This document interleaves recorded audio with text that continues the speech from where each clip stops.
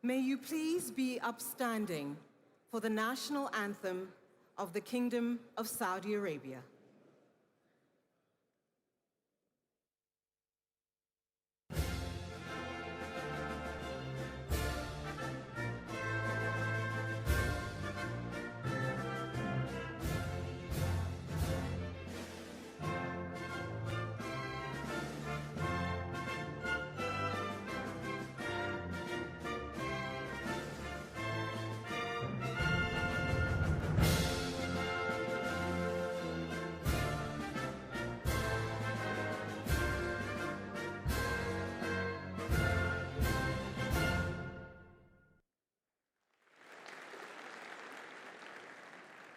قد أرسلنا رسلنا بالبينات وأنزلنا معهم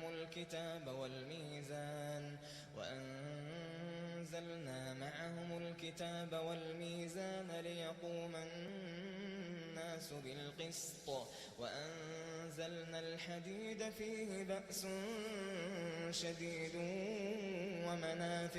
ومنافع للناس.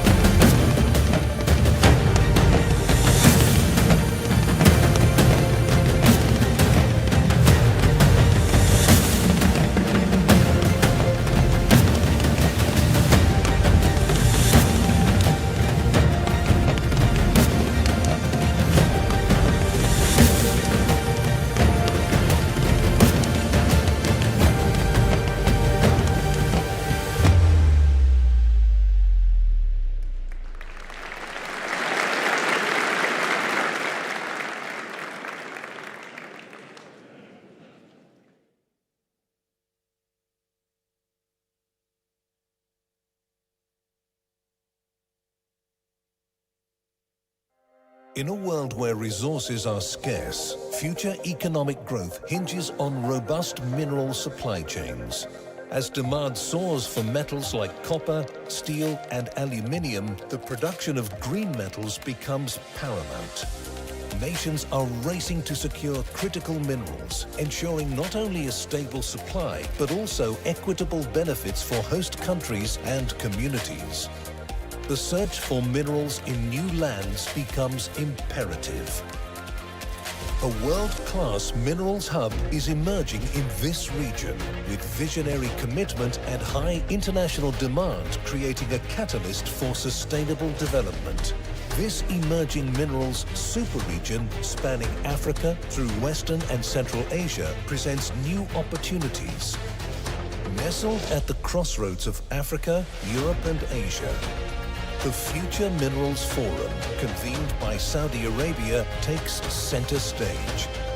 A platform designed to connect consumer and supplier countries and support value creation by investing in exploration, infrastructure, and capacity building to create resilient supply chains. Comprising the Ministerial Roundtable, Conference, and International Exhibition, the Future Minerals Forum is a platform for impact, a stage where global minerals industry leaders, government ministers, and stakeholders turn dialogue into action and leveraging the region's mineral resources responsibly. The Future Minerals Forum is an international platform to inspire, stimulate, and accelerate collaboration, because together we can achieve much more. The place is here, and the time is now for working together and turning minerals into prosperity for all.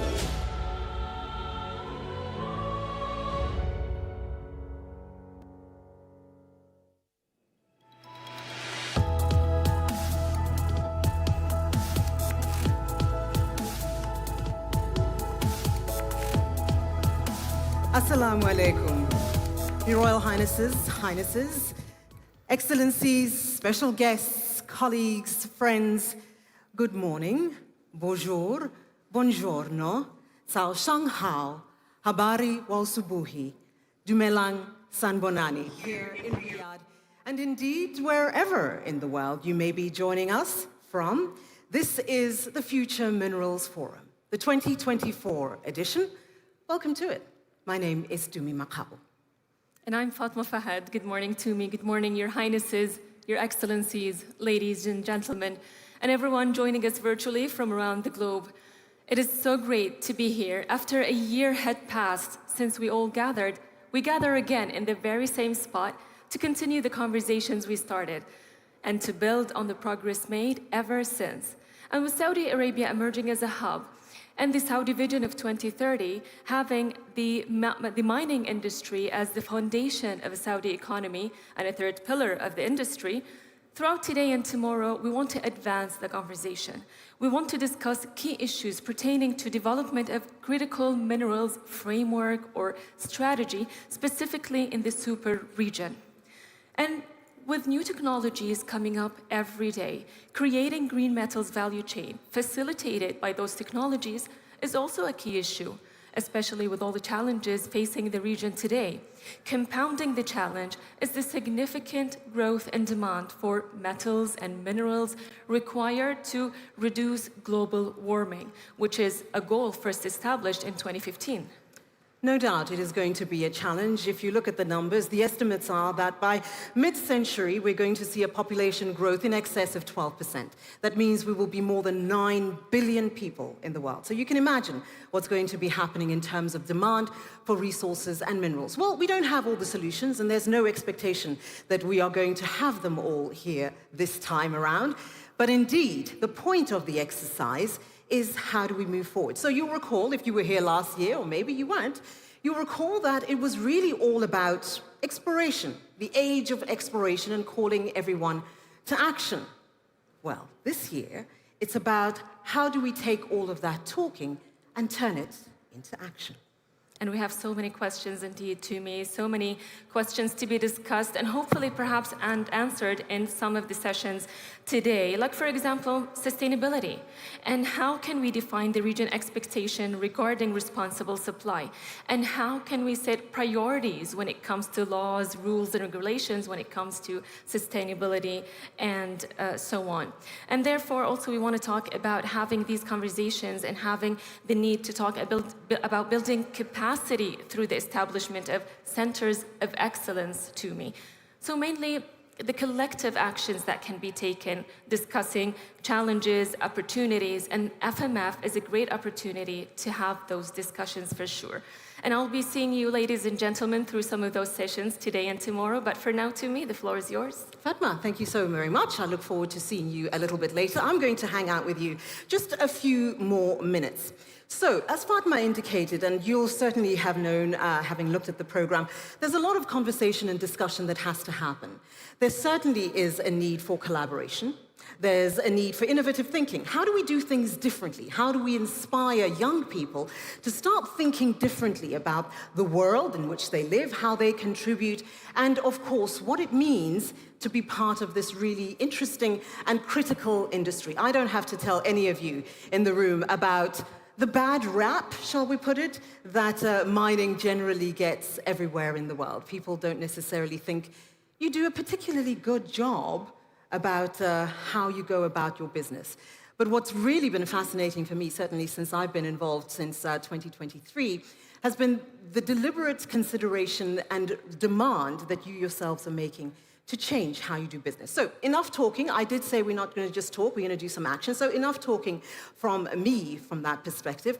I'm certainly going to be listening throughout the day to hear about those conversations that are going to be happening. But the truth of the matter is, we wouldn't all be gathered here were it not to be for the patronage of the custodian of the two holy mosques, King Salman bin Abdulaziz Al Saud. So we have to certainly make a nod to that.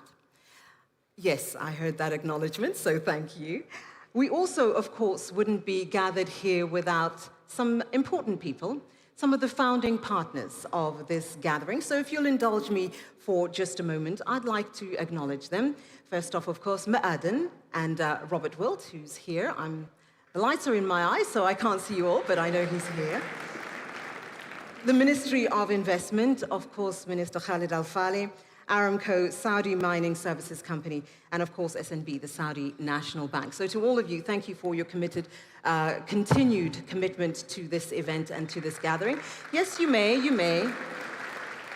I'll just bask in the applause for a minute longer, so please continue without that. But we also wouldn't be gathered here without perhaps one really important organization or entity within the government, not an organization. That is, of course, the Ministry of Industry and Mineral Resources. So, ladies and gentlemen, without any further ado, please help me in welcoming someone who has a very special something that he wishes to share with us. So I'm going to give him the floor.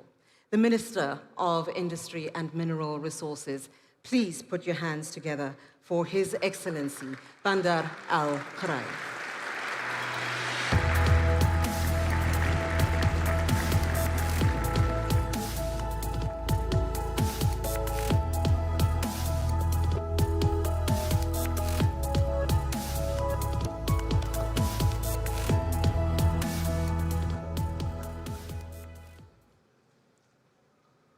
السلام عليكم ورحمة الله وبركاته. صبحكم الله بالخير جميعا.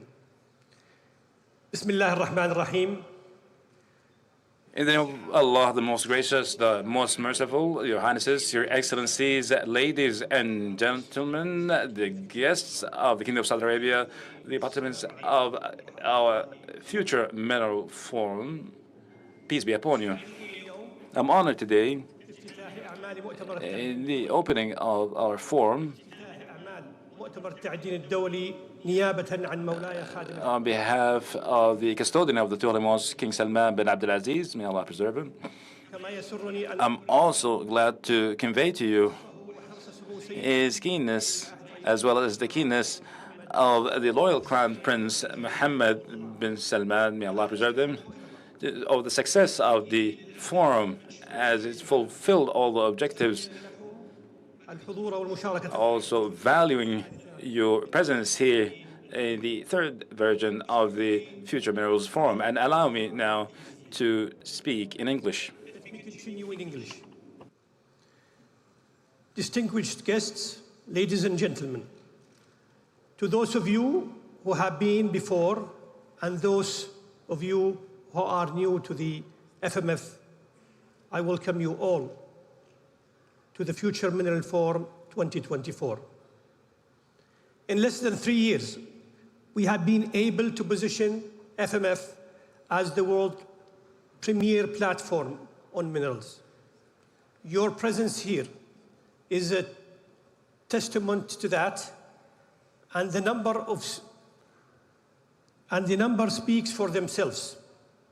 From 3,500 participants in 2022, we today have 16,000 this year. This is our third edition, and I have already seen many familiar faces. It's great to see you all join again. This is a true demonstration of the fact that we have been able to create something special based on a commitment to a cause that will, over the long term, reshape new and existing mineral jurisdictions to create local value and contribute to global sustainability.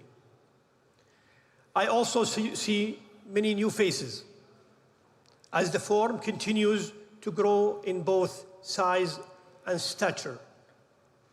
In size, because this year we welcome more delegates, hear from more speakers, and convey more topics than ever before. In stature, because the forum has cemented its position as the place where the industry continues and where governments and other stakeholders collectively shift the narrative to shape the future of minerals. The future of minerals. A future proof that FMF is the place where the minerals industry does business.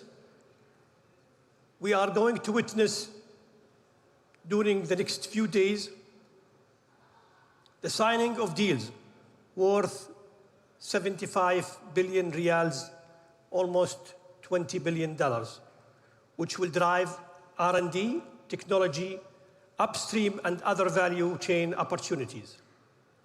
Today we are at a historical point where minerals are at the spotlight as vital elements for the energy transition, food security, and for global development.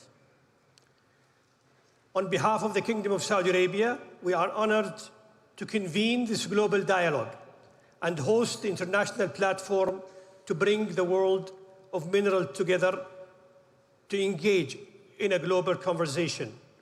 We have achieved strong government presence and commitment in the platform, reflected in the 79 governments who I had pleasure of hosting at yesterday's ministerial roundtable.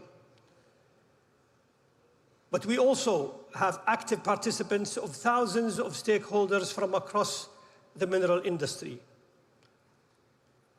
For those of you who join us for the first time, we have established the FMF partially because of our Vision 2030's identification of the mining as the third industrial pillar in transforming our country, but most importantly, to continue positively to the global discussion on future minerals. Beyond the economic value that exists in the natural resources, there is also social value, hope, and prosperity that can be created for communities by responsible mineral production. Another central reason for conveying FMF was, of course, to drive sustainability as part of the recognition throughout. Without critical minerals, the energy transition simply will not happen. We recognized that the enormous task of meeting such a vast mineral demand cannot be met alone.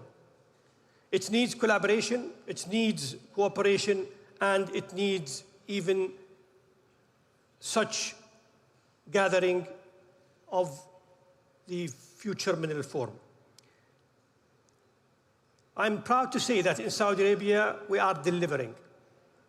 Today, I'm delighted to announce some important initiatives, beginning with our Exploration Incentive Program in collaboration with the Ministry of Investment, with a budget of over $182 million. This program will de-risk investment in our exploration, securing to enable new commodities, greenfield projects, and junior miners. In addition, and to drive the existing future of exploration sector, we are announcing the 5th and 6th round of licensing program, offering access to 33 exploration sites this year.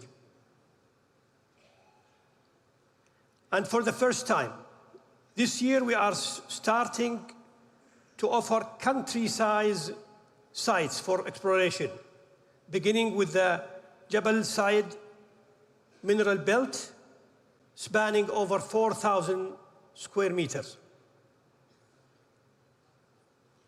Unlocking this potential needs more than just talk. It needs action. At yesterday's ministerial discussion, we looked at the exponential progress made on the key initiatives we agreed on last year.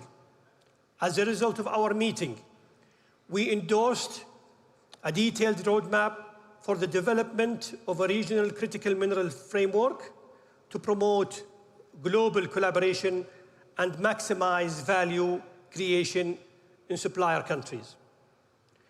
We agreed further work on exploring value chain creation opportunities for green metal hubs in the region, enabled by new technologies and renewable energy. We consider draft sustainability expectations to be incorporated into the framework, and we endorsed a roadmap for the creation of Mineral Innovation and Acceleration Park, the first phase of a global network of centers of excellence. All of this is proof that we are turning talk into action. Having taken the initiative to launch FMF in 2022, we can see that it is working. But there's more. There's more work to be done. Perhaps the most exciting part is that what comes next is up to us and what we can achieve over the next couple of days. Ladies and gentlemen, before I leave you to continue the conversation, I have some final exciting news. For our country, as we had promised previously to announce new estimates of the kingdom's mineral potential,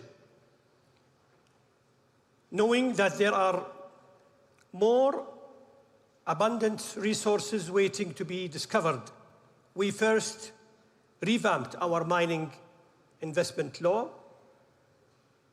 We then launched our National Geographical Survey program to explore the untapped mineral potential of our kingdom. Together, these steps allowed us to issue 4 times as many licenses, increase our exploration spend, and capture more value from infrastructure invested, capture more value of the infrastructure that we have invested in. As a result, I am delighted to announce that our estimation for the Kingdom's untapped mineral potential has increased from 1.3 trillion to 2.5 trillion, an increase of 90%.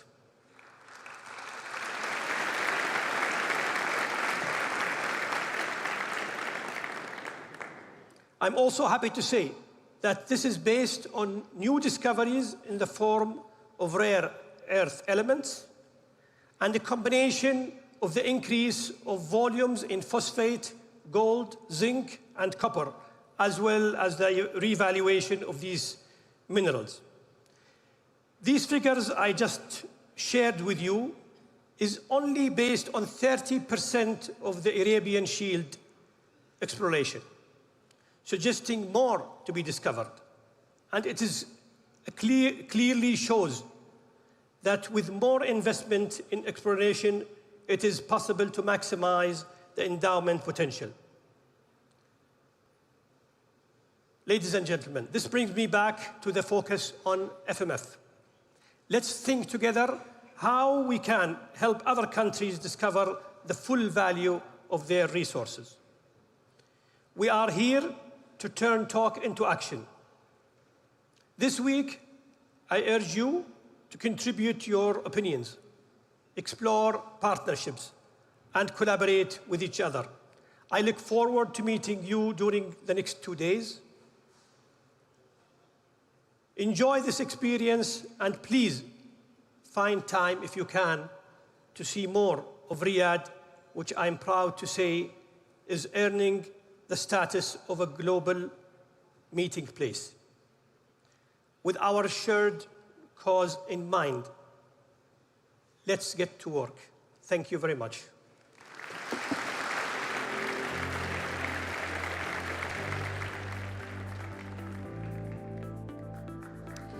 Excellency, thank you so very much for those remarks. And I think a round of applause in terms of the potential contribution that this sector will be able to make to the industry, an increase of 1.3 trillion to 1.2 what was it, 2.5 you said? 2.5, so congratulations for that.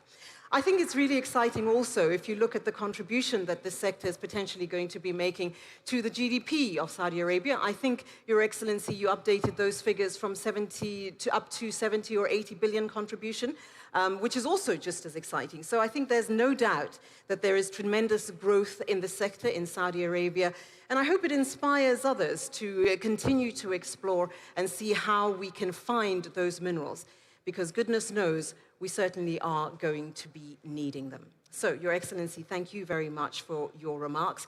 Over the next day also, I think it's important for us not only to do as he asked, figure out how we're going to be taking the talking and turning it into action, but also looking at collaboration, which I think is going to be key. And the most important sector in terms of, or issue in terms of the sector itself, is dealing with the supply chain questions. How do we deal with that? How do we make sure that they are not just sustainable, but certainly more resilient as we move forward? All right, shall we get started with the business of the day? Yes, I think we shall. Ladies and gentlemen, please welcome on stage David Eads.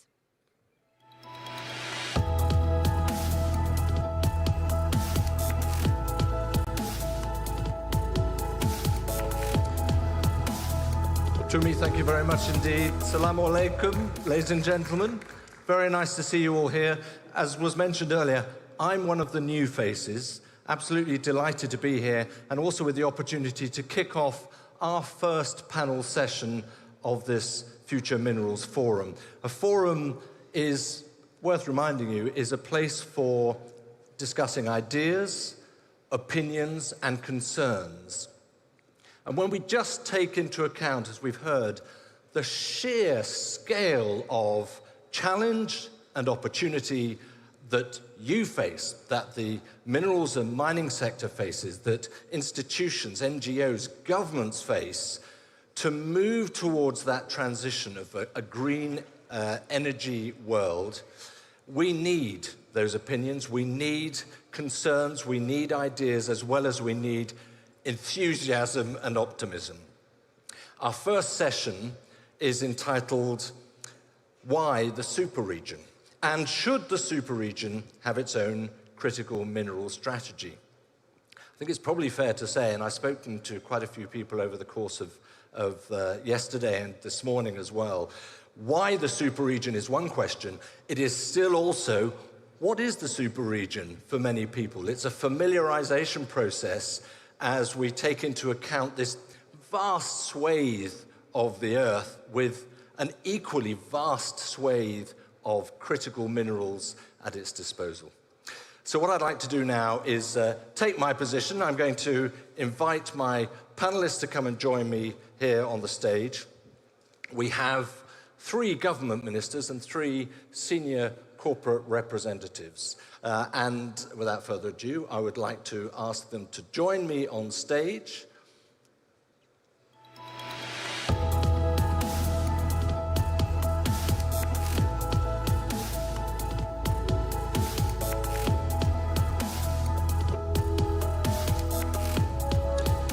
Let me introduce them as they arrive. His Excellency Muhammad Ali, Minister of Energy for Pakistan. His Excellency Dele Alaki, who's the Minister of Solid Minerals Development for Nigeria. Her Excellency Nusrat Ghani, the Minister of State for Industry and Economy in the United Kingdom. And we're also joined by Stuart Chambers, who is the Chairman of Anglo-American. Steele Lee, Vice Chairman and Chief Investment Officer of CMOC Group Limited, and Bob Wilt, who is the CEO of Ma'aden, joining us here. Thank you all very much indeed, panel. Please take a seat.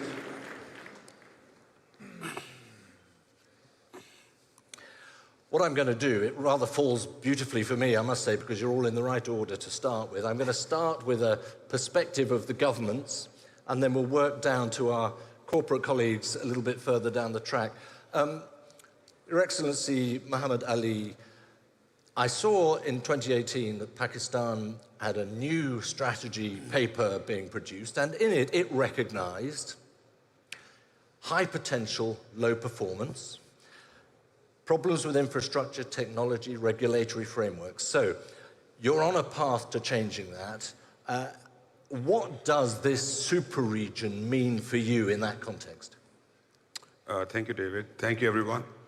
I think before we go to superregion and before I answer the regulatory change that we did in Pakistan, I think it's important for us to understand where the world is headed, how the world will be different in the future as compared to what we have seen in the past.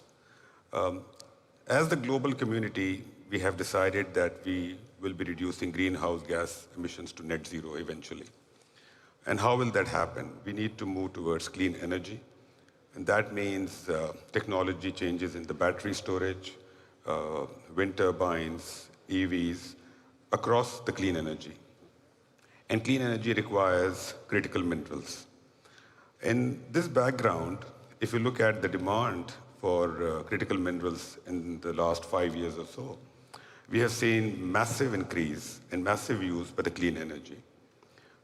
As an example, lithium demand has gone up by around 100%, but the share of clean energy has increased by 3 times in that. So we're talking about a 6 times increase in demand for lithium alone.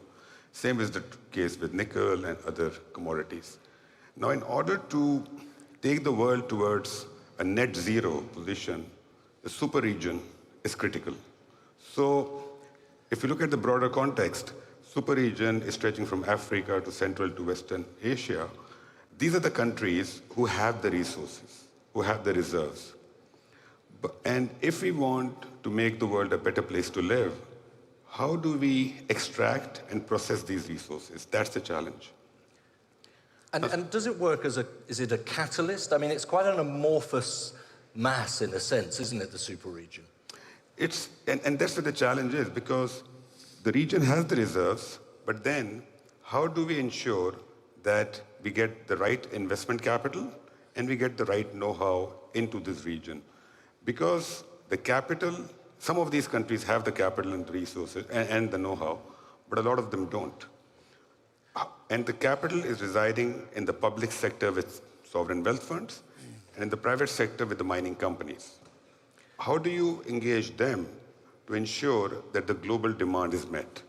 So the theme for today, whether super region needs its own critical strategy, there's no doubt in my mind that it does. Right. Well, we're going to be able to ask the corporates in a moment about one or two of those issues. Let me turn to Your Excellency Dele Alake. Another case in point, Nigeria, rich in mineral potential, a determination to drive up the mineral sector to something like 10% of GDP is the ambition, I believe, Minister. So how important is this idea of the region, the super region, and the notion that there should be a clear critical mineral strategy for this region? Thank you very much for having me. First of all, you know that for us in Nigeria, for decades, we've operated a monocultural economy, depending on oil, fossil fuel, and all that. And with the global trend now, transition to clean energy and all that, and an economic imperative for us to diversify away from fossil fuel, we are necessarily channeling our attention into critical minerals that we have in abundance, as we've discovered recently. So, for us in Nigeria and for most of Africa, the idea of a super region is quite significant for us in order to harness these mosaic distinctive mineral resources that are within the confines of the super region, and therefore achieve a sustainable energy investment and energy demand and supply for the world. Now, for us in Nigeria, we are very, very critical with development of our critical minerals, the critical metals, the rare earth metals, and all that. And so the idea of inclusivity in the super region is quite significant for us, because we believe that in the super region, there is collaborative efforts, not just in terms of investment, but in terms of knowledge sharing, technological transfer, and sustainable investment environments, impacting socially, socio-economic positivities, and more importantly for us in Africa, local value addition. For a long time, and for, say, centuries, Africa had been the breadbasket of raw materials extraction. And the investment focus had always been exploitation via extraction and exportation, leaving us to holding the shorter end of the stick. So the strategy of inclusivity in the super region would ensure that Africa no longer holds the shorter end of the stick. Right. There has to be extreme and significant local value addition in investments in mineral in Africa. A really important issue that we're going to come on to as well in terms of the discussion. I would just very briefly like to say, this idea of a super region strategy is one thing, but wouldn't an alliance of sorts among African countries themselves, their own strategy, be more beneficial at this stage to you? Exactly, actually. Or is that just a dream? It's not a dream, it's actually in the process of actualization. This forum has also afforded us the opportunity of converging together to map out strategies, tactics and strategies of creating concrete alliances amongst ourselves, integration of our economic interest and trade, and even in the critical minerals. For instance, it's known, it's common knowledge that Africa holds a substantial percentage of the critical minerals like cobalt, manganese, rare earth, graphite, tin, copper, and the rest of the critical minerals. So amongst Africa, we are creating alliances now, and this is very critical to us, and it's being solidified as we speak. So it's coming. Let me turn to Nusrat Ghani now. as a representative of the United Kingdom, you know what we'd say back home? We'd say, you're not from these parts, are you? And you're not. So what is your perspective on this super region and the notion of, maybe some would say, another strategy? Well, first of all, I really want to praise His Excellency, the Minister for Industry and Critical Minerals, for being able to convene 79 ministers or governments here for this week to talk about what's often being an ignored sector. I don't think it's an exaggeration to say that the future of the planet and even humanity will be down to how we extract these minerals and how we then are equitable in sharing them out around the world. We've talked about the need for more critical minerals and increased by 400% by 2040. We've heard that from the representative from Pakistan and then also from my friend from Nigeria, how we need to make sure that any program of work that goes forward, any framework, focuses on the value added remaining in producer countries. And this is why this forum is so critical. It looks at the whole supply chain. Previously, we just looked at the end product previously. Now we want to make sure the voice of producer countries, also the mining communities, the investors and the customers are loud and clear. And all of them want cleaner, leaner, greener supply chains. And in London, we're blessed with having the investors, we're blessed with having the mining majors. We also have the KAICC, which is critical in ensuring standards are continued to be met. So we want to make sure that whatever opportunity that comes out of this fantastic forum and the super region is focused on what we think is non-negotiable. We need to move forward collectively, in agreements, internationally, and how we mine in a much more equitable fashion. It's going to be really important for us to be able to look our children in their eyes and say, we were able to reach net zero without exploiting or leaving anybody behind. And that's what the UK can offer. We have a huge amount of expertise, not just the investors and the metals exchange, but we've got the Geological Survey, we've got the Natural History Museum, we've got the universities, but the experts to show that we can use that new technology and be as dynamic as we can, but fundamentally within the superpower region, when we have that new tech, we share that technology. Right, so we share that know-how with producer countries as well. You can bring a lot to the party. Interestingly, we've got two potential massive suppliers here. You're very much a customer overall. You're looking for energy security above all, and I presume that is where you can see the benefit of the shaping of a region, that you can help to maybe diversify supply. Yeah. Absolutely. Look, I'm also the Minister for Industry and Advanced Manufacturing. That's 2.5 million jobs back home in the UK. A lot of those manufacturers, whether it's aerospace, automotive, maritime, or everything in between, just want more diversified supply chains. They want cleaner supply chains. They want healthier relationships with producer countries. But it's not just about looking at ESG at the beginning and the end. It's also midstream about refining and processing is going to be key, including water management. And I'm hoping that, with the Centre of Excellence here in the region, we can look at those basic issues which are going to be key too. We just need far more cleaner supply chains. If I can bring the audience's attention to a recent ICMM poll, which showed that mining is the least trusted sector in the world. We've got a long way to go. There's a massive trust deficit, not between the countries that are present at the ministerial round table, but also between the customer and the mining community as well. We've got a long way to go, but we can get there collectively. Bob Wilt will talk about reversing the brand, I think, in a moment on what mining is and what it offers. Maybe, Stuart, you would as well. But look, we've had COP28.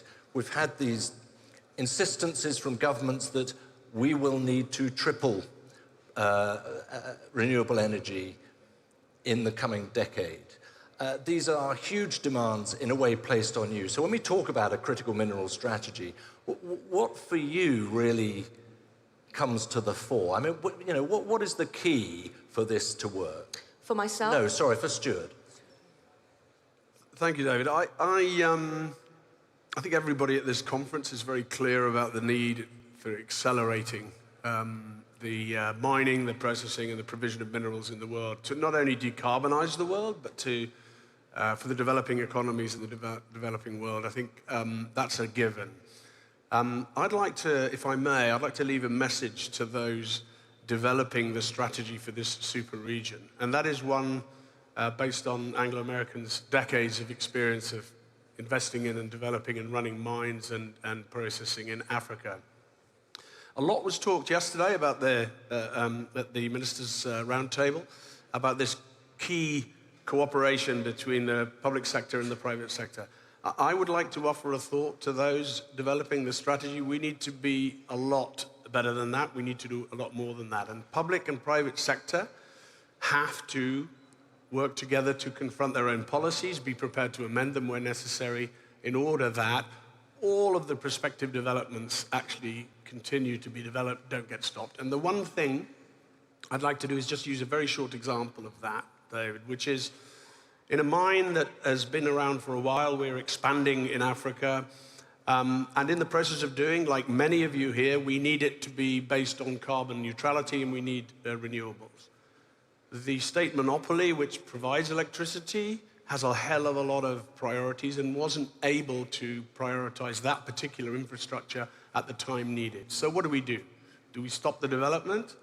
That would be a great shame if we're trying to accelerate. So the only possibility is that the state monopoly confronts its policy and allows that development to generate its own. But then, coming to the super region, it's not enough to do that because it's not economic. So you need to develop renewables, not just for that mine, but for the communities and for other mines. And that becomes a joint venture. It has to be funded. You need all these parties to come together. And by the way, this is a real example that's happening. It's not theory. But the great thing about the super region is how it puts all these various parties together so much more readily and easily because the case has been established. And that's the message I would like to leave. But the time frame is so tight, and I mean, everyone says mining takes time, but so do changes to regulatory structures, the sort of laws that need to be put in place to enable some of that. But in our experience, what takes time is delay because people believe that they have to continue to operate within their own policy and their own framework. I think if there's a real preparedness to confront both the private sector and the public sector, their policies and approaches, and not to say, well, we do the mine, you do the hospital, you do the road. It's never as simple as that. People need to be flexible, or a lot of these exciting developments will simply get delayed. So it's this mindset, for me, David, that creates the delay, not the actions themselves. Let me turn on subject of mindset and delay to Steel Lee with CMOC. Obviously, we all know China has had an approach which is long-standing, a very clear strategy, which actually builds on a lot of those elements. CMOC is part of that journey. So what is in it for you? What is in this for China? Thank you, David. Thank you, everyone. First of all, I should say a special region is a special term. I tried very hard to find an international standard official definition of that term, but failed.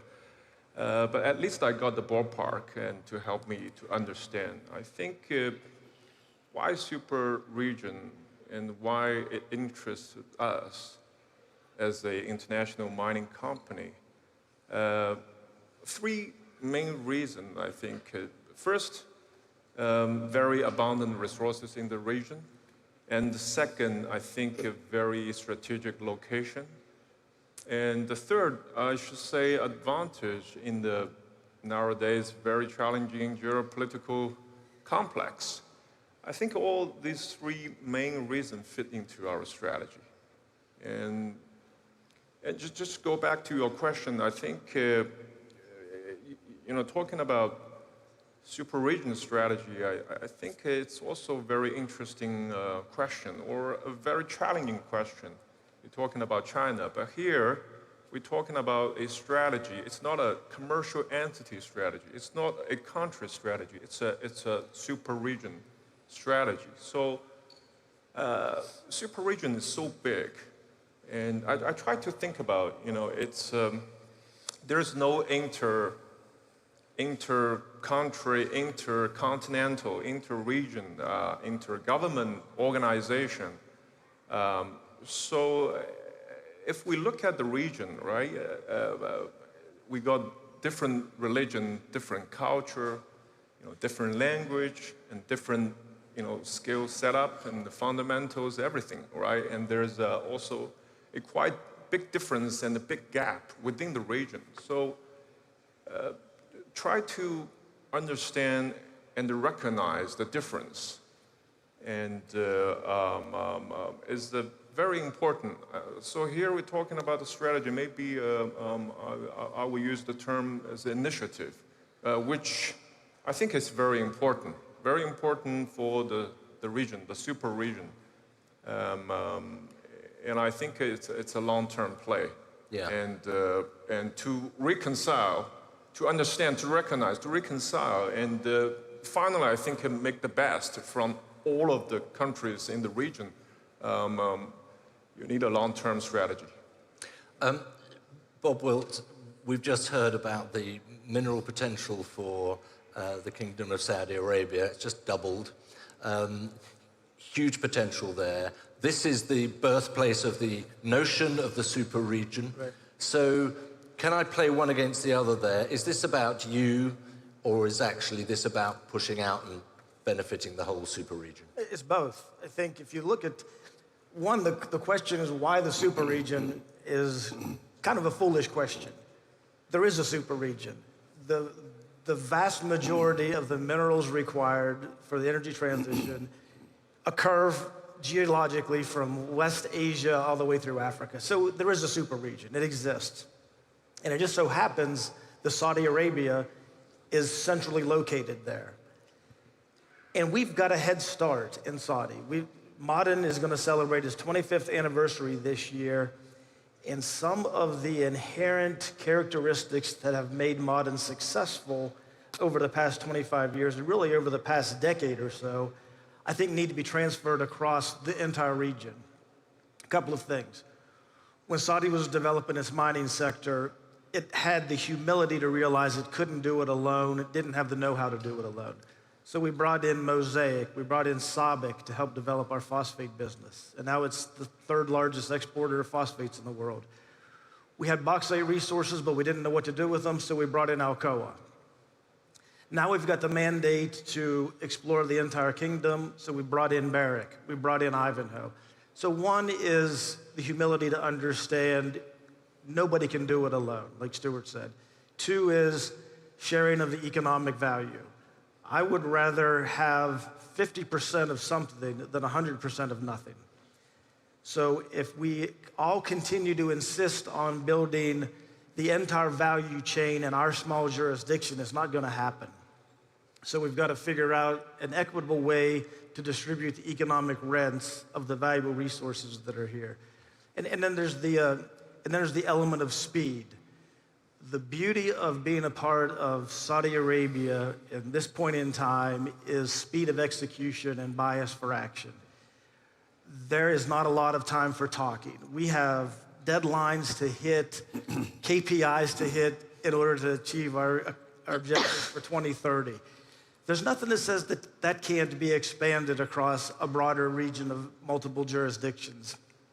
An alignment of vision, a unity of the way we want to do things. But this is where, and I'm going to open this up a little bit and maybe get on one or two nitty-gritties here. This is also where, we're talking about speed, we've talked about reputation, and we've talked about the importance of issues of sustainability, of ESG. These are massive contradictions, it seems to me. To put all those wonderful guardrails in place to ensure a better mining perspective, a better mining industry, better results for countries looking to develop, that will take time. Not necessarily. I mean, there's nothing contradictory about being a responsible miner. We talked about ICMM. Let's establish how we want to do this as responsible miners. Let's talk about how we're going to exist in the communities in which we operate. We're doing it, and it's not contradictory. I think you can do both. We can walk and chew gum at the same time as an industry if we get out of our own way. I mean, there are a lot of artisanal mines which are not perhaps following that, as you well know, which are not following that path. Nusrat Ghani. I was just going to come back to you and say, agree though, it is not contradictory. We have to work at a pace, we know that. But, over a decade ago, getting people to understand that you can measure your impact on the environment if you're a business and a supply chain it's impossible. We know now that it's not impossible. We know that there are many standards out there. One of the works of the ICMM is to make sure that is just standardized into one. And we, in a way, I don't know how to use the word reward, but the people that do the right thing, the firms and the countries that do the right thing, they need to be recognized. And those firms and those countries that don't do the right thing by producer countries need to be penalised in some way, in a gentle way, but we need to make sure that we are now raising the floor and the ceiling when it comes to environmental, social and governance standards. And within that conversation, there is no contradiction to say we need to look at labour standards. There is no contradiction to say we need to look at skills within producer countries. This is exactly what the customers and the manufacturers want as well. And that is the rallying cry from producer countries. So there is no contradiction. Sorry to interrupt you. Is that the discussion you are having with states that do see potential for growth within this super region? Because one remark that stuck with me yesterday from one African delegate was to say an analogy with their mineral potential was it's like we're sitting in water yet we're dying of thirst, she said. Yeah. And that requires immediate dramatic action. Are you turning back and saying, at the same time, if you want that, you've got to adhere to these rules and do it now? It's not that they need to adhere to these rules, it's to make sure that those that are providing the investment, the companies that are involved in the mining, the way that the contracts are constructed, are equitable to the producer countries, which is why forums like this are so important. We want to come together collectively to reach our national and international goals in achieving net zero and everything in between, but making sure that the voices of the producer countries are also met. Forums like this are also a safe space for us to share technology and intelligence without any of us feeling that we're losing some competitive edge, because we're going to have to take everybody with us on this journey. I think that's a really important point about, and data sharing with it, but technology sharing is a massive challenge. Delia Laka, you brought up the importance of let's use the phrase, yes, and just transition in all this. Do you get a good read from Nusrat Ghani, for example? Yes, I did. It's quite heartening and gratifying to hear some of these comments. And may I use this opportunity to also thank the minister, our host, the Saudi minister. I heard him in his opening remarks when he said they are doubling up the investments in exploration and extraction and processing. And he mentioned, he emphasized local value addition, which is very critical to us in Africa. It is gratifying to know that my colleagues here have also mentioned the same thing.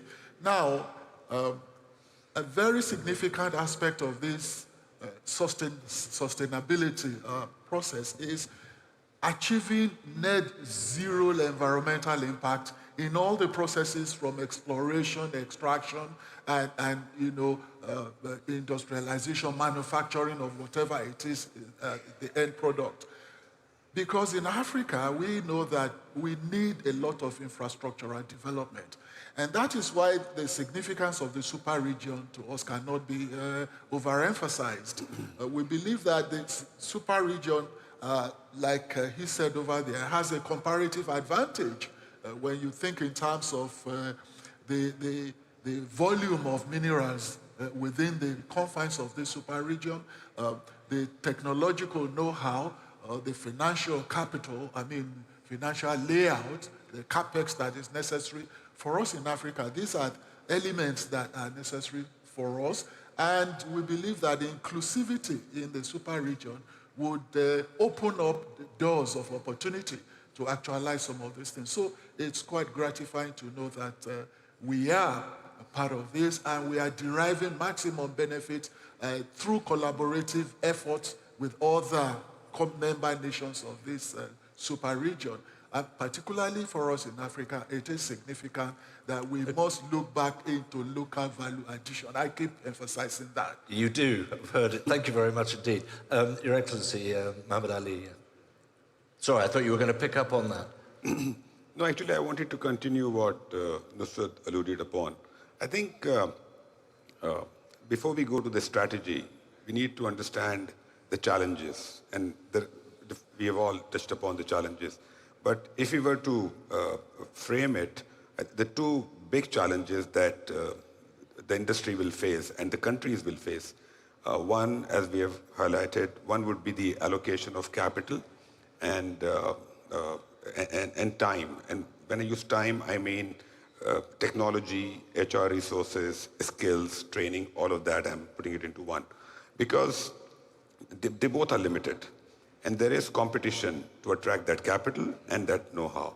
Now, presently, the capital is, and both these resources are residing into few pockets at the moment. We have very large mining companies globally, and they are few. I don't think the ecosystem will remain the same. We will have a number of new companies coming up because this industry is going to grow. So that's one big challenge I think that the world will face. Second is there will be a natural tendency by select individuals to extract more rewards at the expense of states and at the expense of communities. Now how do we ensure that the communities, the countries, they all benefit? Well, let's ask Stuart. I mean, how do you ensure against that? I think you've given examples of, or you said there are projects out there to ensure you're looking after the communities, that you're actually building the economy beyond just the mining. But that is a clear concern that we've heard, not just this morning, but time and again in the ministerials as well. No, sure, but and you talked earlier about the conflict, and isn't this all, too difficult? And the solace I always get from this is, if companies, employees, and the employees of, in the ministries and in the public sector bodies who are collectively trying to make all this happen, if they believe we're doing the right thing, and the right thing is being done and gone about in the right way, it's extraordinary how powerful that is. And we have that example in a mine we developed in Peru, where our predecessors did an enormous amount of work, 15 years before we even started the mine, with the communities and with the regional authorities and so on. And I think we haven't always got that right as a company. In that case, we got it absolutely right, and it's worked a dream. And I think if you get all of that right, the rest will follow. And on funding, Minister Ali, I think I'm speaking for funders, which is a bit cheeky, but they're going to look for the risk-reward being in balance, but they're also going to look at the eyes of the public sector and the private sector and the joint venture partners, and they're going to be looking for that light being on and the eyes shining because people are committed to do this. That's going to give them the confidence to proceed. The challenges, absolutely, they have to be met. The strategy has to address those, and they're there. But as I'm repeating myself, where there's a common will, there's a way, always. Right. Steele, you used the word, did you want to come back on that? Just talking about the strategy, a supply chain strategy, I think this is also related to how we believe in the globalization and how much the globalization will be. Because if I try to think about, all the difference and the gap between, within the region, all the countries, and at the end of the day, I think we all want to make a better world. And that ended up, how we can provide a long-term and reliable and responsible, but also competitive raw material into the energy transition and to make the world better. Right. But look, I'm going to cut you short there, because you said we all want a better world. The fact is, we are in a more fragmented, challenging world than I can remember. I mean, whatever we want, that's not what's happening. And that makes it very difficult to invest, to put your money where your talk and mouth might be. Yeah, that's why I think super region, this concept is become very interesting. As I mentioned that, the advantage in the geopolitical situation provide, this, I think, the nature of the super region, which is the advantage. And I think, when, as a miner or manufacturing company, that all the downstream will think about. And this obviously will have the strategic reason to be here. Bob? I think it's interesting that we have an American running a Saudi Arabian company sitting next to a Chinese guy, along with 2/3 of the world represented this year, talking about critical minerals. So we don't necessarily need to agree on everything to agree that if we're going to solve climate change, if we're going to feed the world, if we're going to fuel economic growth around the globe, we need to figure this out. And we're all here together to do that. And this is a unique forum where we're all kind of leaving our own agendas at the door a little bit to have a discussion for 2 or 3 days in Riyadh to do that. So I think that's pretty cool. Just as a last thought, but this is about a call to action. This is about moving from talk to action. Perhaps I could come to you Minister, on that point. Sure. What's the key? I'll quickly share that the challenge we are facing in Pakistan. I mean, we are sitting on one of the largest copper reserves in the world. And when we think about how do we explore that, I think there are a number of things that we all need to do in terms of strategy, but one big thing is, I think we need to put the right regulatory and policy framework in place. And that's where the super region comes into place. WTO was created once, OPEC was created once, and this is the opportunity for super region to come together and work together towards the right policy framework, which will lead to achieving all the objectives that we are highlighting. I think you've made a point which would be concurred right down the road here and actually make a huge difference. It needs to be done quickly, but it needs to be done right at the same time. Look, I can see we're up on the clock, so my next job is very simply to thank you all very much indeed for enlightening discussion and kicking us off, really. We have a whole chain of further panels and presentations to come. But ladies and gentlemen, to our panel, thank you very much indeed. Thank you. David. Thank you. Please, if you'd like to, you can meet him.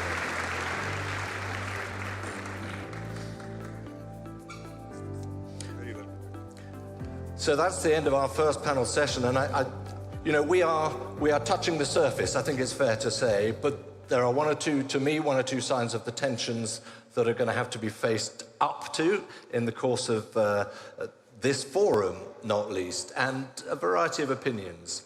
So what I'd like to expand on over the course of the today and tomorrow is the way we drill down. We can't just stay on the surface. We can't stay on the surface of policy ideas are good and we need to do this, we need to invest. We've got to really face up to what is holding back this sector and this industry. And I think, as Bob Wilt said also there, the reputation of the industry is not the best. As Nusrat Ghani said, in fact, it is the worst in public opinion. Perhaps that's more from a perspective of the West, but nonetheless, that is the case. If you don't have support and if you do not communicate the changes you are making, it will be that much harder to persuade communities and countries to come into their world, into their part of Africa, other areas of the super region, and make a difference, to be welcomed. Imagine what it'd be like to be welcomed as mining communities look to raise their own standards. So that's a quick spiel on where we can go, and I hope we will in the course of today and again tomorrow. What I would like to do now, though, because it gives me great pleasure to do this, is to invite His Royal Highness Prince Abdulaziz bin Salman Al Saud, the Minister of Energy for the Kingdom of Saudi Arabia, to take the stage. Thank you very much.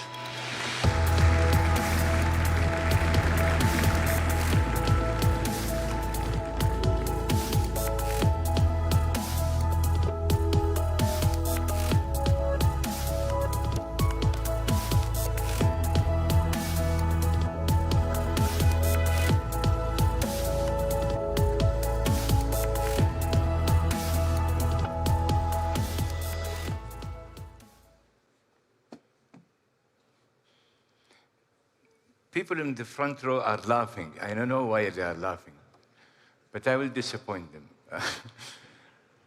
First of all, I couldn't be as gracious as my friend Bandar Al-Khrayef, Minister of Industry and Mining, in welcoming you all. I think well, it's a great audience, so I congratulate you, Bandar, and your team.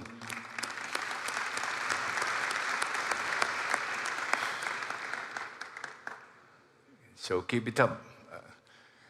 But I was asked to join trying to bring about some anomaly on the issue of energy and how much we are intertwined in both our endeavors. And the relationship is so obvious, be it in terms of what the energy sector can do in supporting mining, and what would be the calling of tomorrow when it comes to the new energy spectrum, and how much energy security will be changing in the future from resource-based energy security to minerals and materials energy security, whereby without attending to this issue, you will run out of energy security and you will have an energy security issue. This endeavor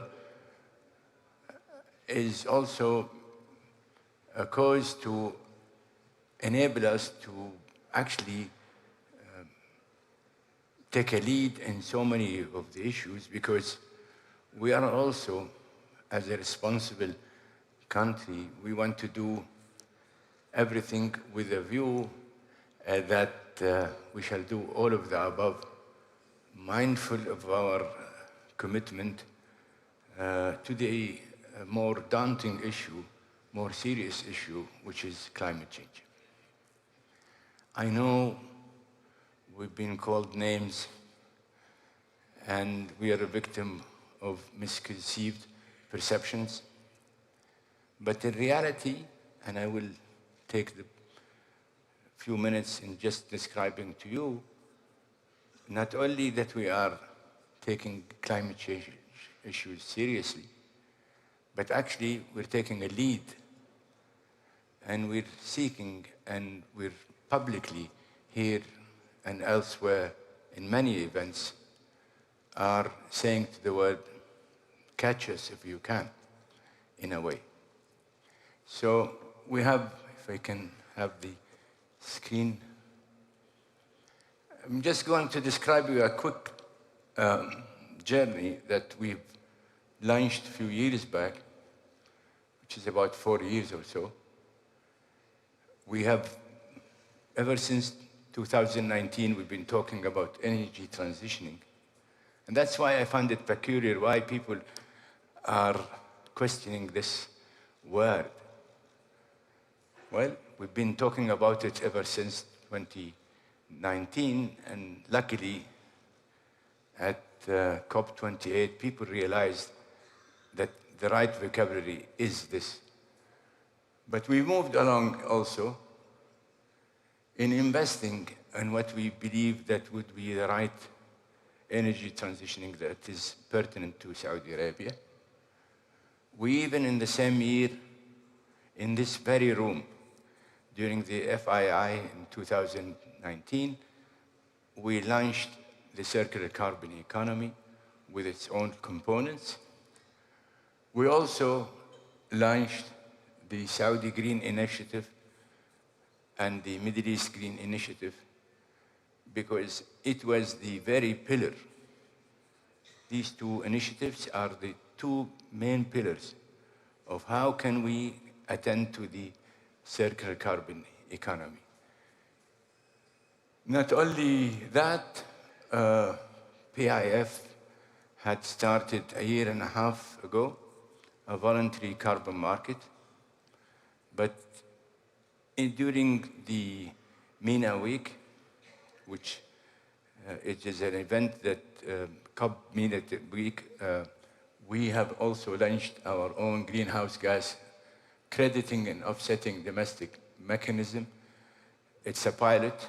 We want to make sure that we will spend the next 2-3 years to ensure that it is it's put together properly and would meet the standards of the UNFCCC, and hopefully we will have a credit market or a carbon market or emissions market if we can.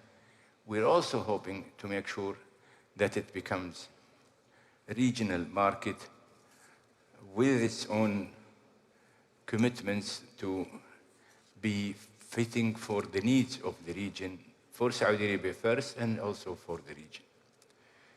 Now, just to take a testament of what we're saying, I brought some old pictures of events that we've hosted. This is an event that we hosted in the UAE, September, I think, 11th. during the week, the World Energy Council. And again, you see in that black corner there, we talked about energy transitioning, and even in the exhibition that we had. This is during the FII, as I was mentioning to you earlier. This is what we have done on the circular carbon economy. And this is, again, the World Petroleum Council in 2021. This is during the Jeddah Summit, which was in July 22. Again, we've been talking about KSA, Green Transition Journey. This is during COP27 in Sharm el-Sheikh. And again, you will see us talking about transitioning. And this is during this year in September in Canada. It's quite obvious that we've been talking about energy transitioning. This is during the MENA Week, the Climate MENA Week, which took place in this year, or last year, just before the pre-COP and the COP. And this is during the COP, the COP, yes. And here you go.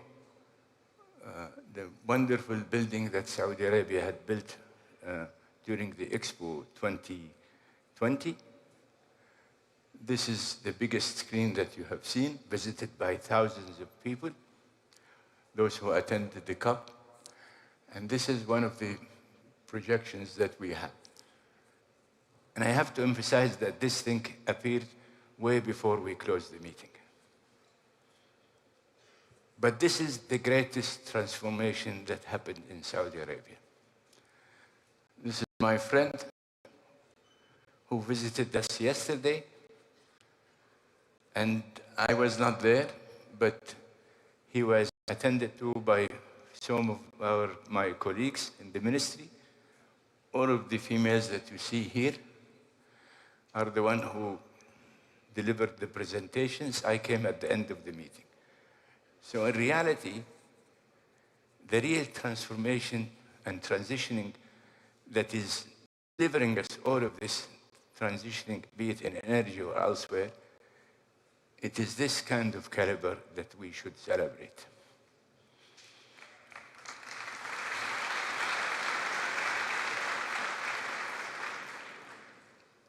COP. I owe it to our friends to the UAE, and I owe it to my friend Sultan al-Jaber.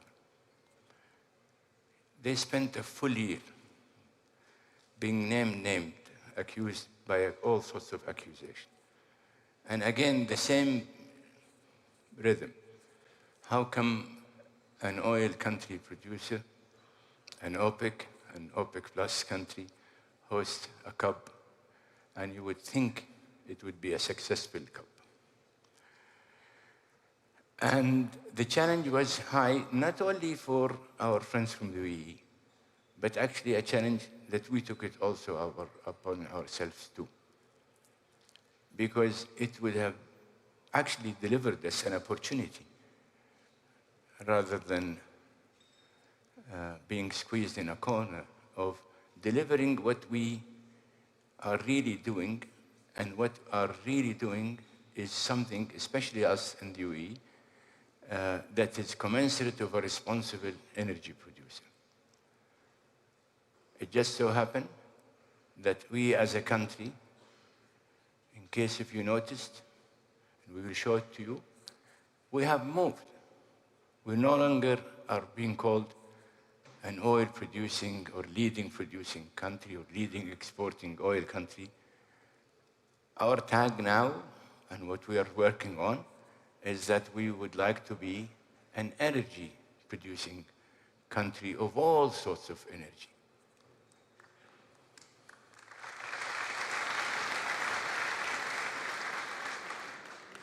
So our task is to prove it, and we shall.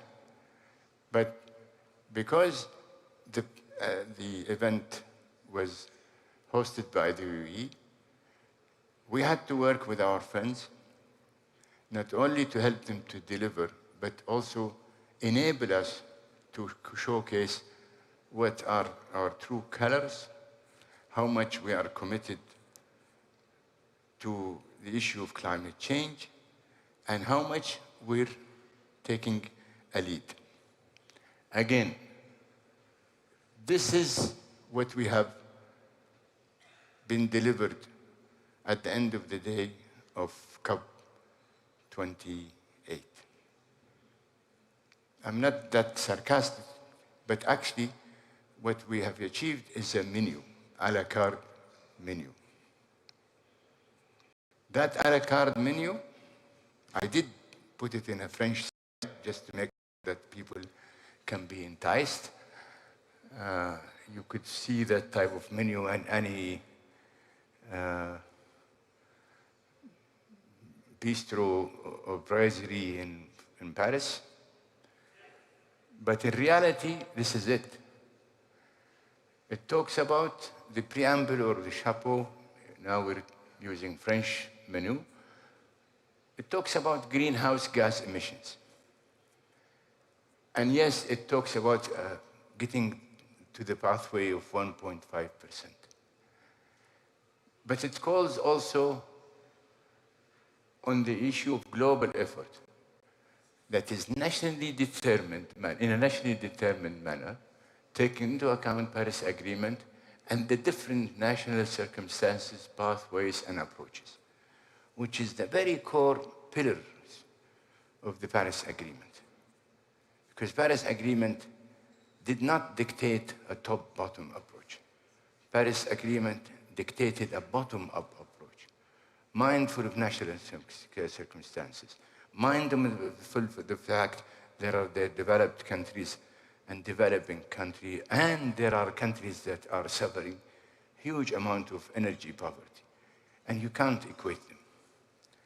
It talks about calling on, contributing, and all of that language enabled everybody to believe that all of these 8 items you have in front of you are choices. That's why I call it the a la carte menu. And if you see every component here, you will see that it matches some of these countries or all of these countries' choices of what they want to do. So it's almost like somebody who is eating. Somebody is vegetarian, some is vegan, some is a meat lover, whatever it is there. So what we have achieved is choices that people can pick based on their nationally determined circumstances, and of course, pathways and approaches of their own choice. But I have even few words here just to show you where is the Saudi touch, if I could claim it. But there are people who were witness of these discussions, which I have to confess that for the first 2-3 days, there are some who elected to go and negotiate through the media. And we were in the brink of losing touch with what we were supposed to achieve. But hopefully, luckily, with good interventions, people start focusing that the good old ploy of using the media to negotiate is actually going to be a cause for disturbing the potential success of the meeting. But going back to where we are in our comfort zone, tripling renewable of energy capacity globally. Hallelujah. We're doing 2.5 today. By 2030, we will be doing at least 100 and hopefully 130 if demand is there. But we know for certain that we will go not only 3-folds, but 25-folds of what we are doing today. Efficiency. The efficiency program of Saudi Arabia was launched in 2011. But really, when we start executing programs, it was within the ballpark of 2013. So roughly, it's been a 10 years endeavor. What we know, and I will show you the numbers later on. I'll keep it to show you the numbers. But what we know, we're lagging behind the US and the European Union, but with a big difference. All these OECD, IEA countries have launched these programs early on from the 70s. And the gap between the 70s and us starting in 2011 is 30 years. And yet, I've already commissioned our efficiency center to give us a comparison of where we are vis-a-vis the US and the EU when it comes to our efficiency standard and how much is the gap.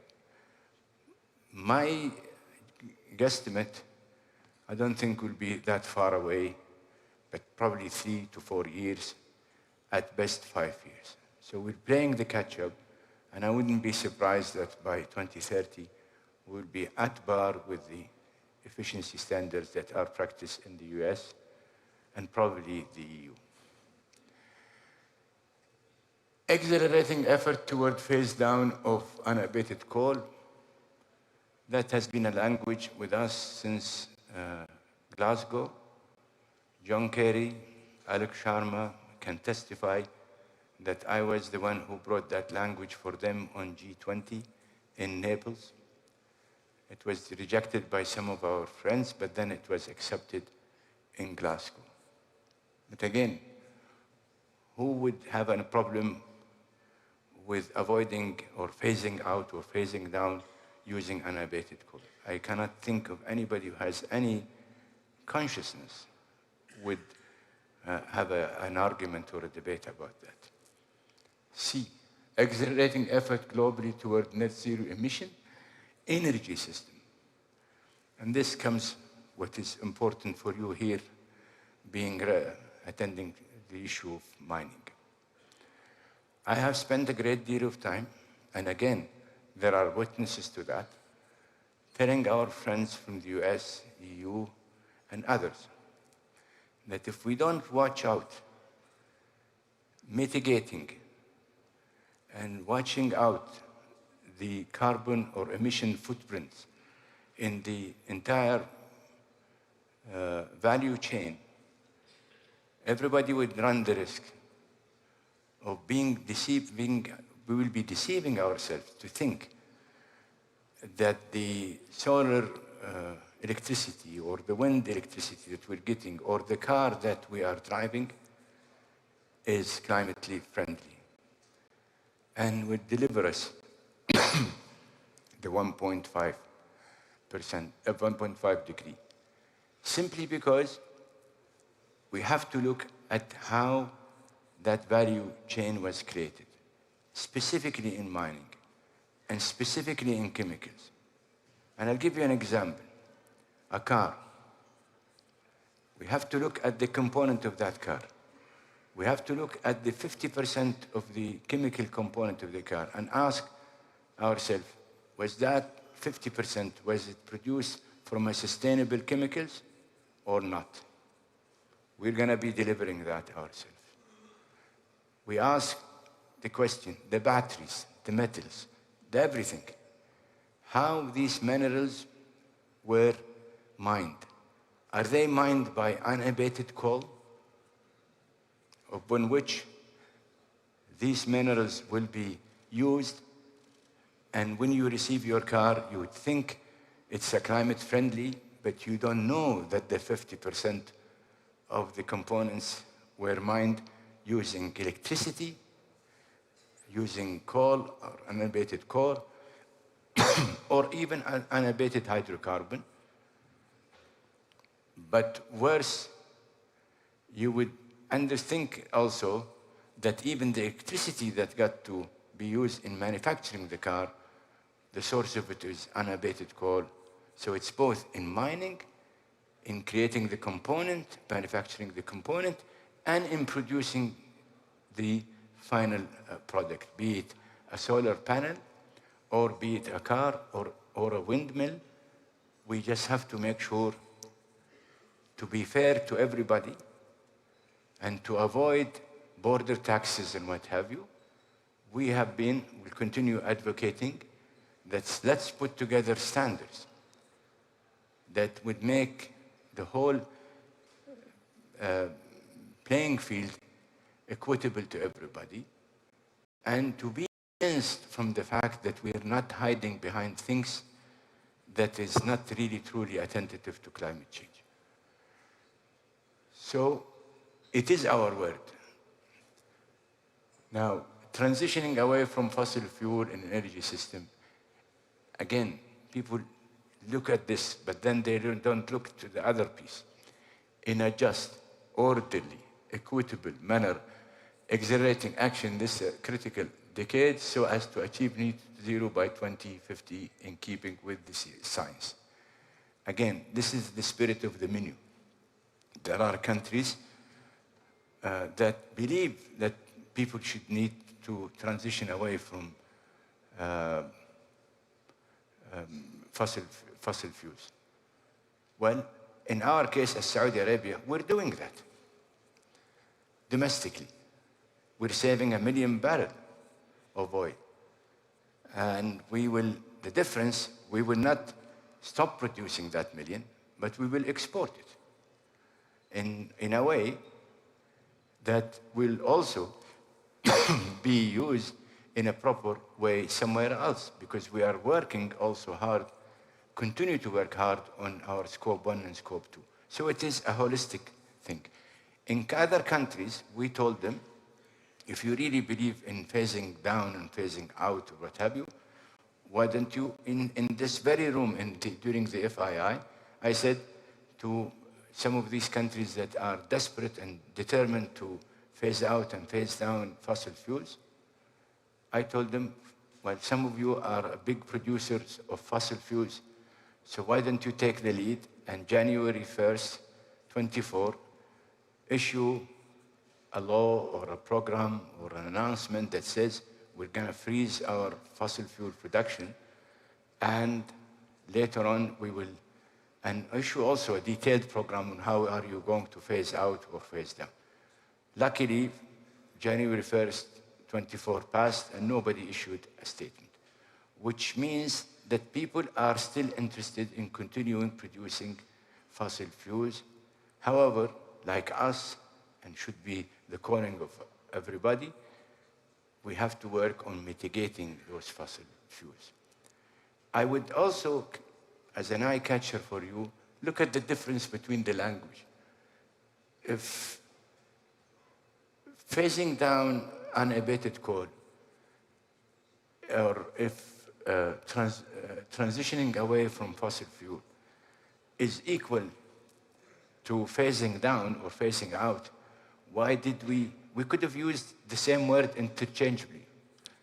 But there is a difference here, which is what I mentioned to you. There are people that are transitioning because they want to change their energy mix like us, and there are those who believe that they should transition away because they don't want to use fossil fuel. So the spirit of the menu is here. I know I took a lot of time on this one.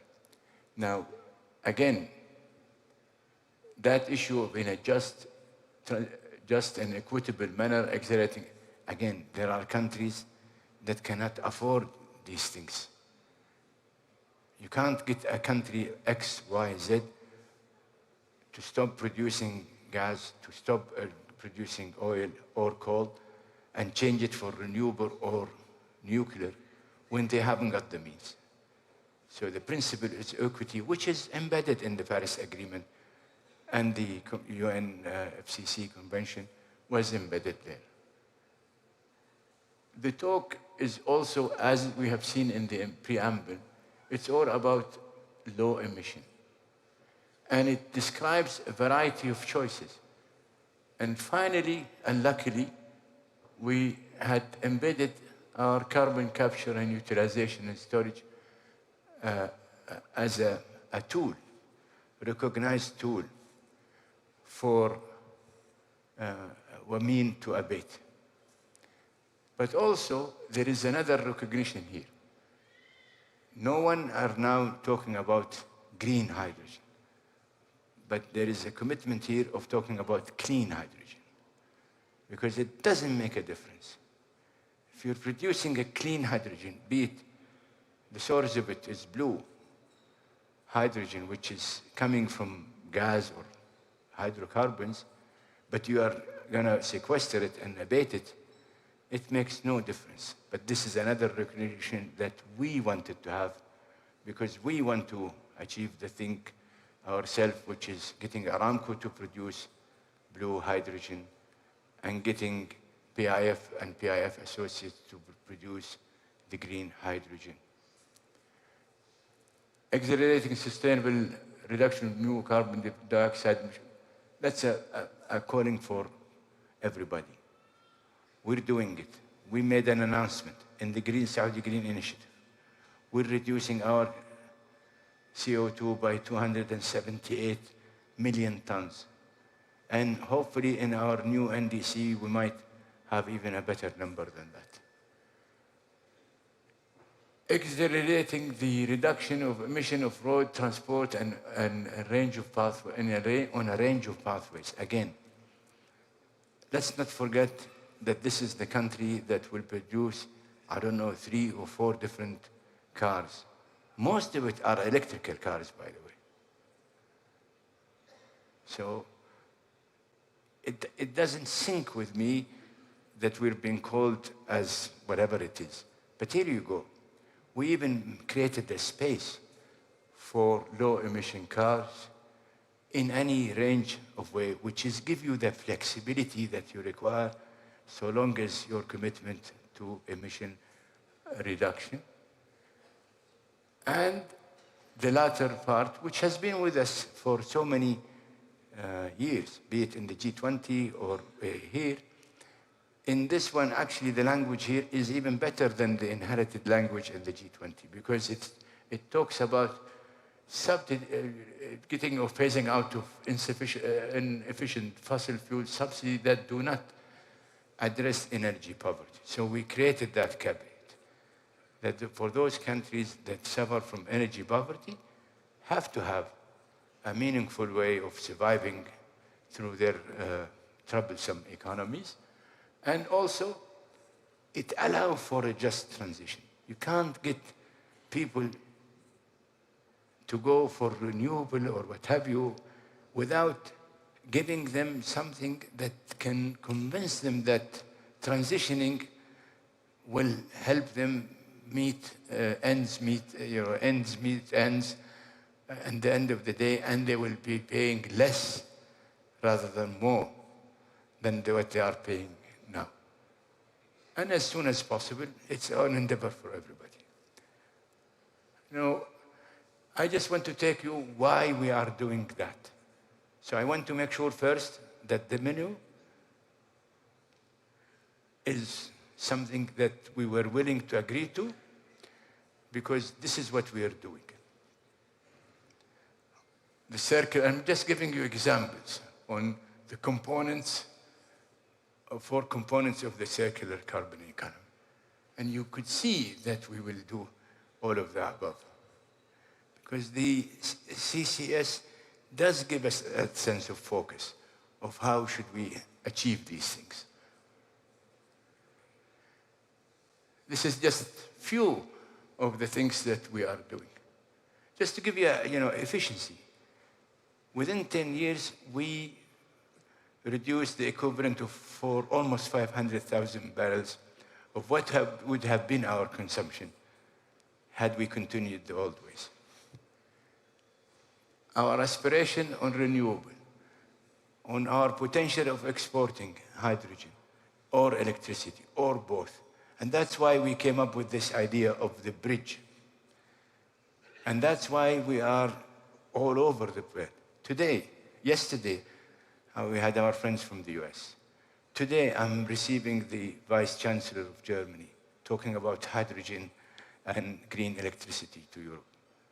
There is no platform on planet Earth that we're not using to advocate that we want not only be an energy supplier, but a big energy, clean or green energy supplies to the world as much as we can and as much as we can find collaboration from others.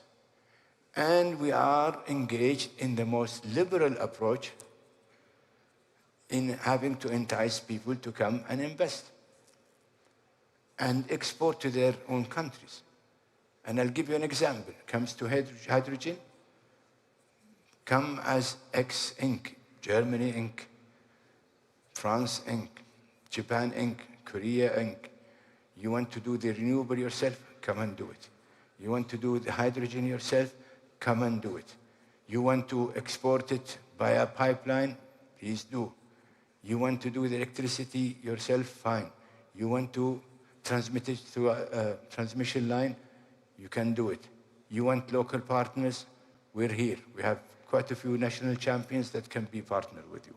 You don't want a national champion? Come and do it. As long as you commit yourself to our localization program and you recruit Saudis, because the economic benefit will be here and the economic diversity will happen here. And so on and so on. I know that somebody's going to kill me for taking more of the time, but look at the green and Mideast green initiatives. Who could envisage that Saudi Arabia is committed to do greening in Saudi Arabia for 10 billion? We, as Saudis, we can tell you, we're noticing the difference in temperature and also the holistic or not only the temperature and the sandstorm that we used to get.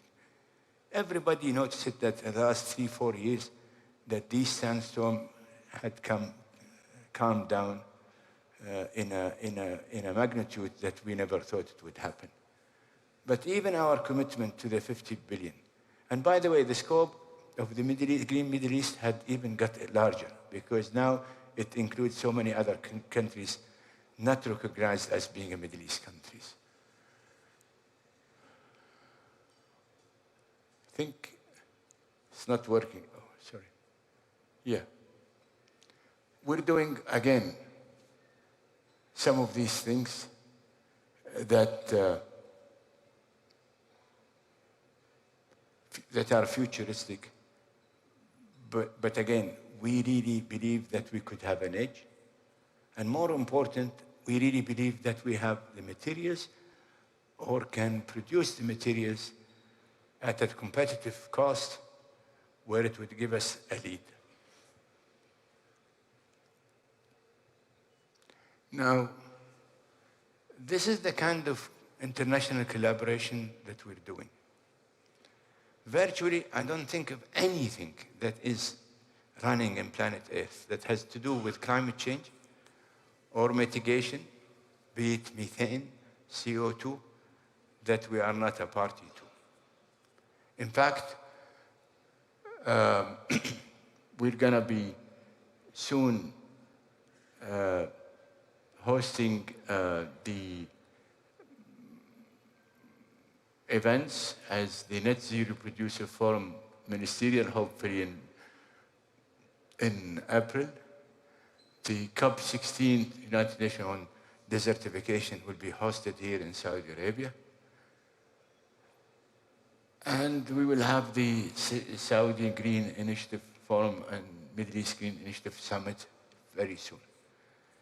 We have, even during the COP, we ourselves and the UAE have co-launched a very important initiative with regard to making sure that 12 of the largest companies, one of is Aramco and ADNOC, and virtually every other major oil company on planet Earth have committed themselves on methane by 2030 and also in CO2 by 2050. You know why we did it and Aramco did it?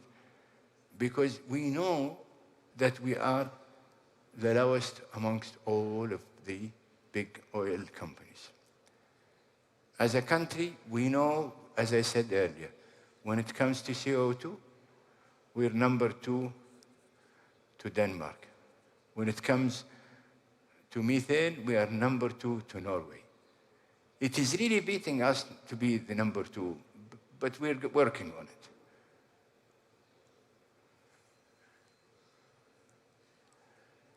Now, when it comes to this event, we know, as I said earlier in the beginning, the relationship between energy, industry, and mining are intertwining. And we have another third component, a very enabling component, which is PIF.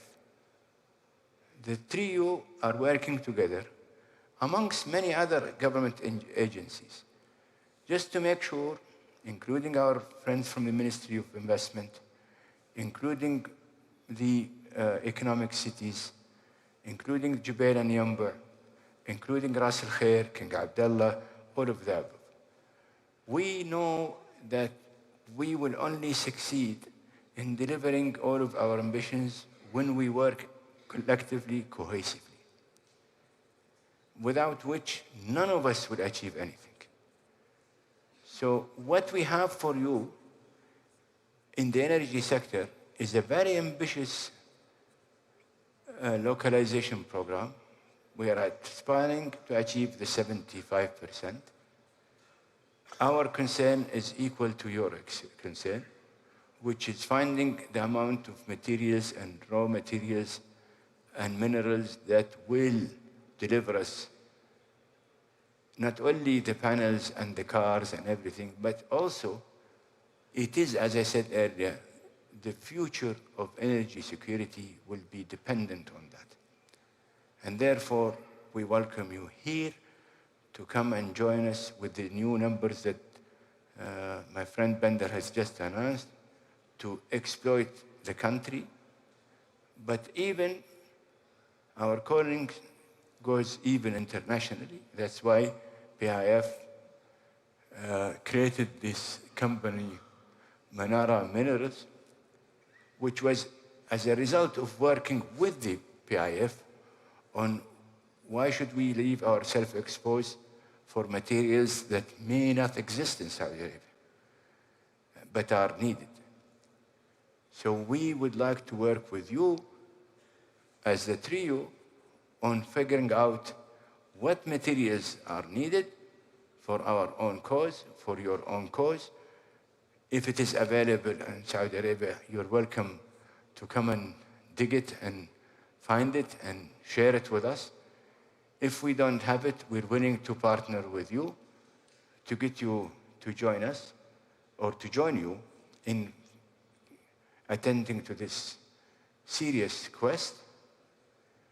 But also, we have another option, which is if we can supply everybody with the right clean energy, you stand a better chance that whatever minerals that you are going to be producing here will meet the test of clean mining business, which enables you actually to overcome the hurdle of questioning the source of your mines and the quality of the minerals that you're producing, and also your ability to sell it.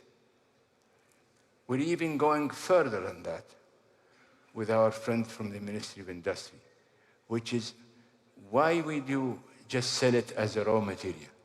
Come and manufacture it and take it on to the last piece of molecule of conversion that can happen. It would only enable us to exploit that resource and maximize the value of that resource. As for those who want to do anything into hard-to-abate industries, especially in mining, again, as I said earlier, we're going to be the canteen of energy. You want green hydrogen, you can have it. You want clean hydrogen, you can have it. You want green electricity, you can have it. Just give us your name and the name of your company and the name of the person.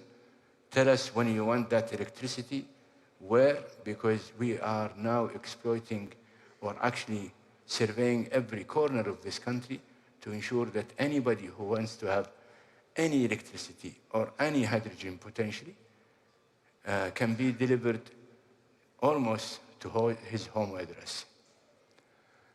With that, I rest my case, but I cannot rest, nor Bender rest, nor my colleague here can rest, because our task, we know that the task is tough and big. But also, we know that we have to deliver to our potential partners, a credible set of enablers and a credible set of commitments. And if we do, we stand a better chance of delivering our own ambitions and helping others to deliver their own ambitions. Sorry for taking much of your time, and I thank you for this opportunity. Thank you.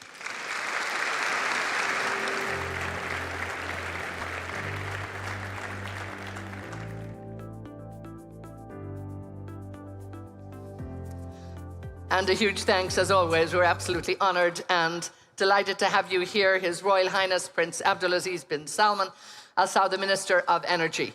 And again, we're so grateful for him, really, for giving us that, I suppose, a bit of a stock take, really looking back, bringing us back to the days of the Paris Agreement, and actually talking particularly, I think, about the great work that Saudi has been doing when it comes to looking at the energy transition and actually making sure that everything is on track.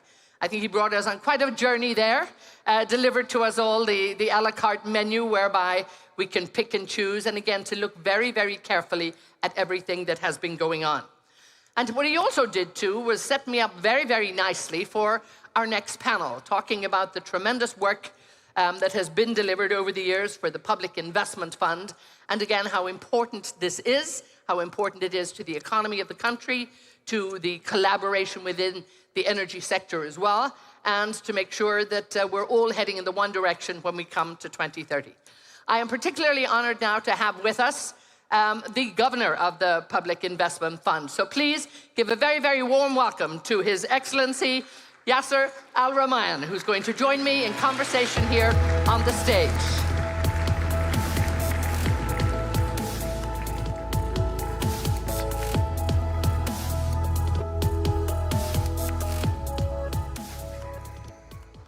How lovely to see you again, and thank you so much for taking the time. Lovely to see you.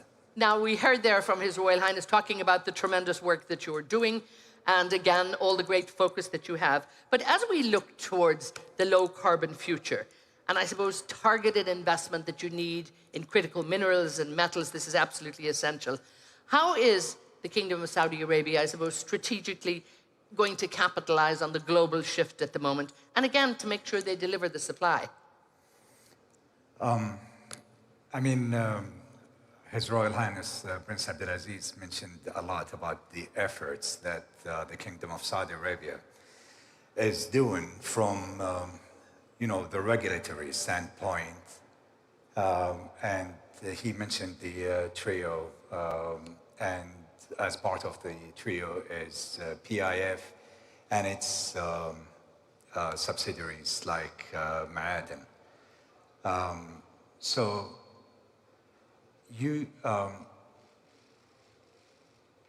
The demand in minerals and metals will increase globally about 6 times by the year 2040 until we get to the net zero targets globally by the year 2050.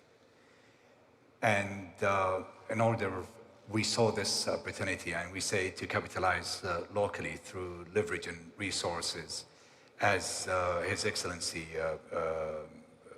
Bender Khayef mentioned, now that after the survey of only one third of the Arabian Shield, and Saudi Arabia is bigger than the Arabian Shield, we doubled almost 95% increase to the 1.3 trillion. Now we're moving up to 2.5 trillion of mineral resources. And that's so encouraging. I mean, it's wonderful news. Well done. It is, and this is just the beginning. I think the next maybe 40,000 square meter or 400,000 square meter will hopefully find us more mineral resources that we can deal with. So what Ma'aden is doing in its exploration program for different types of minerals, gold, and also, and that's what we were known for, but we also expanded our new minerals to zinc, rare earth, and also lithium. And we have now the largest exploration program in the world, which is something that we're really very excited about. So we're doing whatever that we can do in the Kingdom of Saudi Arabia, but we don't have all kinds of minerals that we need for our future initiatives and to bring in, the supply chain security. That's why we created in Ma'aden as a joint venture with PIF, a 50-50% joint venture in Manara Minerals. And what Manara Minerals does is to go for the minerals and the minerals that we don't have access to in Saudi Arabia internationally. And we already invested in Valley Base Metal, which is a great company, and Valley Base Metal will be investing in the next, in this decade, a range between $25 to $30 billion in different jurisdictions and countries around the world. So we think what's going on right now with the net zero transition and targets, it's a big opportunity for us to capitalize on whatever that we have domestically and also capitalize on what we have internationally. And again, I think that huge opportunity, as you say, in bringing the right partners. If you don't have it here, you're going to make sure that you have access, because it is, you have to have that holistic approach. And of course, all of this is looking to the future. Actually, even the right partners, we're not saying that people should partner up with us, but we can partner up with them and vice versa. So whatever that we're working in Saudi Arabia, we will really welcome any partners to come and join us in these efforts. Sorry. Again, I mean, I think, you're looking towards the future really with all of this. So, not having a huge, long legacy from so many years, you're looking at AI, you're looking at automation, I mean, data analytics. This is something I know that you're very focused on, and the importance of this in terms of delivering that supply. What difference will it make? We look at mining, not only mining for minerals and mineral resources, but also data mining. We have huge amounts of data right now. Especially with the oil and gas, Aramco, and the oil and gas efforts that we have in the kingdom, we have a huge amount of data that can be utilized to help us in the exploration efforts in Ma'aden and all the minerals. In fact, we started already to see how we can cooperate between the two entities and see how we can get this information by using AI and using the right algorithms to help us identify the initial service and actually do the actual exploration. Also, we recently invested in Ma'aden in Ivan Ivanhoe. Ivanhoe company, which has an amazing system called Typhoon that could help us in the exploration process to go deeper and faster on finding the minerals that we were aspiring to find. So that's another thing that we're working on. Also, I think the inclusion of AI in education is now critical to bridge the talent shortage, especially in the mining sector. If you ask, I think there was some survey, and 71% of the leaders of mining companies did have the challenge of the shortage in talent. So now between Ma'aden, the Ministry of Industries and Mineral Resources, and King Fahd University of Petroleum and Minerals, we started a new program for the first bachelor degree in mining science and engineering at the KFUPM. And it's going to have as part of its curriculum the AI and the uses of AI in the mineral science and engineering. And again, I guess positioning mining as that industry of the future for the country. But when we look at the mining sector and the investments in mining, I suppose, and other associated industries, talk to me a little bit about how does that contribute to the wider scope for the PIF? PIF, we issued our latest document, which is the Vision Realization Program, back in, I think, January 2021. And we said we are interested in 13 different sectors. Mining is one of them. That's why we are the major shareholder of Ma'aden, and that's why we're doing we started the Manara Mineral Company for our international initiatives. In addition to that, we started with the Global Partnership for Infrastructure and Investments with different nations around the world to see and explore the different opportunities in mining. The problem that I see right now in mining is as follows. You have less funds in exploration. That's why Ma'aden started its largest program in the world in exploration. You have less friendly laws and regulations that can invite investors to the country. You have inefficient ecosystem, and what I mean by that, when you do mining, it's not only the exploration and the actual mine and mine operations, but it's the transport, it's the electricity, it's many things that you need to have as a prerequisite for the efficient delivery of these mines. So for us at the PIF, we think that mining is really a big opportunity for all the investment community, especially if you want to take the examples that I gave earlier on. The EV, the electrical vehicle, requires 6 times more minerals inputs than the internal combustion engine or the conventional cars. The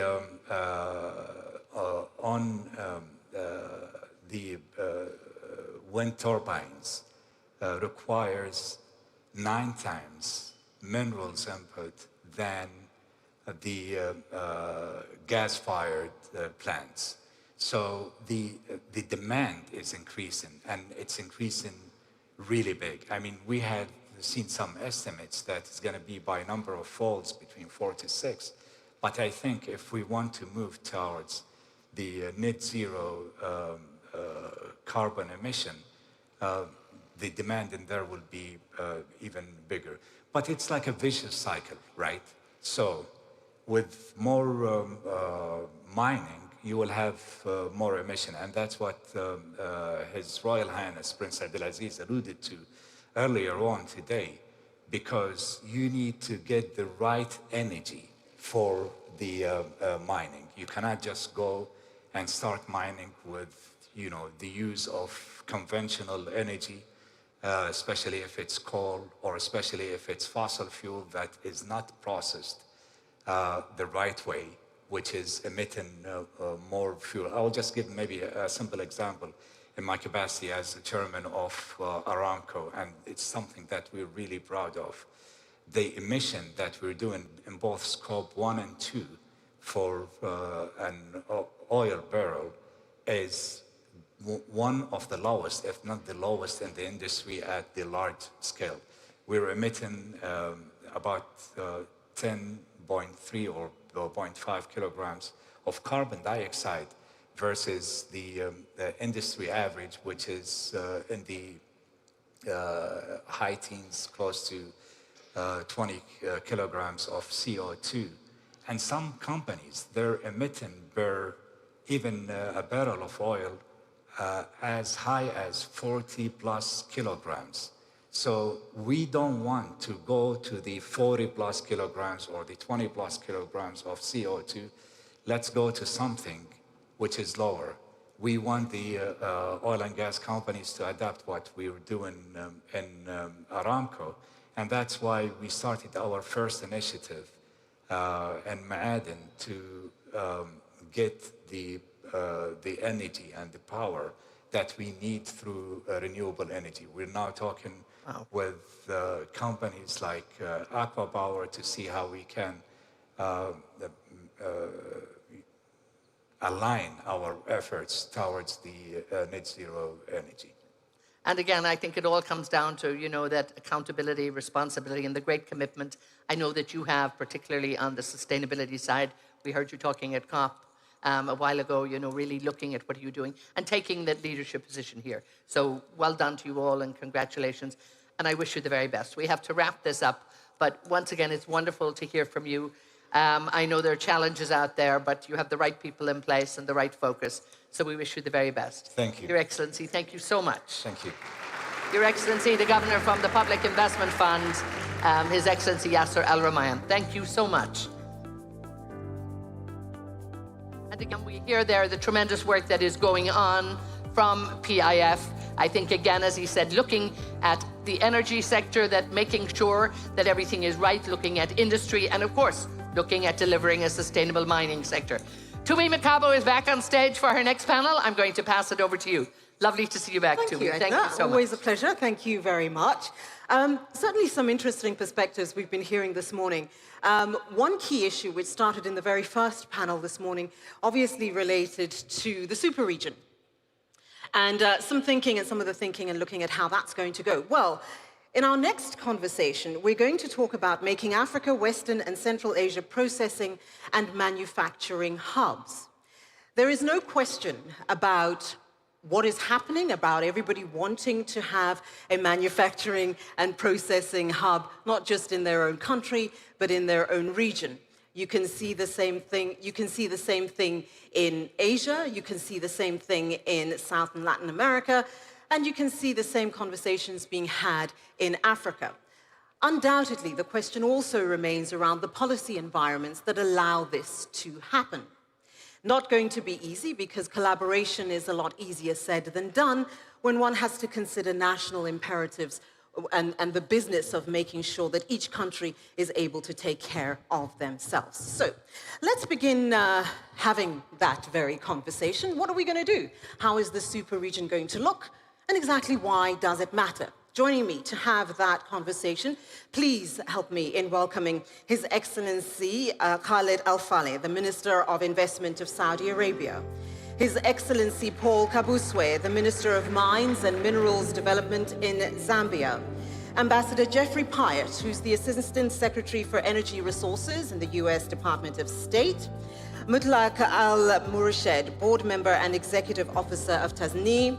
Eduardo Bartolomeo, who is the Chief Executive at Vale. And last, but most certainly not least, Dominic Barton, who is the chairman of Rio Tinto. Gentlemen, please take your seats. Welcome. Thank you very much for joining me, and I'm looking very much forward to having this conversation. Okay, I always hate to say this to you, but of course we don't always have a lot of time. So, Excellency, can we get this ball rolling, short and sharp if we may? The super region, why is it important? Well, Tommy, good to see you, and assalamu alaikum, everyone, and thanks to my colleague, Minister Khayyef, for bringing us together at a very critical time and at the beginning of a year of hope, a year of opportunity, but also a year of unrealized potential that we heard a little bit about from him, about doubling almost the kingdom's mineral resources. So I congratulate him on that. You know, at the end of the day, accessing the minerals, the critical materials that we need for what we know to be a historical challenge for humanity, which is the energy transition, is going to be underpinned by resources. It's going to be underpinned by collaborations across countries and geographies, companies, people, technologies, institutions, different sectors. And going back to resources, and we heard about how the kingdom has been able to harness its resources as well as explore them in the case of minerals, this so-called super region from Central Asia all the way through the Middle East to Africa is already known to have at least a third of the global resource base. And that's with under-exploration being a characteristic. So going back to the analogy of Saudi Arabia, I think we could increase that significantly.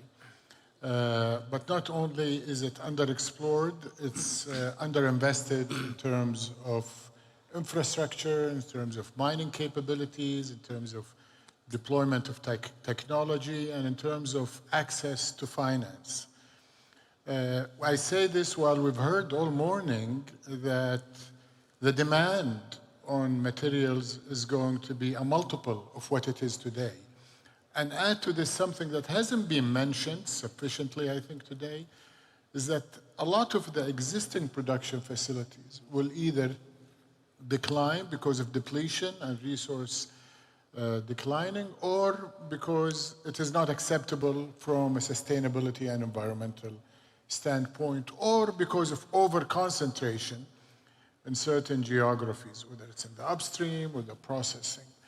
So that tells you that the incremental demand, the incremental investment, the incremental technologies, and the effort to meet this inevitable challenge that we have to meet is quite frankly unprecedented in my lifetime.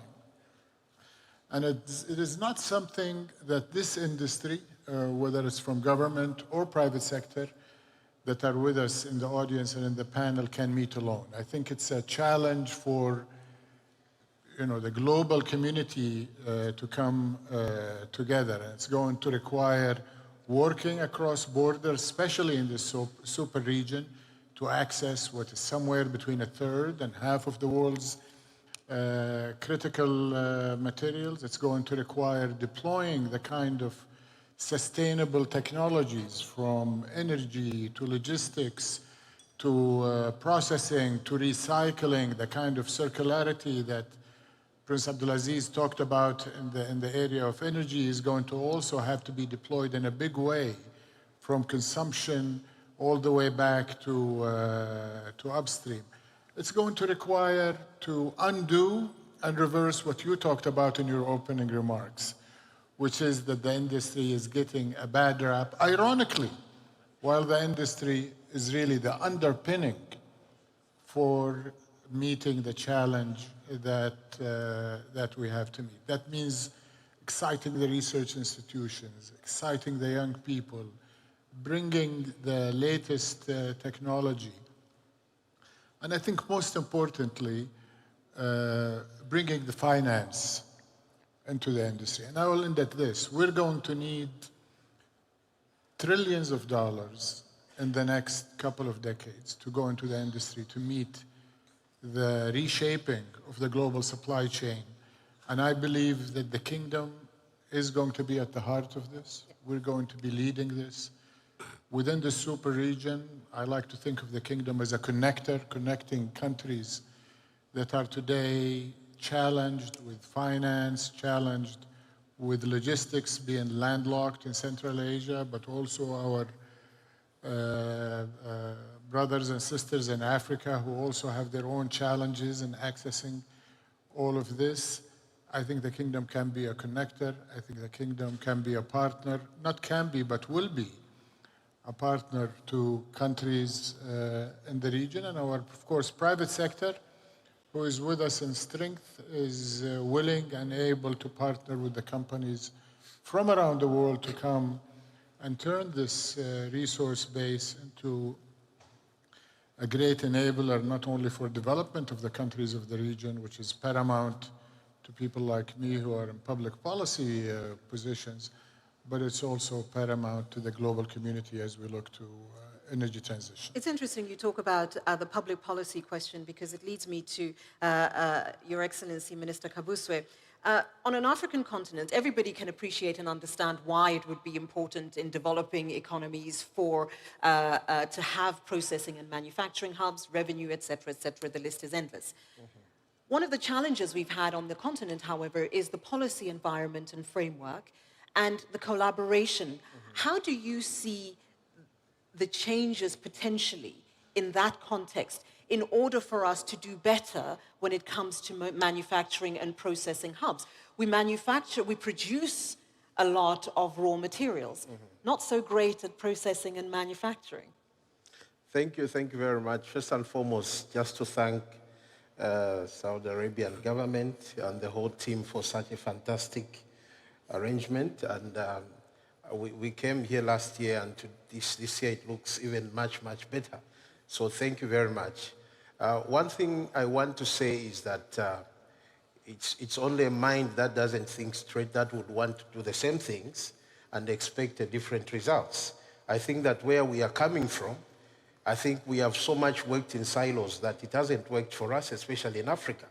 So I think that here now comes an opportunity when the world is going to look for critical minerals, and the whole world is talking about shortages. So it means that in our countries, like in the Zambian jurisdiction, in the 2 years that we've been in government, we've already shown that declaration of intent that we need collaboration. Already we've signed an agreement with the DRC, our neighbors, because DRC and Zambia share a very long a border, and as such, as a country, we have said it's only when you collaborate. Because if we work in silos, this one is shooting this way, this one is shooting the other way, I think that we are not going to see more benefit. So it is important that we begin to collaborate as countries, we begin to work together as countries, and look at the resource base that we have as countries. One thing I'll say is that really there's been so much emphasis on the fact that we can no longer continue to export raw materials. Zambia has been mining, for example, since the 1900s, and we just end at copper cathodes and begin to export those things. And when you look at our sales, we are endowed with basically all the critical minerals that you can talk about. Yeah. We have lithium, we have copper, we have manganese, we have graphite, we have basically all of them. But when you look at our country, I think that we haven't seen the benefit that we must see as a country endowed with those minerals. When you look at the geography of Zambia, you cannot go to any area without going through another country. And that's why historically Zambia has fought that the whole region has peace, which Zambia has enjoyed for quite a long time. So that even as we collaborate, we are friends in those collaborations so that we can maximize benefits. So even in terms of policy, if I make policies myself that would disadvantage my neighbor, then that is not going to help matters at all. And that's why, like regional groupings, SADC and African Union, we all sit together so that we make sure that countries can come together and maximize the benefit of this resource. When you look at Africa, you talk about a continent that is well endowed, but when you go around countries, you find that we have a lot of impoverished people, and this must come to an end. How does it come to an end? Is through collaboration, working together, and I want again to applaud Saudi Arabia for such a platform, because I think that we've been all shooting. This one is shooting this way, this one is shooting that way, and it's time to come together. It's time to collaborate and look at how we can even harness the various, even routes that we have.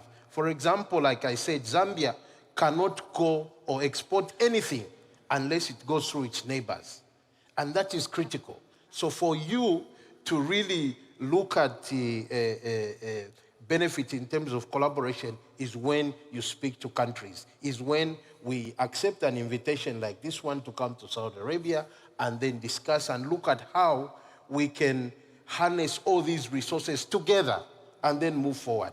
But I also want to emphasize the point of looking at the human resource that Africa has. We must take advantage of that and use it to help us in terms of, benefiting from our resources. Excellency, can you and I just agree that we're not shooting in any direction?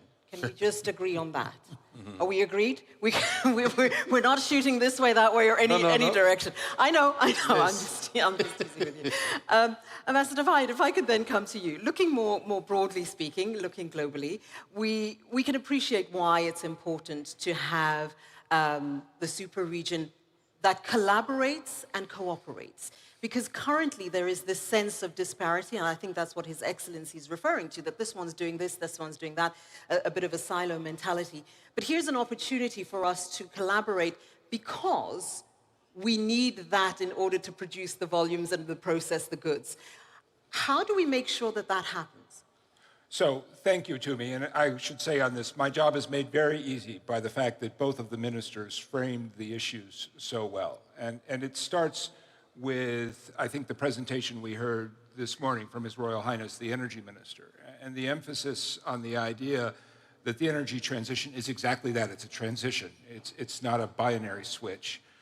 And we are going to have to figure out how we work together. And the United States is strongly committed to our partnership with the Kingdom of Saudi Arabia in that regard, in order to help deliver the energy the world needs, in particular for the hundreds of millions of people coming into a middle class in the developing world. So from that perspective, we start from the principle we just heard from the finance minister, the extraordinary growth in demand we're going to see. 42 times growth in lithium requirements, 25 times growth in graphite requirements by 2040. And this is the statistic that really jumps out at me. According to the IEA, to meet our energy transition goals by 2030, we are going to have to mobilize some $4 trillion of new investment every single year. So we can only tackle this problem collectively. We want to do so in the context of a market for critical minerals, as Eduardo and Dominic can talk about much better, a market which is sometimes opaque and turbulent. We want to figure out how we uphold the high ESG standards that I know Minister Kabuse would want to see.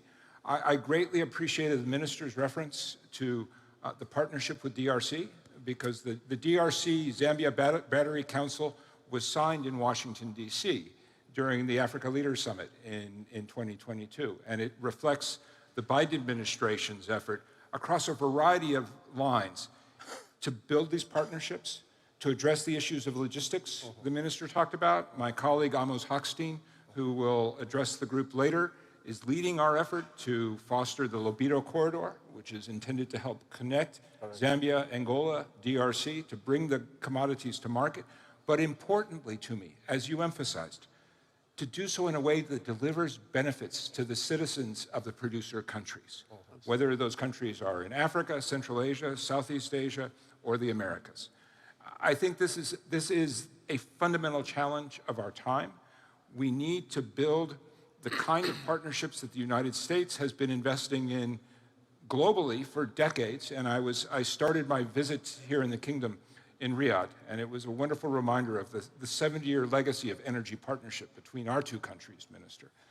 And I think now our signature initiative in this area is something called the Mineral Security Partnership, bringing together 13 countries, the European Union, more than half of global GDP, to try to establish a new baseline for developing these resources, setting, as I said, the high ESGs that our citizens and our democracies demand, but doing so in a way that delivers benefits for the producers. Well, Doug, if I can come to you, let's talk for just a moment about, for Tasneem, how titanium obviously is a very tight space wherever in the world you look at. It's competitive, it's tight, everybody wants to do the best out of it. How are you grappling with that particular question in the context of this broader discussion and collaboration? How are you approaching it and dealing with that challenge? Thank you so much. Sabah al khair. Good morning, ladies and gentlemen. It's really great to be in the center here. On my right-hand side is public policy makers. Myself on the left are the executioner of that policy, or the private sector. Tasneem, very well known in Saudi Arabia, is a 100% private company owned by the Saudi stock market, so we're publicly traded. We entered the titanium business, which we were in it about 35 years ago in the TiO2 space, or titanium dioxide. We own the mines, we own the pigment plant, and including the marketing. And to grow beyond the pigment, where we became the world #1 TiO2 with Tronox of the US, the combination, you need to go somewhere else, which ended up in the titanium metal itself. In the industry, originally I came from the chemical, and in the chemical you make money, you own, control, and own the full chain of manufacturing. Same thing with Tasneem. We actually own the mine to produce the ilmenite or the titanium sand, all the way to the plain parts. That is the only company globally that owns that hull. The mines we own in Australia, South Africa, and Brazil.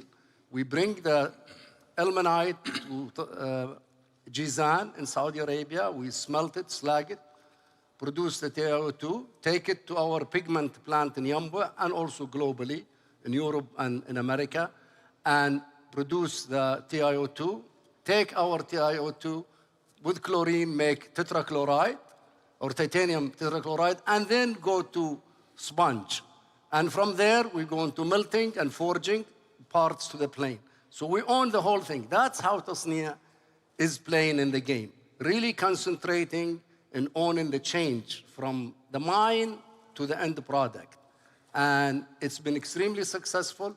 We're very cooperative. Even though we own the mines in Australia, we bring material from Zimbabwe for simply logistic reasons. Zimbabwe is closer shipping time to Jizan than in Australia, and we sell some of our ilmenite to Asia, rather than bringing it to Jizan. So there's a lot of collaboration into that game. And clearly a demonstration example, whichever you will, of how if you own the process, it's quite efficient. You can manage some of the costs related thereto, et cetera, et cetera. If I can then come to you, Eduardo, and let's talk about Vale. How are you approaching the question of decarbonization without being too broad? Let's bring it down and looking at your organization in particular and how you're thinking about the challenges which are inherent to this industry more broadly speaking, and to anybody who's looking at sort of dealing with supply chain, but also truncating the processing process. Okay, thank you very much. First of all, it's very glad to be here. Saudi Arabia is almost my home now because it's my 5th time already here in less than 2 years. So I think, first of all, we see decarbonization as the core of our business. We see actually as an opportunity, not a threat. Because I was talking to somebody, and I think you mentioned in your initial remarks, exactly our reputation is not the best one. And I think we have a unique opportunity to change that. Because as like the pharmaceutical industry did in COVID, mining has to be perceived as the solution for the climate change, and will be, unless we don't do the right thing. And I think both, all of the previous speakers talked about that. The ESG standards are really relevant and critical in that sense. But if you switch, you asked me to be specific. If you look at my own scope 1 and 2, I'm talking about 14 million tons of CO2. If you look at only shipping that Vale demands on its business, it's 14 million tons. It's almost the same. When you look at the steel industry that we supply to, it's 600 million tons. So if we were to decarbonize the world, we have to do what is going on the super region. The future of steel is here. What is being done for decades is where the world will head on. And that's why Vale brought the mega hub concept. That has to do a lot of collaboration that was mentioned before. We are bringing the upstream closer to the downstream, and then you have to partner. That's a partnership. It's a partnerships idea. I'm not going to do steel. I'm not a steel producer. But I can partner with Baowu and Aramco, as we're doing here in Saudi Arabia. We can partner with the Japanese, as we're doing in Oman. By the way, we have a very good experience in the super region. We are here for more than 15 years. We operate in Oman extremely successfully. So decarbonization for us, it's an opportunity, and it's our business. We don't exist if this is not a reality. And then, well, I think we should, and I was talking to the ambassador, is it priced correctly? All the externalities are priced correctly? Because in my books, I have a net present value of $4 billion to decarbonize Vale. At the same time, I have a $17 billion prize on the decarbonization. One is for sure, I'm going to spend. Is this a reality or not? So that's more or less where our minds are when we talk about decarbonization, but we truly think it has to happen one way or another. And I think that's a really critical point, because obviously apart from the theme of talking to action, it's about where does the rubber meet the road, right? Where do you move from the ideas of how we collaborate, how we innovate, and what the ideal is, and what's actually practically doable. Dominic, if I can come to you, looking at what is practically doable. You obviously are a global player as well. You recognize very easily the challenges depending on which region you're dealing with. How has manufacturing, processing and manufacturing changed over the years? And what, in your view, might the impact be should we get this super region notion correct in the context of processing and manufacturing? Great.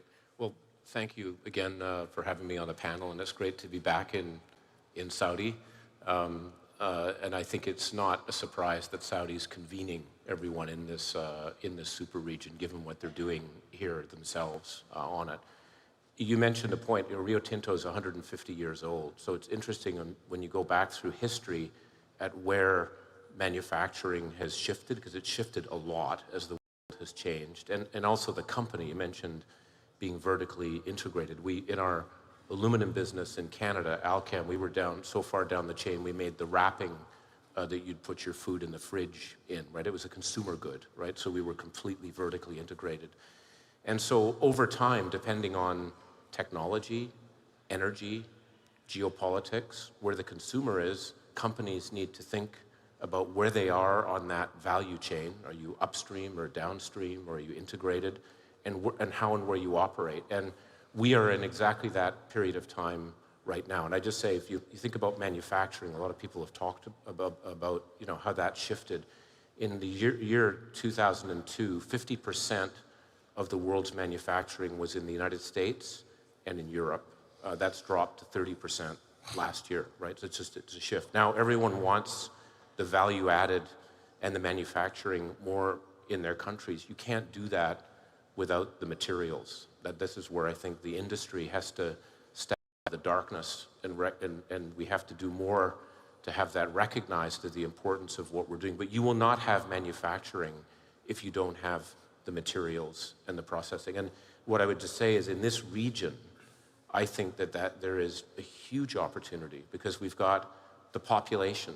A quarter of the world is going to be in Africa. Talk about a consumer base. I can't imagine a bigger one than that. Energy, and again, it's interesting the way the minister described it. It's not fossil fuels. It's energy. It's renewables. This, that's there. And then we have the technology that's changing dramatically, and I think that's something that we're underestimating, how quickly that's shifting. So I see huge opportunity for us. We've seen this area not as a region, but as working in pockets of it. I think we have to update ourselves on that front. Okay, gentlemen, we are going to be running out of time shortly because that's the story of our lives when we're doing panels.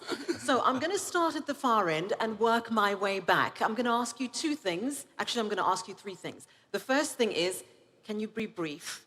The second thing is, give me what is the biggest challenge and what you see may be the quickest win. Dominic, guess what? You go first. Okay, I'm just going to answer one of your questions, which is... Only one? Yeah, sorry. Which is on, I think, consistent long-term policy. If we have consistency in policy and direction, it's a bit of what the ministers talked about. We're a long-term business. We're a 30-year time frame business. So please be long-term, consistent policy, and we'll be able to move quickly. That was really quick. Thank you, Dominic. Yeah, I'm going to be quick as well. I think prioritization, we need to be prioritized. There's a lot of talk, less walk. Permitting is like a nightmare everywhere. So if we want to really face the challenge that is in front of us, we need to be much more quicker, much more faster, much more focused, and much more collaborative between nations and between governments and private sector. Okay. Please go ahead. Yeah, and on our side, it's really the speed of decarbonization for a natural industry like mining and manufacturing, and how from a regulation side, the public policy side, rules need to be long-term and need to give people time for transition. We can't expect people to come standard of Europe in 5 years when Europe itself took 100 years. So we have to be realistic in that arena. The other things we see in our industry, unfortunately, is the supply chain disruption. We're going through it for different instability around the world and shipping around long distances, what's happening in the Red Sea. So that's really costing the industry quite a fortune. And that's a policymaker issue also. It's not for the industry to solve these issues. Okay, thank you. I think that was a call to action pointing to this side of the panel. Ambassador, your turn. Biggest challenge, I think, equity. Ensuring that the benefits and the costs of the energy transition are distributed in a way that's sustainable, so we don't end up with one story in wealthy countries and another in the developing world. I think the biggest opportunity is to reshape global supply chains, leveraging the kind of partnerships that my team is here to build, leveraging recognition that I think everybody in this panel has shared, that there is an over-concentration of some of these key commodities right now. And then I'll just add an extra bonus point. I think for the United States, biggest challenge, we have to show up. It's okay. He only did one, so you're allowed to have two. You see, you lost a chance, Dominic. Your Excellency. Thank you very much. I think one point that I want to emphasize is that we need mutually beneficial partnerships. I think that we have had a history of having a slave-master relationship in terms of investment. So as Zambia, we are calling for partnerships that are mutually beneficial, that are mutually respectful, and also we need affordable capital for Africa. I think Africa has been exposed to a lot of expensive capital. So we need affordable capital. Then we need new technology in Africa. I think that will also help. As I talked about the vast human resource that Africa has, we need even technology that is also affordable, by the way, because technology can be expensive, maybe deliberately so. So we need those three things. I think that has been the challenge of Africa as we collaborate. Thank you. Excellency, last word is yours. I think in addition to what has been said, our biggest challenge as a humanity is short-termism. Everybody is trying to look at the next year, the next quarter, at most the next couple of years. And this is an industry that works in decades, and it's an industry that must do what it has to do with other industries, other partners for humanity, without exaggeration, to survive. Risk aversion is related to this.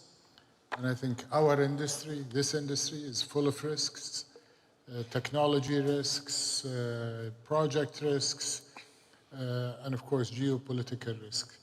What we're doing through this platform, through this gathering today, is trying to reduce those risks, trying to connect, integrate this super region, bring in the global industry, bring in global leading nations, like we have with us on the panel today in the case of the United States, the UK in the previous panel, China, I might add, all important countries in this global economy have to work together to bring the materials that will sustain a population that is going to be 10 billion in a few decades in the 2050s, and many of them will be living in and around the super region.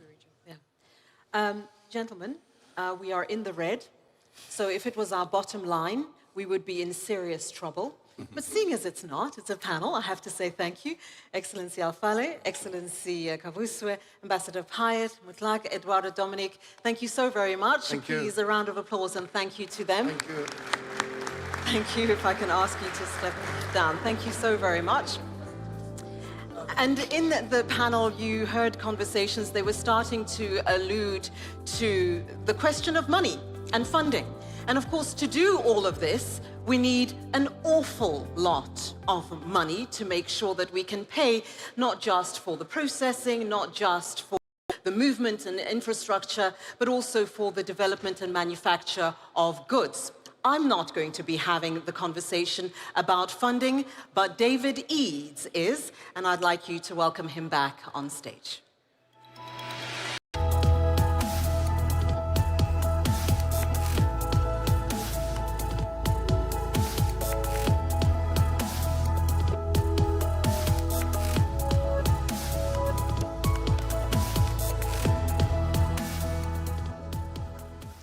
Ladies and gentlemen, good afternoon, Your Excellencies, and warm welcome again to the Future Minerals Forum. I'm Dan Murphy from CNBC, and I'm thrilled to introduce our next panelists for another exciting, engaging conversation.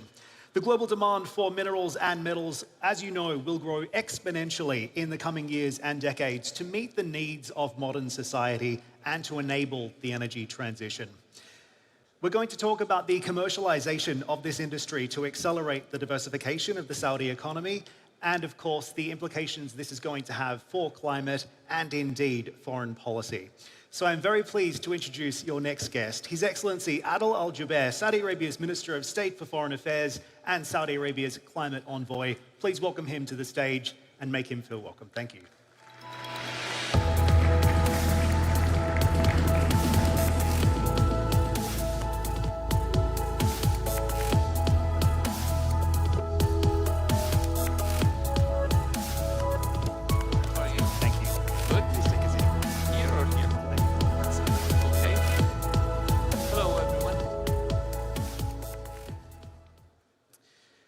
So, Your Excellency, in order to begin, I think it's important to address the backdrop in which we meet today.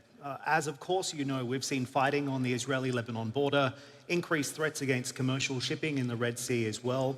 The humanitarian crisis in Gaza continues to dominate global headlines, and regional stability is critical for foreign investment. So, with regards to your message to those in the audience today on this issue, Secretary Blinken, of course, in the region to meet with Gulf allies, including the Crown Prince, to address the war escalation risk. What do you see, Your Excellency, as the current trajectory? I think if it shows us anything, it shows us that we have to work together to overcome challenges that we face.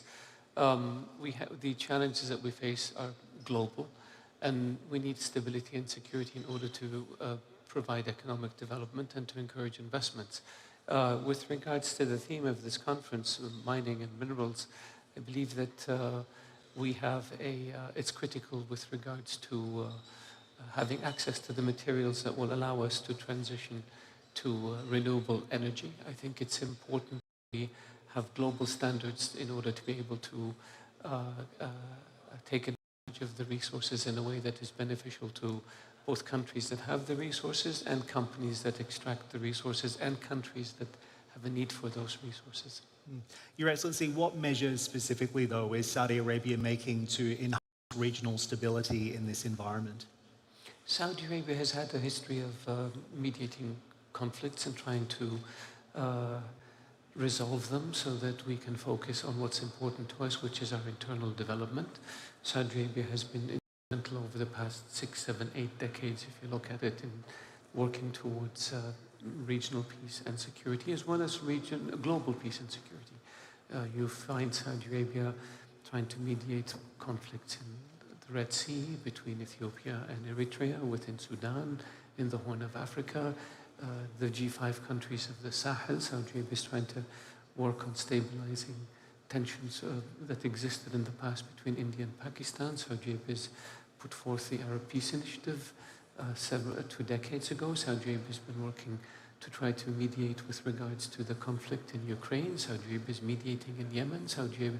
So, and it's not just that. We do this because we are responsible members of the international community, and we believe that security and stability are critical if we want to be able to promote investment and trade and enhance the standard of living for everybody in Saudi Arabia as well as in the region and in the world. Is Saudi Arabia still interested in Israeli normalization, and if so, on what terms? I thought we were talking about minerals and mining in this conference. So Saudi Arabia is, there are discussions in this area, and I will leave it to my colleagues to address that particular issue. I respect your reply, but of course I have to ask the question. So let's focus on the internal development that you're speaking about. Obviously, this conference now in its 3rd year, very critical conference for not just the diversification of the Saudi economy, but also the build-out of the sector across the region and around the world. So how important is this from a foreign policy perspective? It's very important. I think we need critical resources, we need critical minerals, whether it's for development, for technology, for energy transition. I believe it's important that we have a mechanism that is fair, that allows us to integrate economies rather than exploit economies.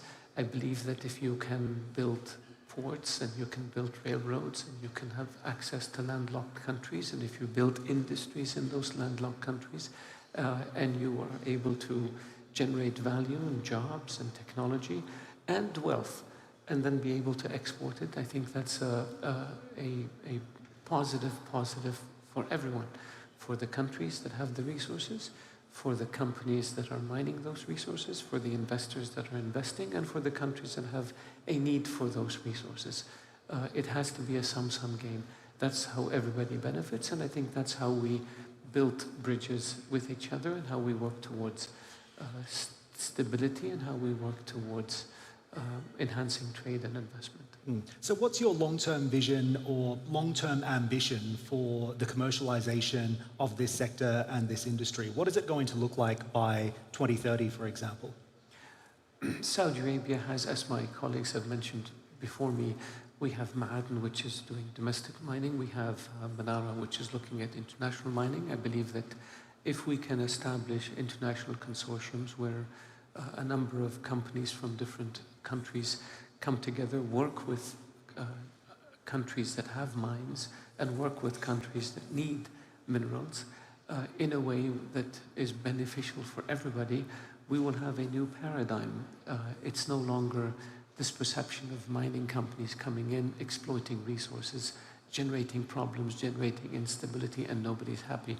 Our view is that it has to be a benefit for everyone if it is going to be sustainable. And I believe that if we are able to do that, come up with a paradigm, and we are, that it will help integrate the economies, whether in certain regions or globally.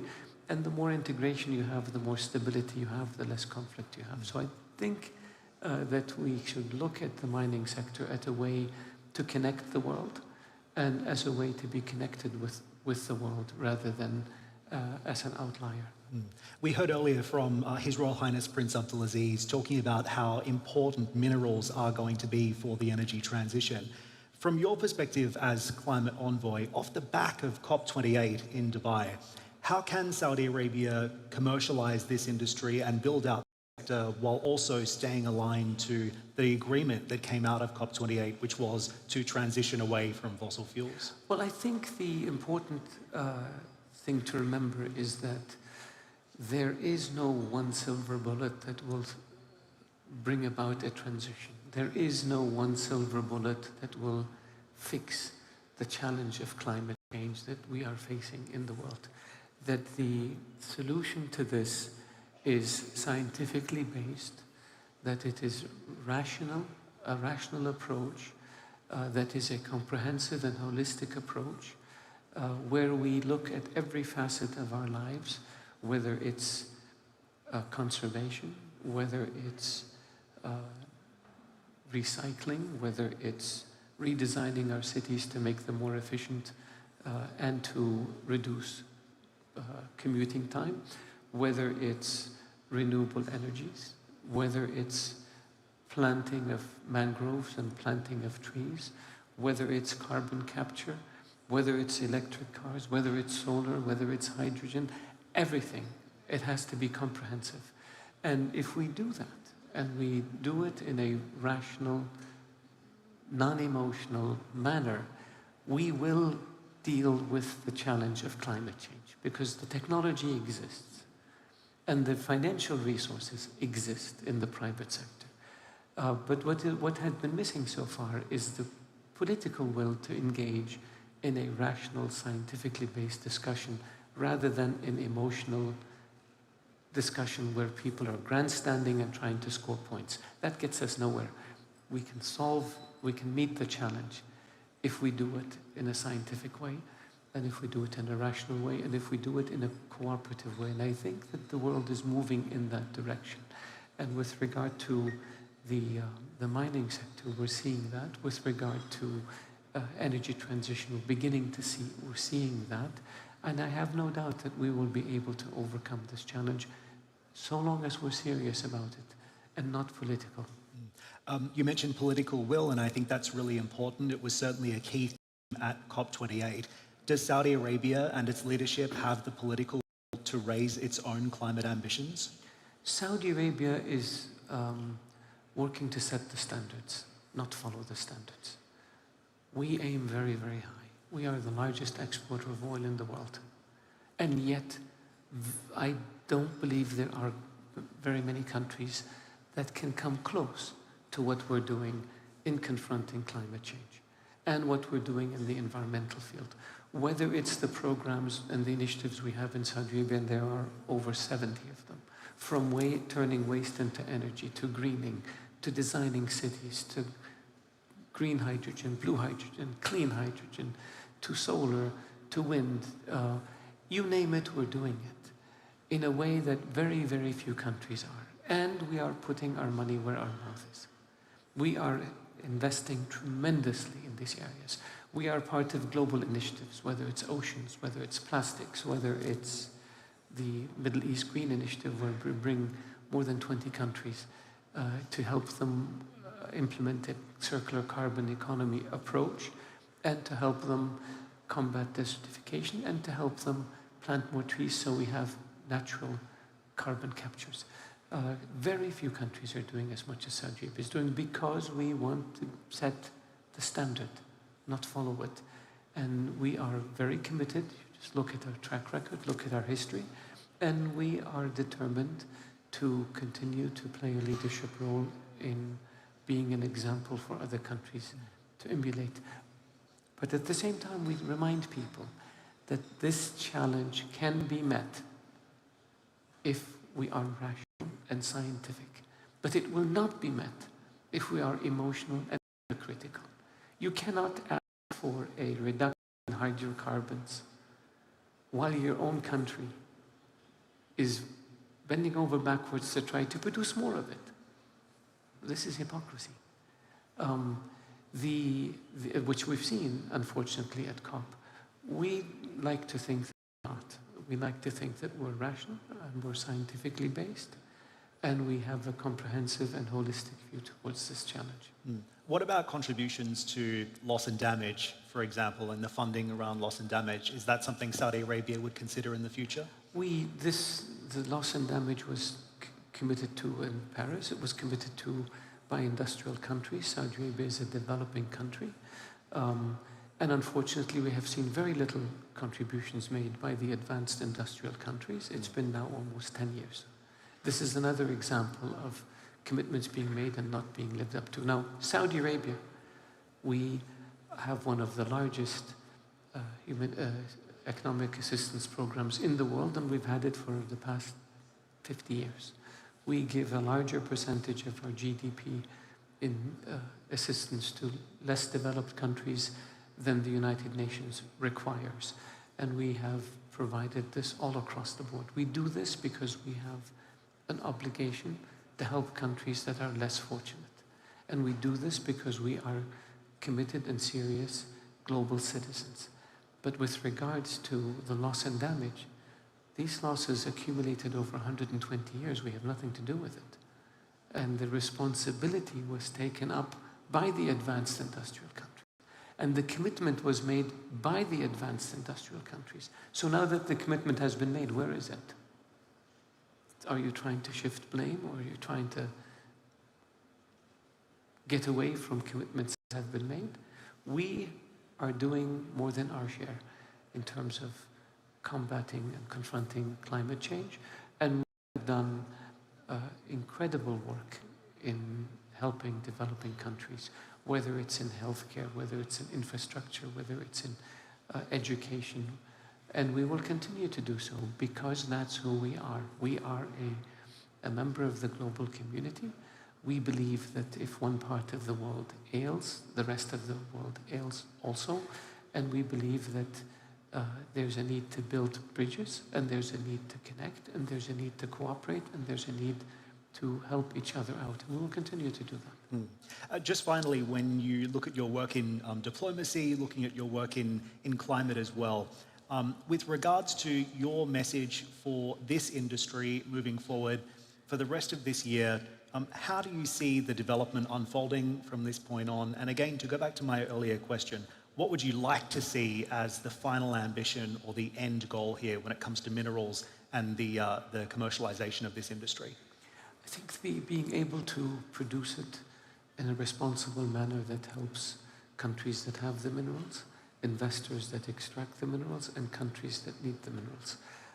Being able to produce it efficiently and in quantities that will help us meet the goals and the objectives we have for our industry, whether it's technology, whether it's renewable energy, whether it's so that it becomes a net positive for economic development and for investment globally.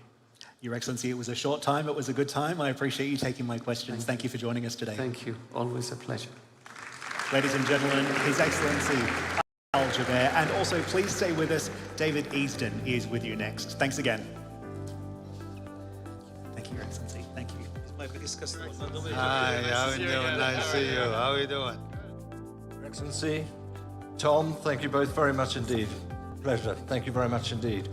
So, we're going to move on to essentially developing where we've come from here, because our next session is a panel session, and it's called Funding the Global Mineral Value Chain in the areas of exploration, projects, and trading finance. And as we've heard repeatedly over the course of this morning, policy is critically important. Partnership is vital. But without the investment, and we're talking investment on scales none of us have witnessed before, this is simply not going to happen. The stretch to the green energy transition will be delayed at a point at which it needs to accelerate. So those are the challenges that we face.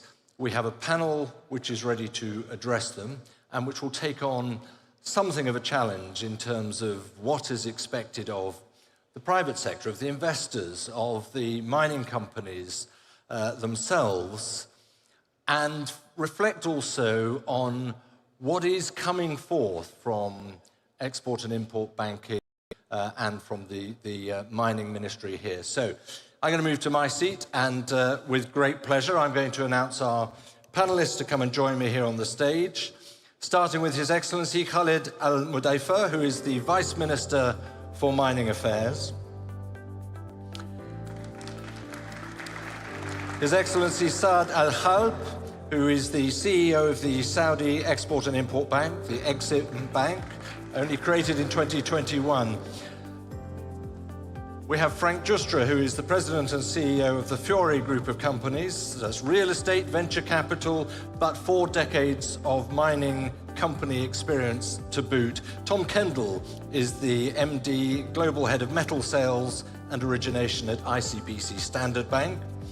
Alec McKeels is a board member for Traxys, a company with 100 years of trading in raw materials. Gareth Penny is non-executive director and chairman of 91, an investment management company.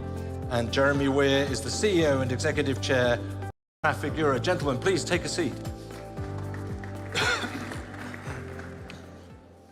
Great to have you all here.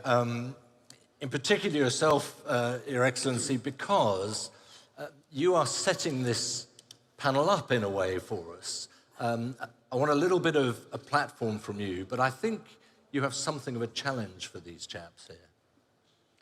Well, thank you, David, and good afternoon to everybody here. And the 18,000 we have in the building, or we have participants, but mostly I want to welcome back the 5,000 partners and participants that have been coming back for the last this is their last time, or 3 times. And also welcoming the 8,000 who traveled from all the way around the world to come here to start their year in Riyadh in Saudi Arabia. So thank you very much for all of them, and welcome to Saudi Arabia. David, the challenges as for we heard a lot about the material transition challenge, as the material is required for energy the 4 times or less or more, is a major challenge, is a grand challenge that we are having. 200 years, the last 200 years, we've been building the current energy system. Now the requirement is to change that energy system in 20 years. That's 10 times faster we need to go, and this is unprecedented. I can put the challenges in 3 challenges, and maybe my fellow panelists, colleagues, and experts can help. The first one, of course, is policy. We heard this morning that mining is the least trusted, but we need to streamline permitting processes. We need faster permitting if we are to deliver on the material transition.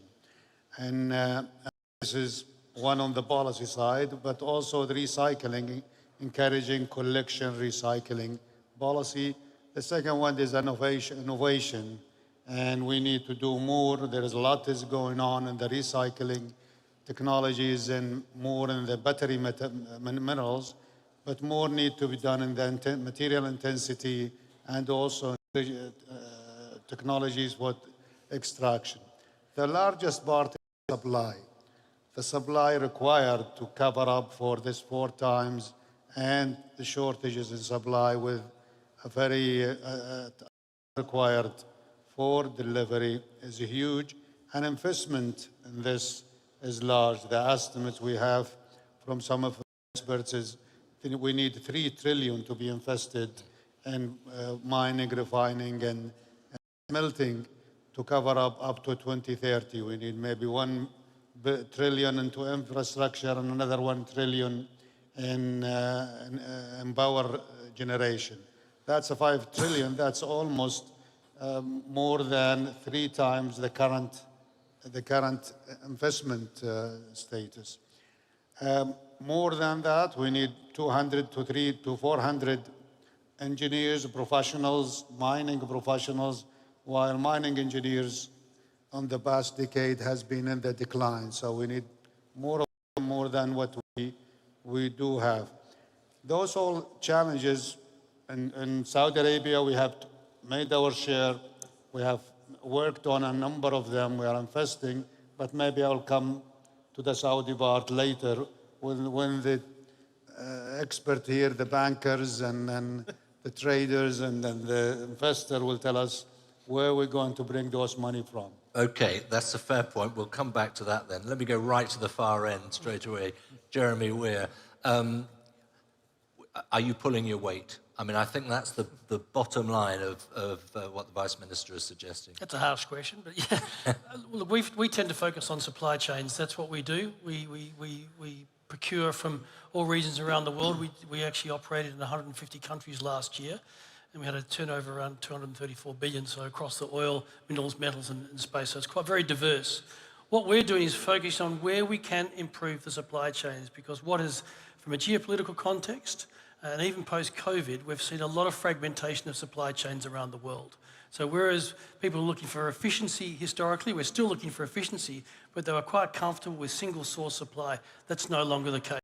And they're also looking at the carbon footprint and other issues around the supply of the various products that we do. What are we doing? We're trying to improve those supply chains. So therefore, for an example of that is, together with partners, we have two other partners. We were successful in securing a term commitment for operating a railway line in Angola, which is from the port of Lobito to the border of the DRC. And what that is going to do is quite transformational. It now takes approximately 5 weeks or longer to move materials out of the copper belt of Zambia, DRC, into the various marketplaces, be it sort of through the various routes. This railway line has a capacity of up to 1.5 million tonnes. It'll not take 5 weeks, it'll take 5 days to get it to the coast. So the impact both on society, on carbon emissions, and obviously costs are going to be very significant. So from our perspective, what we're trying to do is, where can we invest in supply chains? How can we improve the efficiency of those supply chains, despite the fragmentation that takes place around the world today? It needs a lot more, I'm not saying Lobito corridors particularly, but a lot more infrastructural effort like that. What was the sense of investment risk, I suppose, for a project like that? Well, look, at the end of the day, first of all, you want government support, and what was, I attended the opening, and what was very encouraging, you had the 3 heads of state of Angola, the major host country, of Zambia, and also the Democratic Republic of Congo. You had, if you like, a concerted government support for that project. And the fact is that there's a real need to get that product to marketplace. There's rapid expansion. The DRC is battling with Peru to be the 2nd largest producer of copper in the world. So we need the volumes to get to marketplace efficiently. So therefore, from our point of view, how do we de-risk it? The supply is going to be there. Yes, you could argue it's challenging environments. And the third part, from a funding point of view, we are working with the US government for funding as well. So therefore, there's lots of support from other major stakeholders to try and make this work, and that gave us a confidence. You used two phrases there about de-risking, but a challenging environment. Gareth, I'll come to you on this. You're a long-term investor and with a long track record to go with it. Would you have invested in that? David, I can't comment on a particular project, but I mean, just very briefly, 91 is an asset management company. It has $160 billion of assets under management. About 60% are deployed in emerging markets. So we have a very long track record of putting our money in places where, others may think that they are higher risk. And actually, you raised the question of risk, and I wanted to talk about that and address it head on. One of the funds we manage is an infrastructure fund, and I was just looking at some of the statistics on that. This particular fund is a $2 billion fund. It's been operating for 19 years, and it's invested in over 100 projects in Africa. And in the total time period of 19 years, it's only lost 20 million in bad debt. And the point I'm really making is, if you look at the risk on that, it's way less than 1%, but yet the perceived risk would be so much higher. So I think one of the great challenges we face in ensuring the kind of adequate flow of capital is around communication, because it's clear to me that this is an area we need to get far better at as an industry and as financiers of the industry, in terms of communicating the opportunities and how actually there is a misperception between perceived risk and actual risk. But is that a misperception in terms of risk about mining as an industry or geopolitics? Or both? I think it's both. I also think it's this thing that, I mean, if you take Africa, for example, people have got Africa. I mean, Africa is 52 countries. They each have their own risk. They're each different. They need to be considered on their own merits. And I think as we look into the future and we see how we would work with many different countries in the region or the super region, I think one's got to make sure that, you know, one has people who are familiar and able to look at each project on its own merits. Can I come back to one other thing, David, that you raised, and in answer to the minister's challenge, you know, what are we doing and what are the opportunities? Because the whole theme of this year's FMF is around how we turn words into action. And, you know, what we're excited about as a business is the opportunities to do business here in Saudi, and particularly, I think, to use Saudi as a springboard and as a hub to become a mining finance center for the region. And we're actually in discussion with the minister around an idea that we have, which he's familiar with, and we're excited by. And that would be to see if we can provide capital in different ways to, you know, the mining industry. So there are some real opportunities, I think, going forward for us to step. And yet, I keep hearing about the huge investment gap in exploration, in excavation in particular. So an awful lot more needs to be done. Frank, can I bring you in here? Gareth was referencing Africa there, and that is one great chunk of this super region that we're talking about. But how do you then satisfy the Vice Minister in terms of commitment to parts of Africa, for example? Yeah. When we're facing, I think it's 18 elections this year, many of them, frankly, will be contested, as in disputed. That is one tip of a myriad of challenges, let's put it that way, which might well dissuade investors from wanting to commit. Well, I think as investors, and to answer the Vice Minister's challenge, I mean, you really have to understand what's happening in the shifting geopolitical landscape of Africa itself. Africa is arguably the most prolific and mineral-rich continent on the planet. And as a result, it's become sort of the battleground for a number of different players. And so now what you're seeing in Africa recently, this is just in the last few years, you've seen a rise in insurgencies throughout Africa, mostly in the Sahel, the exit of France as a neo-colonial player from the Sahel. You've got the Russian Wagner group in Central African Republic, Mali, Sudan, failed attempts in Mozambique and Madagascar, and Burkina Faso and Niger are now toying with the idea of inviting them in. You've had 7 military coups in the last 3 years, 9 if you count twice in Burkina Faso and Mali. You've had a 20-year U.S. counterterrorism campaign, who knows for what reason, and all it's fostered is more insurgency attacks. You've got 2 civil wars. You had the civil war in Ethiopia with Tigray, and now at Amhara, this region is boiling over. And now you've got new regional players in there. You have the kingdoms in there, UAE, Qatar, and to a lesser extent, Turkey. And what we all need to ask ourselves is, what does Africa need out of all of this? Because that's really important at the end of the day. And I'll tell you what, you have to start by asking what it doesn't need. It doesn't need to turn to military coups when their elected leaders have failed them. It doesn't need to hire mercenaries, foreign mercenaries for protection when in exchange for mineral rights. So, but sorry to stop you there. You say it doesn't need those, but that is what's happening. Well, I'm telling you, then I'm going to tell you what's going to be needed, though, okay? So it doesn't need the West to label China as evil and its investment, which has been very important to Africa, as being unfair.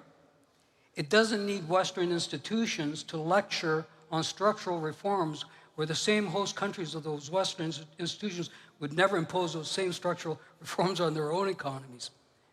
What Africa needs is trade, investment, and development, and it needs to be treated with respect, and it needs to have a hope for the future. And I think this is where the kingdom can play a really important role as a non-aligned geopolitical player that has relationships with all the great powers to be partners with Western companies, because when you look at political risk in some of these countries, a lot of Western companies are very shy about taking on that political risk, especially when you're looking out 10, 20 years to develop a resource into a mine. And it's nice to have an 800-pound gorilla as your partner. So that is my take on Africa. But I really think we need to think about Africans and what they need for the future. And I think the needs of the West and the world at large for critical minerals shouldn't be mutually exclusive with the fact that Africans need to prosper. Right, 800-pound gorilla is a compliment, not an insult. Tom, you obviously do a lot of work within Africa, a lot of investment. I wonder which side of that coin you feel strikes sort of closest to the heart in terms of the reality of what you face. No, it was very, very well put by Frank. I mean, so we at ICBC Standard Bank, we have one foot in Johannesburg, if you like, and one in Beijing. That's where our two shareholders are, and we work everywhere in between, as well as in Latin America and North America as well. And yeah, look, the fundamental truth is you can move your capital around, or your capital will move to where it feels welcome, to where it's going to get a return, but you can't move the geological resources in the ground, right? So if the projections of copper going to $12,000, $14,000, $15,000 a ton because the world needs another 10 million tons, 15 million tons, whatever, that is going to incentivize capital flows. It's going to create tensions interregionally. It's going to create more tensions on the ground. And so for me, the kind of frameworks that this sort of event established and the interlinkages that get established at this kind of event are very important if you're going forward into that kind of environment where the incentives and the rewards for being involved in this sector are increasing exponentially. Those frameworks, for one or two examples of what being formulated. Well, I think that the key is really, and it comes back to what Jeremy alluded to, is we as a provider of capital are, yes, we're here to extend capital, but most of what we do is about risk assessment and risk mitigation, and it's that communication of what those risks really are, what can be done to mitigate, what realistically you cannot do to mitigate certain risks, and then how you address those buckets. For us, we deal with physical risk, with operational risk, with environmental risk, with reputational risk, with legal risk, all of those kind of risks, and it's sharing that experience. And both of our shareholders over the past 10 to 15 years have been exposed to a lot of those risks and have taken an enormous amount of criticism for trying to intermediate and trying to deploy capital. And that's one of the difficulties that you face as standing in the middle of this industry. Right, 'cause I was just going to ask you then, does the private sector need to raise its risk threshold if these hugely ambitious targets are to be realized, and if these minerals are ultimately to be mined and processed and supplied and delivered to transition our energy? I'm not sure it's about raising the risk threshold. I think it's more about alignment of the different perceptions of risk and the different coming together with different motivations and incentives and reward structures. When you're talking about, as you have to be in this kind of environment, intersection between the public sector, the private sector, NGOs, multilateral institutions, all of those kind of sectors of our world have different time horizons that they think on, different return metrics, different shareholders that they have to please, and it's kind of getting to some, hopefully not quite as small as it is, point on that Venn diagram. It's expanding that center point so there's greater overlap, and we can get things done without having to go through the 10-year permitting processes or the 5-year legal battles or whatever else it is. Quite. Alec, I wonder, from the Vice Minister's comments, whether you think things are as bleak is the wrong word, as challenging perhaps as they sometimes sound. I mean, you obviously, you're trading in many minerals all the time. Some are more plentiful than others in any case. How much of a problem is there in terms of supply and excavation? So you kindly introduced Traxys as having a 100-year history in trading in future minerals. And we simplify the supply chain for suppliers as well as for off-takers. The logistics, Jeremy alluded to, but also the working capital financing that we unburden the suppliers from, as well as the off-takers, and we manage that physical risk as materials flow from origin to destination. And so we do this across 65 different metals. We only trade metals. We're a real pure play global supplier and trader of those metals. I think that the key for this industry is to remind itself of the basic laws of economics and comparative advantage. Do what you best and outsource the rest. I also tend to tell my wife that as it relates to our children. But I think it's true in this very complex industry where there are delays, cost overruns, uncertainties related to the geology. And so to have to, on top of that, spend your time thinking about logistics and working capital and using your capital inefficiently for that, that's where we come in and can really help take that complexity off the table and really smoothen the entire global supply chain. That's our job. That's our reason for existing. It allows to avoid some of those bumps in the road that the minister was alluding to. Okay, so let's park the bumps in the road for a moment, because I want to bring in at this point His Excellency Saad Al-Khalb, CEO of the Saudi Exim Bank. Your Excellency, I think actually, first of all, you've got an update, haven't you, for us in terms of funding and potential? Yeah, thank you, David, for keeping me the last of the panelists, because I can hear a common statement here is challenges, which is typical in this industry. It's a long-term, capital-intensive, and carries more commercial and execution challenges than any other standard investment tools. Saudi Exim and similar entity around the world plays a crucial role in mitigating this risk by different type of investment, insurance, or financial tools. In addition, mitigating liquidity gaps that may face project owner, lenders, or investors, and even traders. So that's where we came as a state-owned and semi-state-owned entities to support the crucial industries that will take us to the future. For example, in the Asia region, during the past decade, over 50% of the mining projects were provided by state-owned entities or through governments. So that shows that a stable financing tools is really required, in addition to the commercial lenders, to support this industry. When I come to the update of the Saudi Exim, although we are a young export-import bank, started in year 2020 as part of Saudi Vision 2030 initiatives to support the growth of non-oil export of Saudi Arabia. Since inception, in less than 3 years, we did over $2 billion to these industries.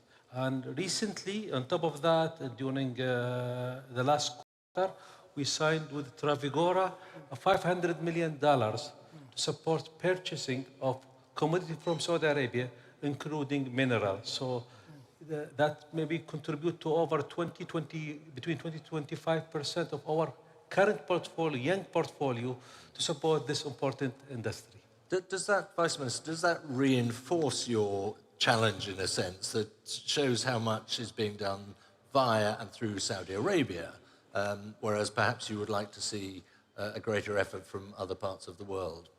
Yes, thank you, David. I think the summary of what the whole thing is that energy transition would require minerals to more minerals 4 times or whatever.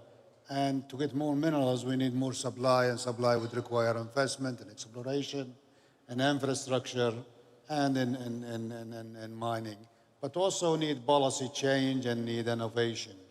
in the super region, the super region or the Africa, what would they would need, the team has been alluding, Frank and the rest saying, would need more investment in infrastructure, investment in exploration, investment in assets. We need to de-risk whatever risks that are there rather than run away and loot. Minerals need to come from a new jurisdiction. And Saudi Arabia is a new jurisdiction. Saudi Arabia mining is a new sector. We have worked hard. We know we are not attractive at the beginning. We made the assessment and we worked in many parts. Saudi Arabia first has a huge demand. We were the fourth largest net importer of minerals. We have a $2 trillion of projects. All these projects, construction progress, would require lots of minerals.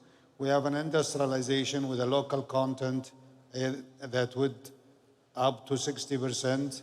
We have seen the EV manufacturing facilities of 300,000 and more, and the rest of the military and other manufacturing of the 12th sector all require minerals, and this would increase demand for minerals in Saudi Arabia, and that's why we brought in the mining strategy or mineral strategy, where we invested in Saudi Arabia. The first thing we done, we transformed ourselves to be an investor-centric. An investor journey is the language we brought from businesses to the government. So investor is a king for us, like customer are. And we have transformed ourselves. We made it digital. We have invested in the information, and the National Geoscience Database is one of a kind. It was not there, now one of the best in the world under our Saudi Geological Survey. We made a survey of the kingdom. Exploration, due to the new law, investment law, that's investor-friendly and stable and ensure stability. We have 4 times increased the exploration licenses. We got into only 5 years and doubling our resource discoveries. We discovered new minerals like rare earth and niobium and other minerals and more copper. We also working more and more into our exploration here.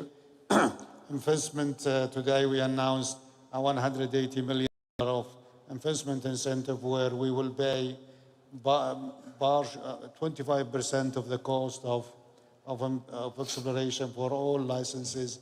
If the expertise are there, then we will pay so. So we will de-risk the country for more investment, more creation.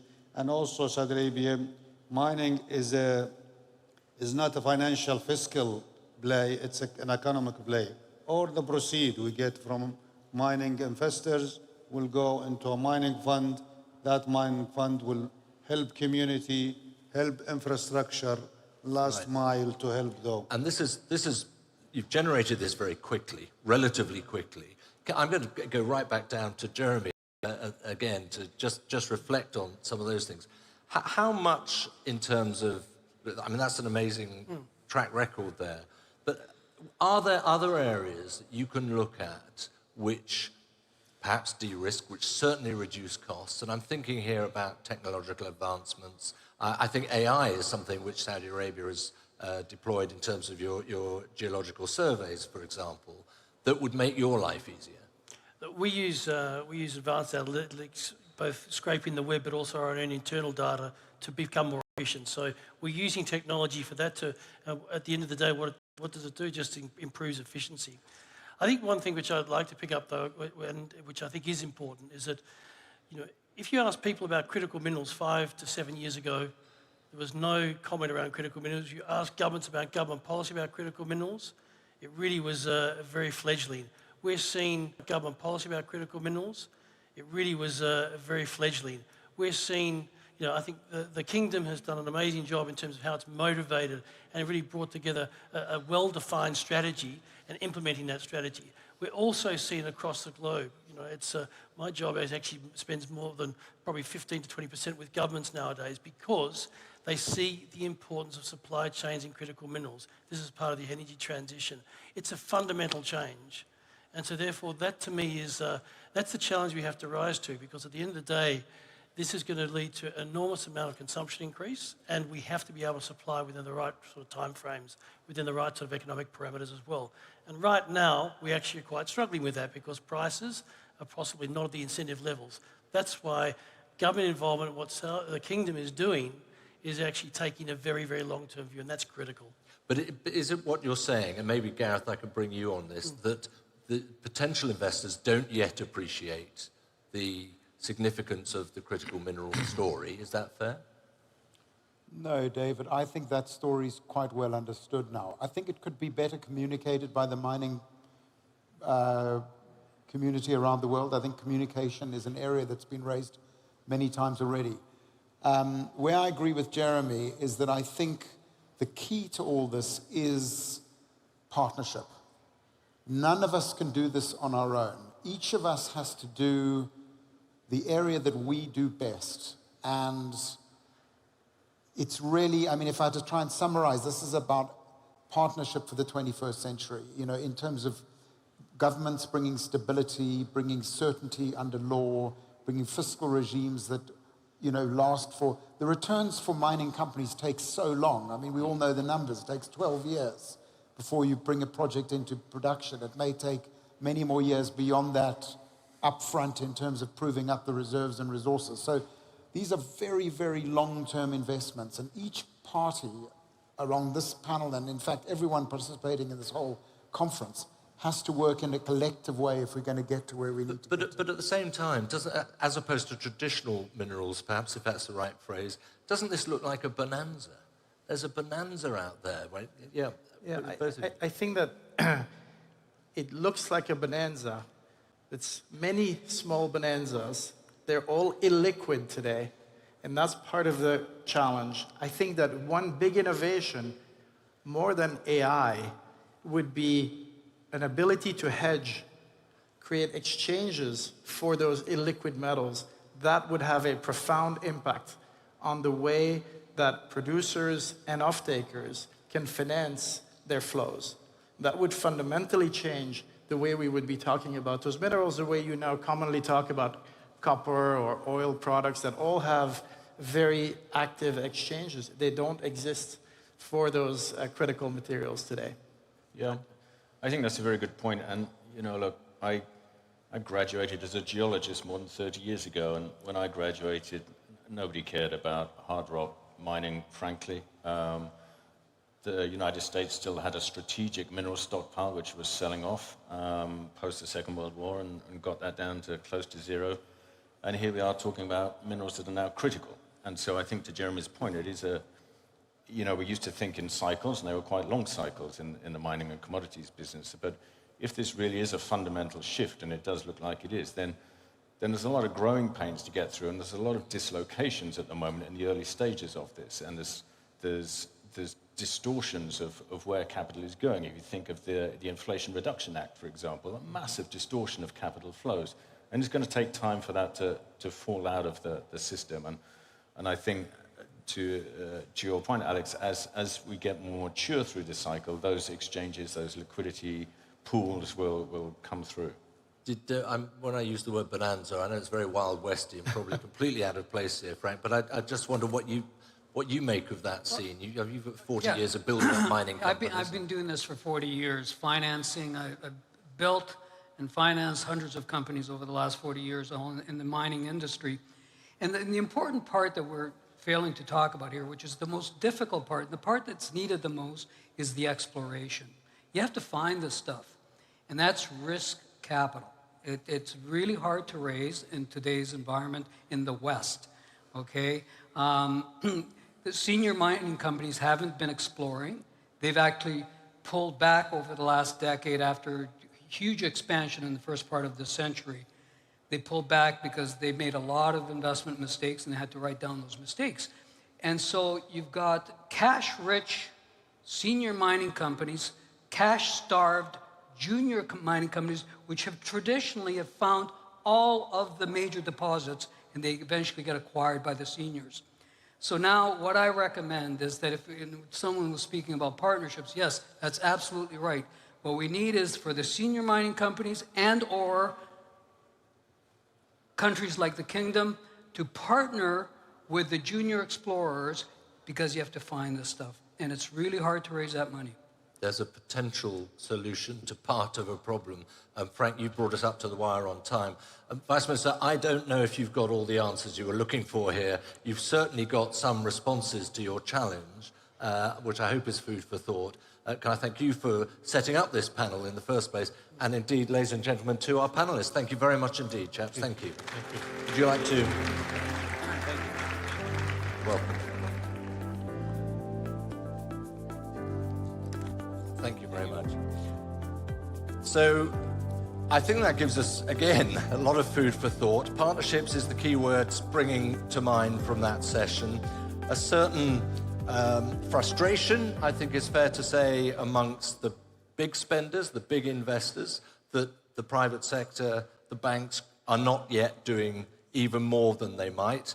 But at the same time, let's have a sort of reality check there, that there are myriad reasons, once again, why you might think twice, you might look at that risk, the risk level is high. How do you therefore de-risk? How do you bring that down? And that comes back to issues of policy tied in with a readiness to invest and, of course, finding the right partners in which to do it, which, again, although that wasn't particularly expressed there, I think was clear that you need partners who know their patch and who have the connections to make these sort of opportunities, these sort of contracts, these sort of very long-term investment returns to work.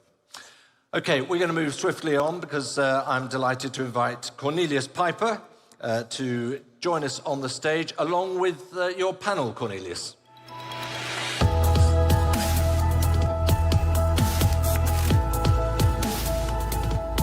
Welcome to the next panel. My name is Cornelius Piper. I'm a senior partner and managing director with BCG, Boston Consulting Group. We have a fantastic panel here. Her Highness Princess Nora bin Turki, His Excellency Faisal Ali Al Brahim. We have Marna Klote from Ivanhoe. We have Alec McKeels, who's a board member of Traxys, and we have Bill Opplinger, who's the CEO of Alcoa Industries. Welcome, everybody. Thank you for making time and for joining us. We heard a lot today about the reality that we are facing and the urgency to move forward with the transition. The world is undergoing a large transformation from a reliance on fossil fuels to more renewable, low-carbon sources. And the dynamic that we're seeing has been underscored also by the historic deal at COP28. There's a real urgency to act. Emissions should be dropping fast by about 7% a year, though they're still increasing. And to make this transition happen, to turn it around, mining is obviously critical. All the technologies, most of the technologies that we will be requiring need critical elements, critical minerals, and we're seeing the danger of structural shortages until 2030.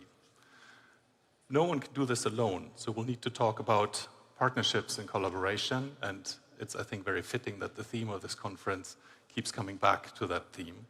We'll be talking about this in some depth at this panel. And there are also some critical questions to be addressed.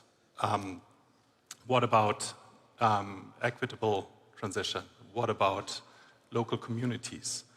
What about security of supply? And with all these questions, we have, I think, a good panel here to tackle and to discuss some of those.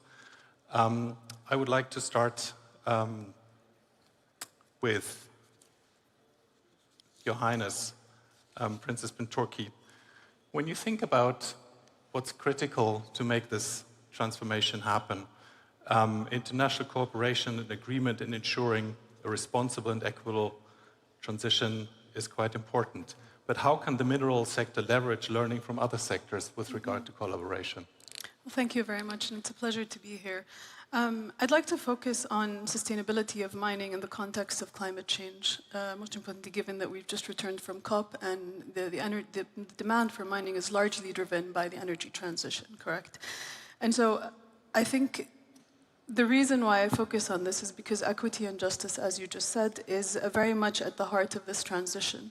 And the mining sector will, an industry as a whole, looking at it from the upstream side all the way throughout the value chain to the downstream side will become front and center and move away from the fringes of the negotiations and discussions around the transition, right? And it's going to be getting more and more of the spotlight. So there's a bigger responsibility on the industry to become more sustainable, to become more equitable in its practices. And there are good examples, but they're not the best examples. The mining industry can certainly do a lot more than what it's currently doing. But I think it's important also to focus on some of these good practices because the extractive industry as a whole has got a really bad rep, some to faults of its own and some to faults of some. But I think there is an opportunity now to redefine what the industry is doing and how it engages with local communities, how it engages with indigenous communities to ensure that the transition is really equitable and just. And I think this brings us to the topic of working with developing nations in particular. The biggest, and we see that these every year in the COP conferences, the biggest issue is not, you have the transition away from fossil fuels, you have the discussions around renewable sources, but the biggest issue is the issue of finance. And it's constantly an issue. And the developing nations are really, at the low end of all of this because they are competing for capital. There's no lack of capital, but they're competing for capital because of the cost of capital, the cost it takes them to develop their own economies and to develop resources. And that is a important factor when we're looking at the mineral transition, the energy transition and the role of minerals. How can everyone from the investment side to the developers, to the refiners or the developers of resources think about the solutions that will actually benefit these communities and ensure that they have the capacities in order to bring projects into bankability? Because you have investors going to developing nations with buckets of money looking for projects, eager for projects, but when they go on the ground and talk to some of the people there, there's nothing that's bankable. And the reason that that's the case is because they lack the capacities necessary. They don't lack any resources, but they lack the capacities that allows them to get from this initial stage into the development stage and the bankability stage. Thank you. Yes, this shows very tangibly the challenge. Thank you. Yes, this shows very tangibly the challenges really that we're facing here. I'm hearing that we now also have the virtual line to our sixth panelist, Jonathan Price, the CEO of TEC, who's joining us remotely. Welcome, Jonathan. Thank you for making time. And we have him here on the screen. My next question would be for you, Your Excellency. Given the global trends about the critical minerals that we've been hearing about, and also the kingdom's rapid growth and the priorities that's been given to these industries, to these materials, what are the investment areas that you see as a priority for the kingdom with regard to the energy transition? I think we need to keep in mind, first of all, the global context. The kingdom today is a bigger player on many fields, many sectors. It's more integrated in the global economy, and it's contributing positively to solutions that will help alleviate some of these challenges that we will face globally. The global context, if I may, is challenging in several areas. First of all, the demand that we are going to see a surge in is going to be huge in the next 16 years, more than double demand for minerals that are critical minerals or rare earth minerals, that elements that actually go into, as Her Highness said, into the energy transition process. On top of that, we have over the next 10 years, 20, 30 years, from now until 2050, the extracted minerals that are required will need to grow fivefold. That's around 3 billion tons of cobalt, nickel, lithium, and other critical elements, and rare earth elements as well. And just to give an example, what goes into an electric vehicle in terms of minerals is 5 times, 6 times more than what goes into an internal combustion engine car. I'm not plugging the internal combustion engine car, but we need to be realistic in terms of what we need to do to get that supply.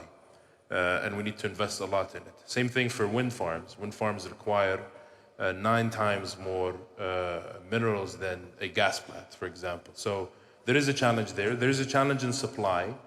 Overall, I think the main challenge is the concentration of the development process, and there is room for that to be disrupted or complemented as we all move towards availing that supply.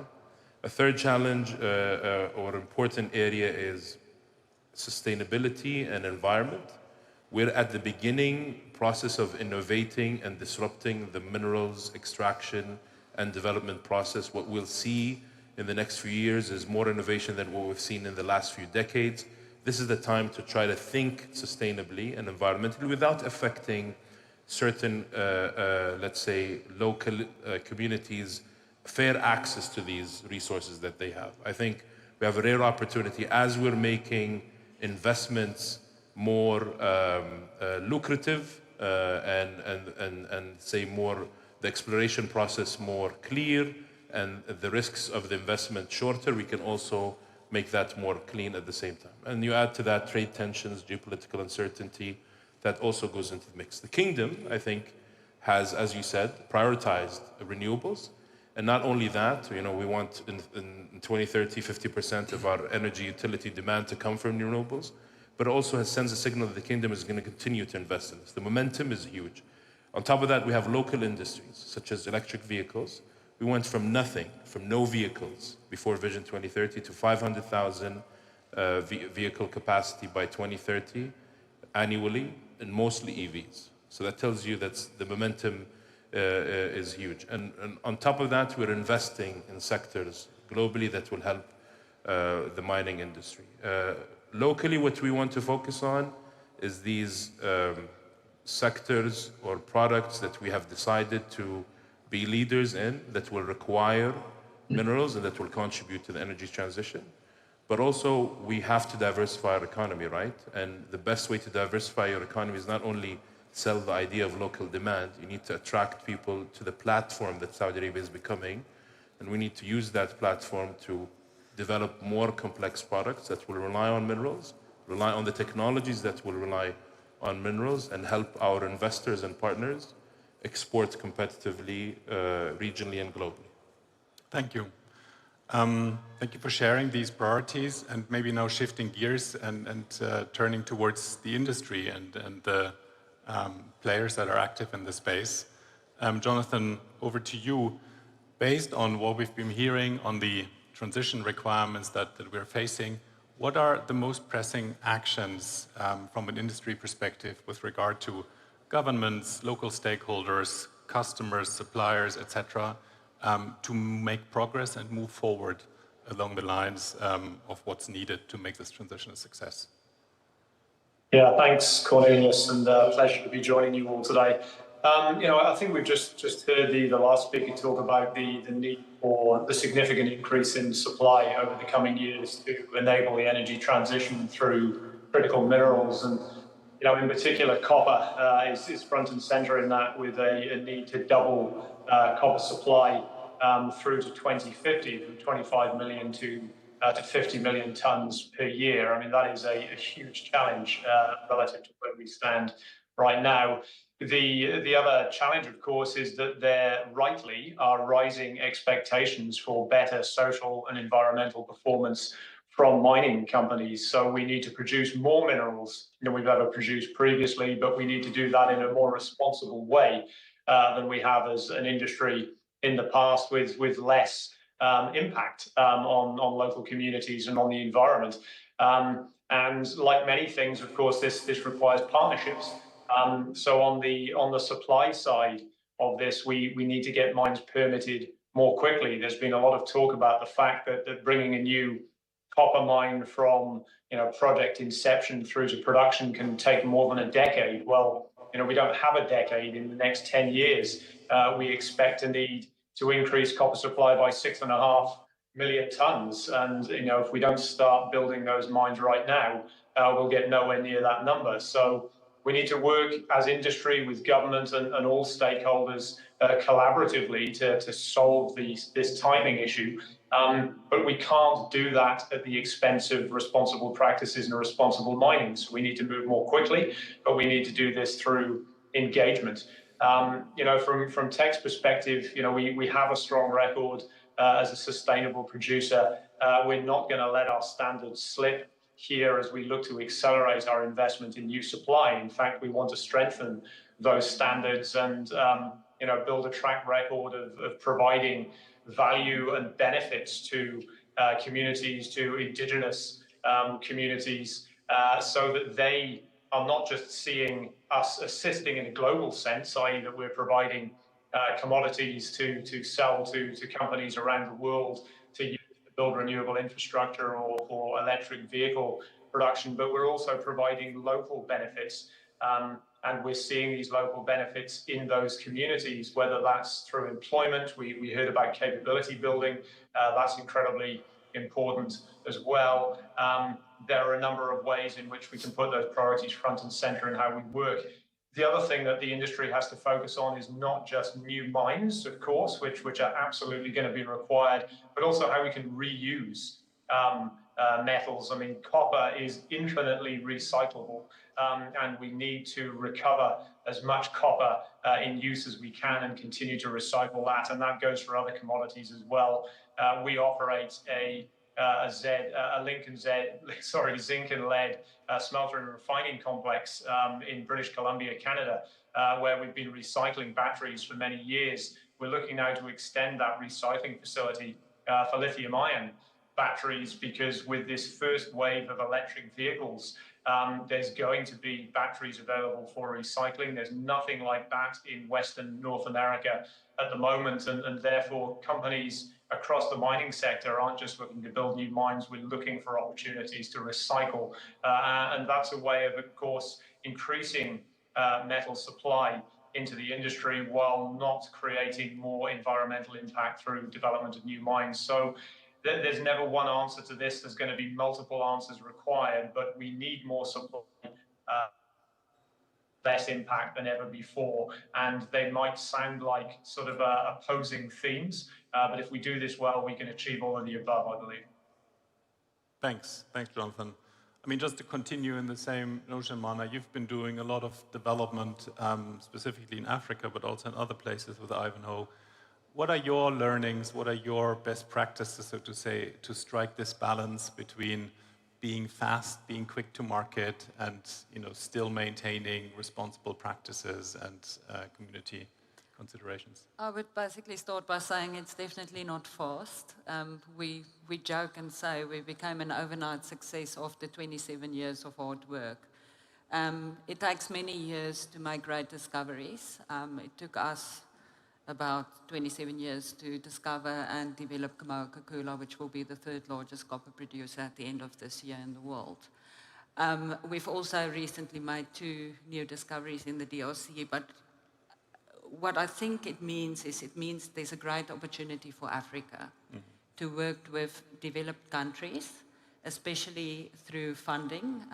Her Royal Highness really raised a valuable point. It's sometimes about access to capital, infrastructure development.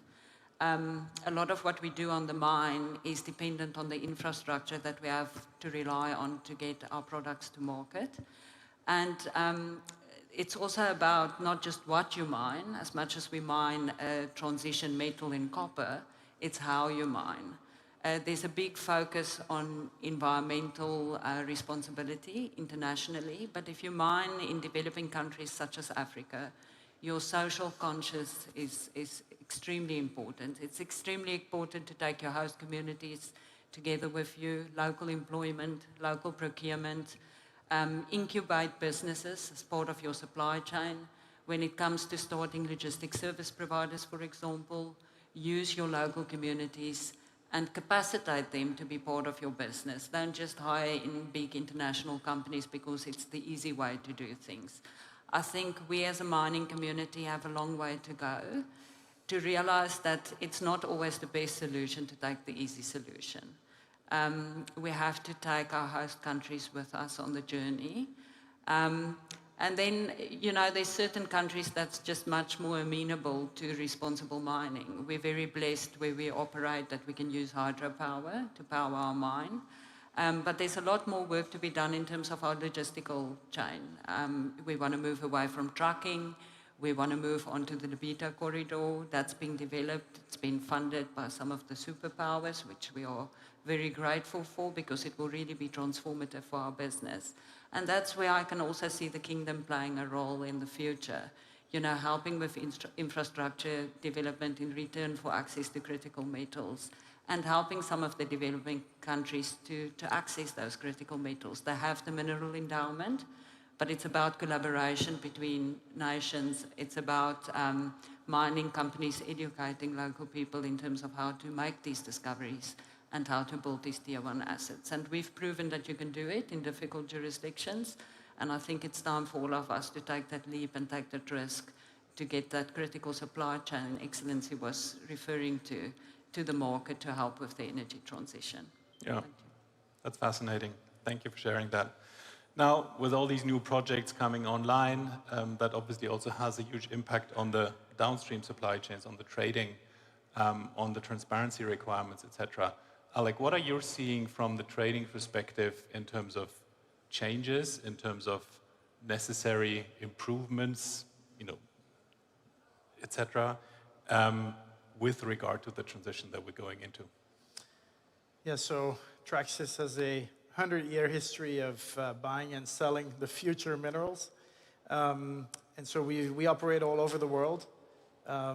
And we focus only on metals, about 65 of them, and all of their grades and subgrades. So we operate in all those geographies that were raised today, some more difficult than others. We also are very active in the recycling world and supporting new projects at a very early stage where governments want to make sure that there's a marketing partner associated with those recycling projects. So those are big changes to our industry.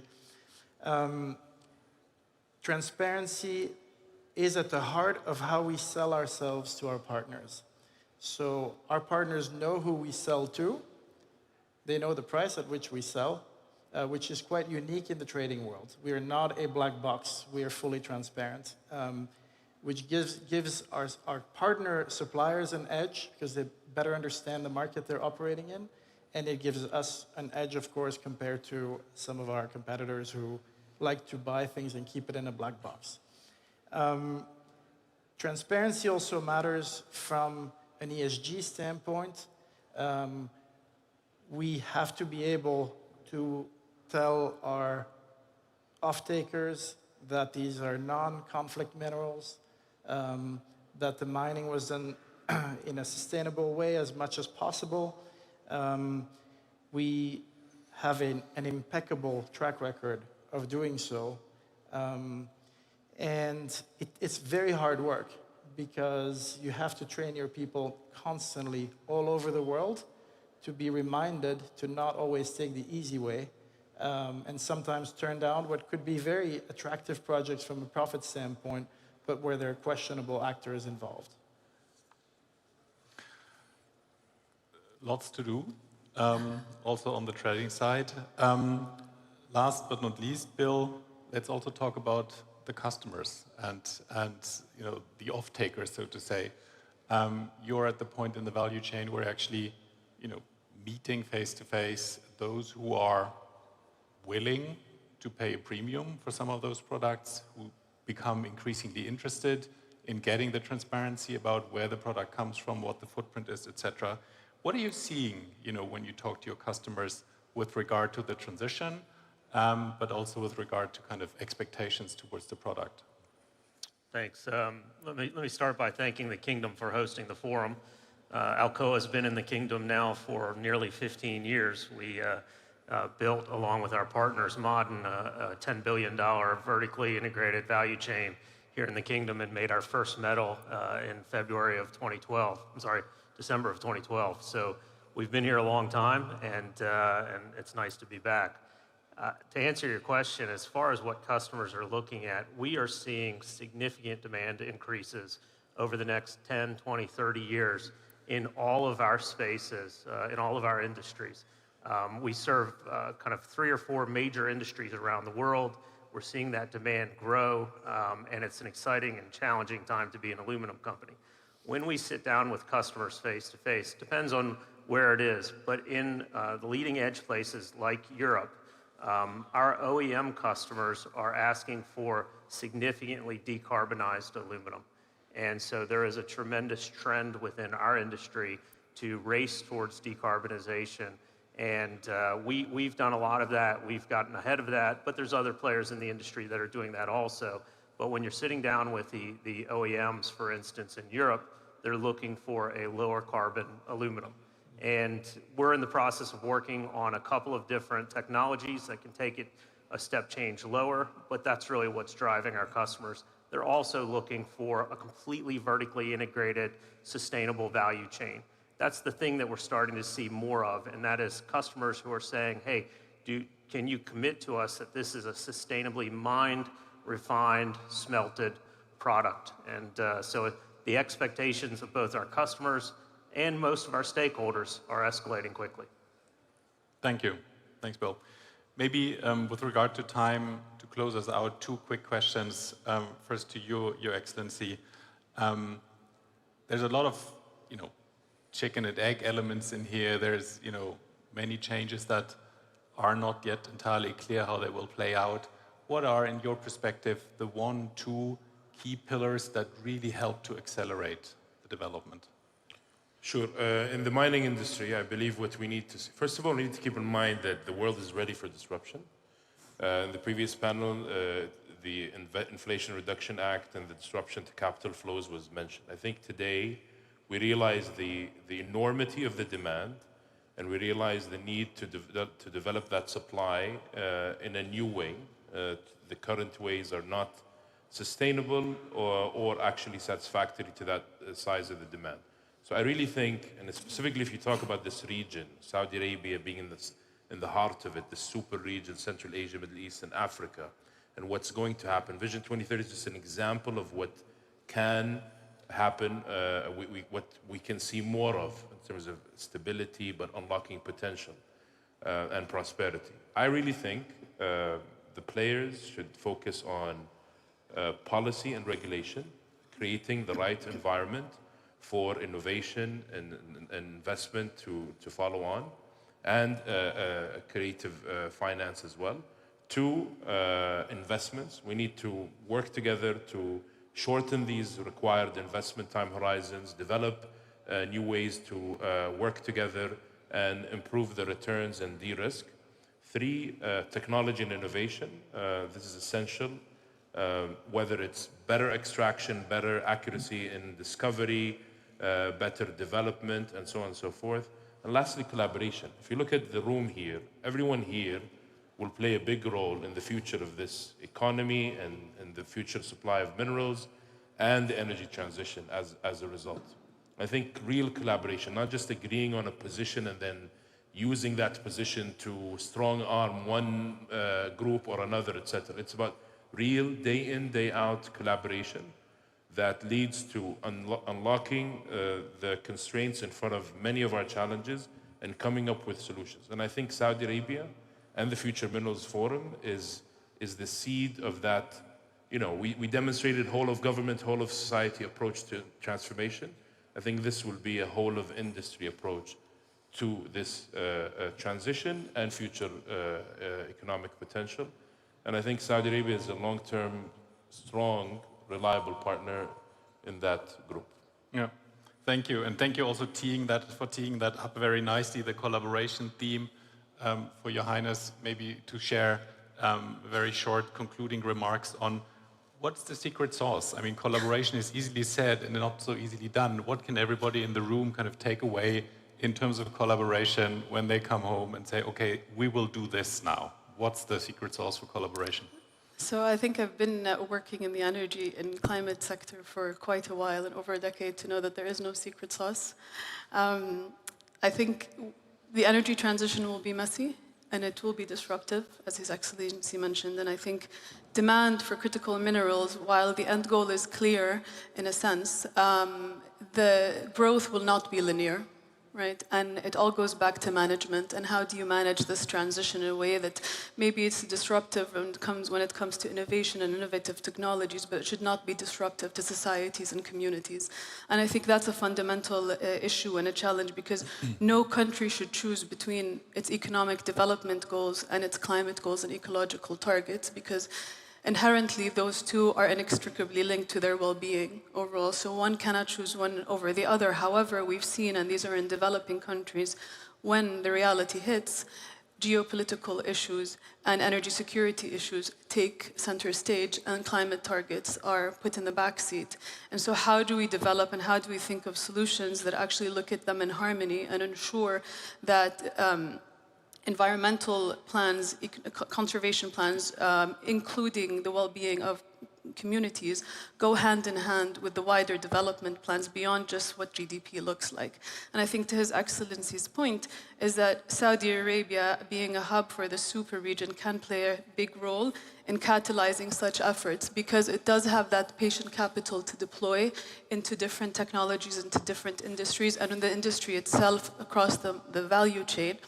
But also share learnings, build capacities in countries that lack those capacities, including ourselves. We are still learning, we are still developing our capacities, but we also have demonstrated that we're able to translate our learnings and share our learnings with others at little to no cost. Thank you very much. And thank you very much to all of our panelists today for this discussion, for some of those insights. There's a lot of work to do. Thank you for everything you're doing and many others are doing. And yeah, let's conclude the panel with this. Thank you very much. Thank you.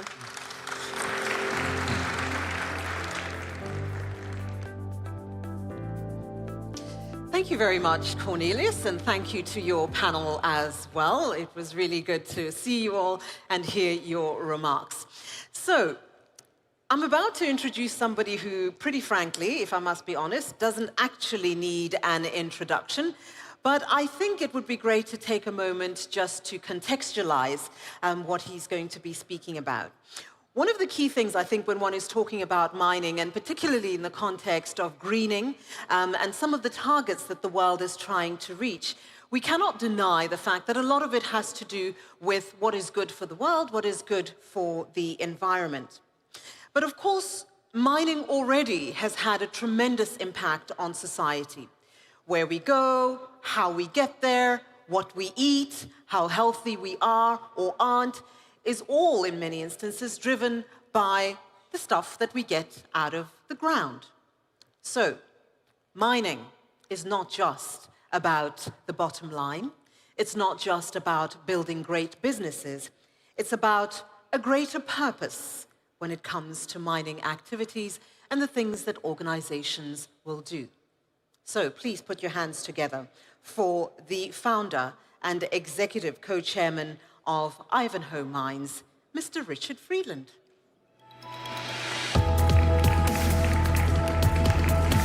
Thank you, my dear.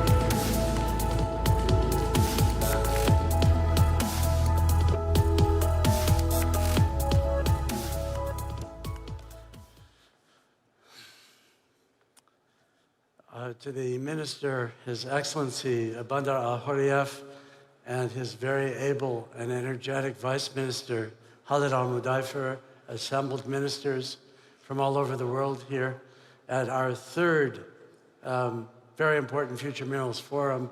It's a great honor to be here and spend 18 minutes with you, giving you some hope and starting from a point of departure where we were at the first meeting.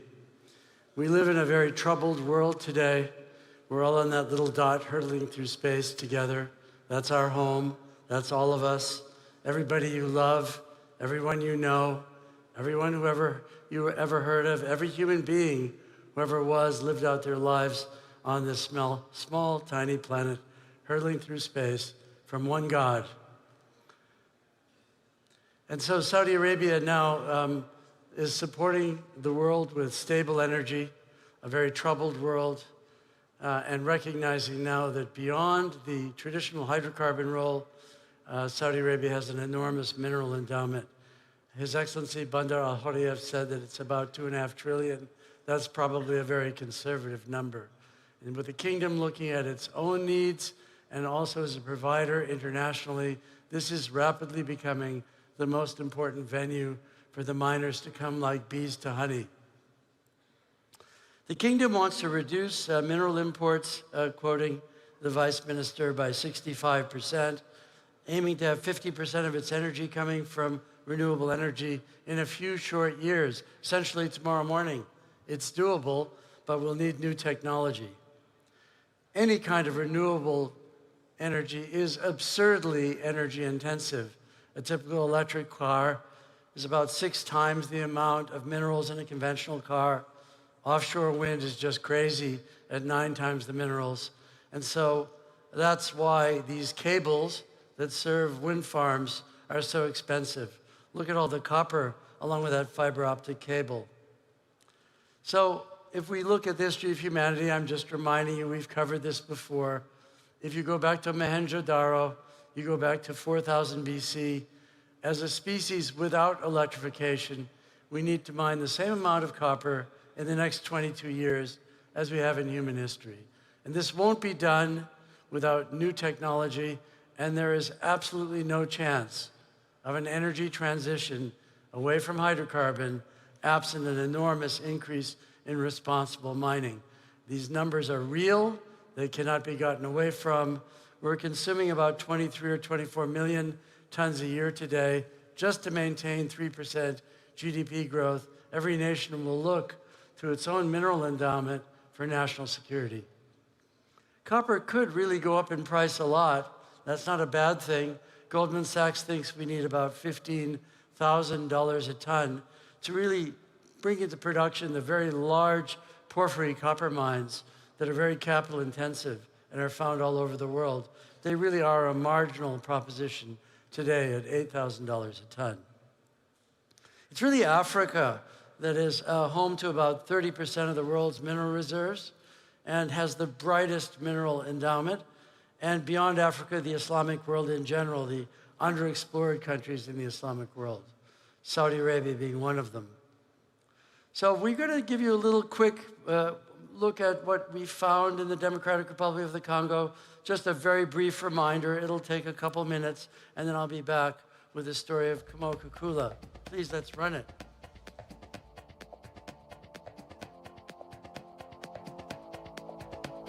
Over 27 years ago, Ivanhoe Mines geologists began exploring for copper in the Democratic Republic of the Congo. In 2008, the efforts paid off with the discovery of Kamoa, followed by the ultra-high-grade Kakula discovery in 2016, both recognized today as the 4th largest copper resource in the world. In 2021, first production began at Kakula, on budget and months ahead of schedule, only 5 years after initial discovery. In 2 years since, Kamoa-Kakula has completed a second expansion and produced over 800,000 tons of copper, generating over $3.3 billion of EBITDA, and is ahead of schedule to complete its Phase 3 expansion in mid-2024, taking annual production capacity to over 600,000 tons of copper. With extremely high copper grades, as well as green hydropower partnerships with the DRC state, Kamoa-Kakula has the lowest carbon emissions of any major copper mine. By the end of the year, Kamoa-Kakula will commission a state-of-the-art copper smelter, producing 500,000 tons of copper anodes per annum, reducing cash costs by approximately 20%. We also recently announced the first copper shipment on the Lobito Atlantic Rail Corridor, a project supported by the US and the EU, which took a third of the time compared to the existing export routes by truck. Ivanhoe Mines recently disclosed major exploration results for its Western Foreland properties adjacent to Kamoa-Kakula, including a Kakula-like Kitoko discovery. This is further proof that the DRC will be the source of For over 2 decades, we have been investing in the development of our local communities and environment, changing the livelihoods of thousands of people, including our full-time employees, who are over 97% Congolese.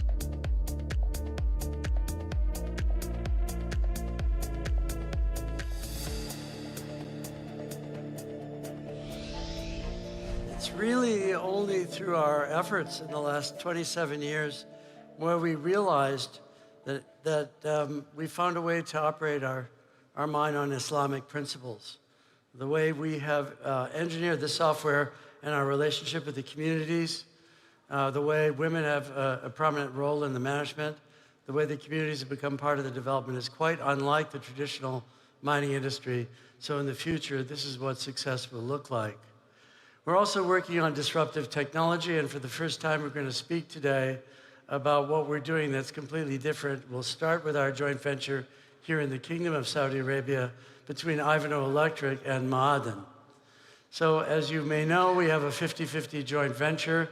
We started working where I first came 32 years ago at the Alamar mine, which is about 150 kilometers west of here. And we'll give you a very brief video on what we're doing. World-class exploration platform to explore for electric metals in Saudi Arabia as part of our 50-50 joint venture with Saudi Arabian mining company Ma'aden, one of the largest and fastest growing mining companies in the world. With Ivanhoe Electric as operator, our joint venture has commenced the first deployment of our Typhoon system to begin exploring approximately 48,500 square kilometers of underexplored Saudi Arabian Shield, an area larger than Switzerland. These highly prospective grounds host some of the world's most ancient and significant mines, such as the Mahad al-Dahab, or Cradle of Gold, which has been producing gold for over 3,000 years, and the Jabal Sayid underground copper mine. We are honored to partner with Ma'aden as we work together to uncover the tremendous mineral potential of Saudi Arabia.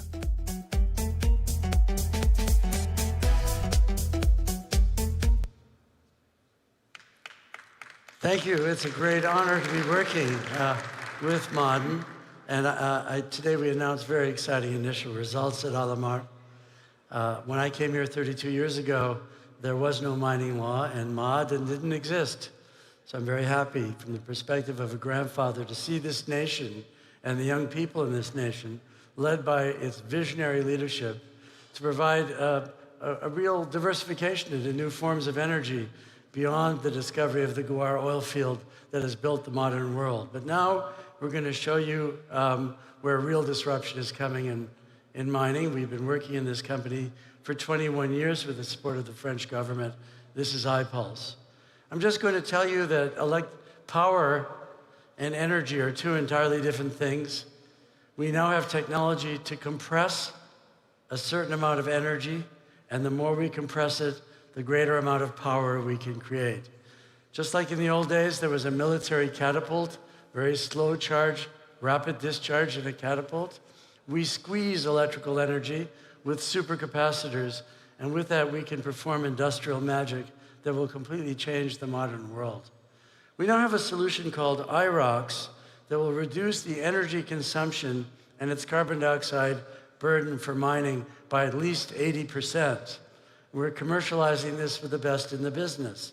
BHP is the largest mining company in the world, and Breakthrough Energy is founded by Bill Gates, who founded Microsoft, who's brought in a lot of top technology investors, as well as the European Economic Community.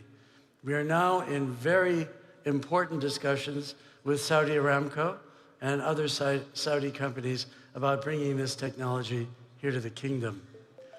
So IROX is our division that is going to change the economics of mining. A lot of the energy in mining is to take the rock and simply crush it into talcum powder to liberate the metals. That's where the energy consumption is in mining.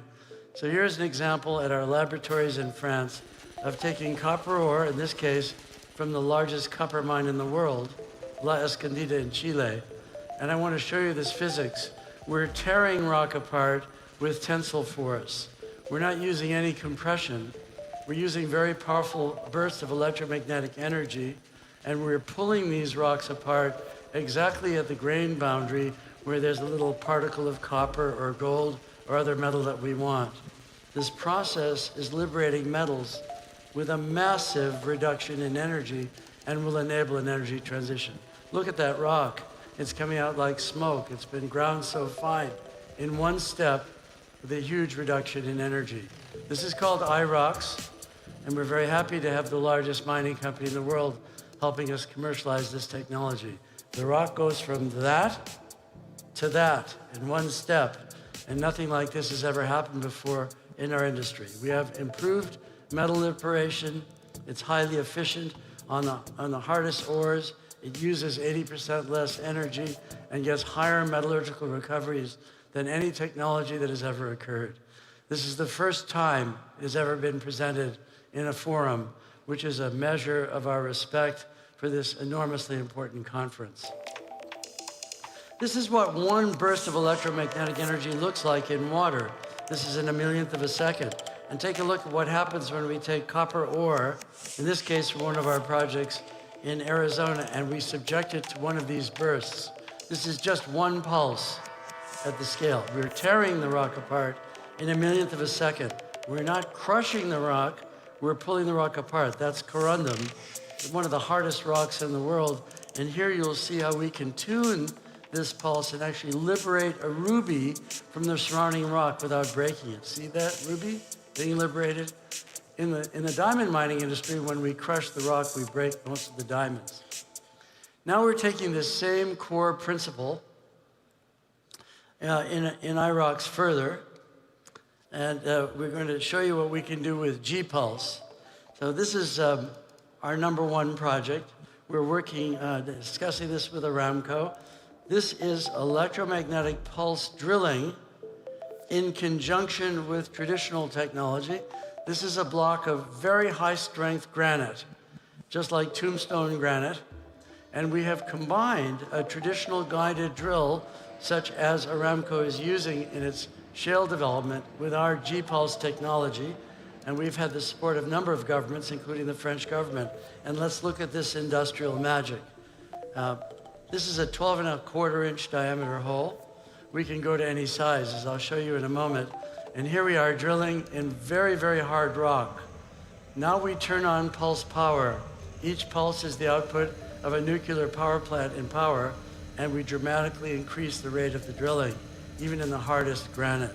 This is going to completely change the world. Every one of those flashes is an electromagnetic pulse ahead of the drill bit. The drill bit is going through that granite like a knife through hot butter.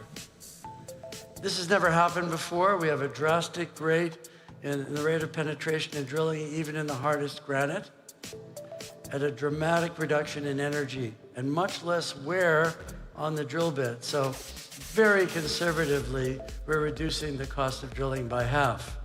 Now I'm going to play a film and show you how this is going to completely change the world, because it was dynamite that led to the Nobel Prize. Now we're going to show you what drilling can do.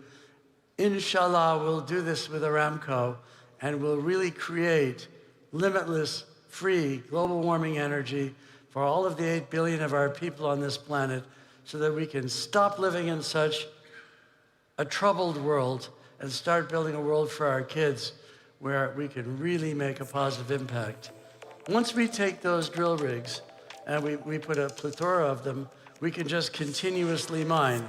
We won't need a milling technology at all. We'll just go through the ore body continuously, and that material coming out the back will be liberated with IROX technology.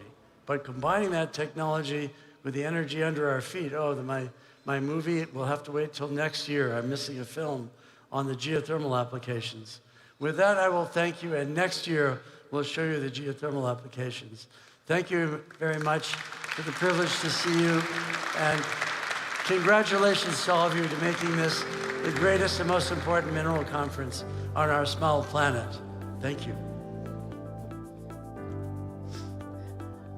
Thank you, as always. Thank you very much, Richard, and thank you for bringing all the toys. Yes, it was good. It was understandable, and you introduced all your toys, which is great. So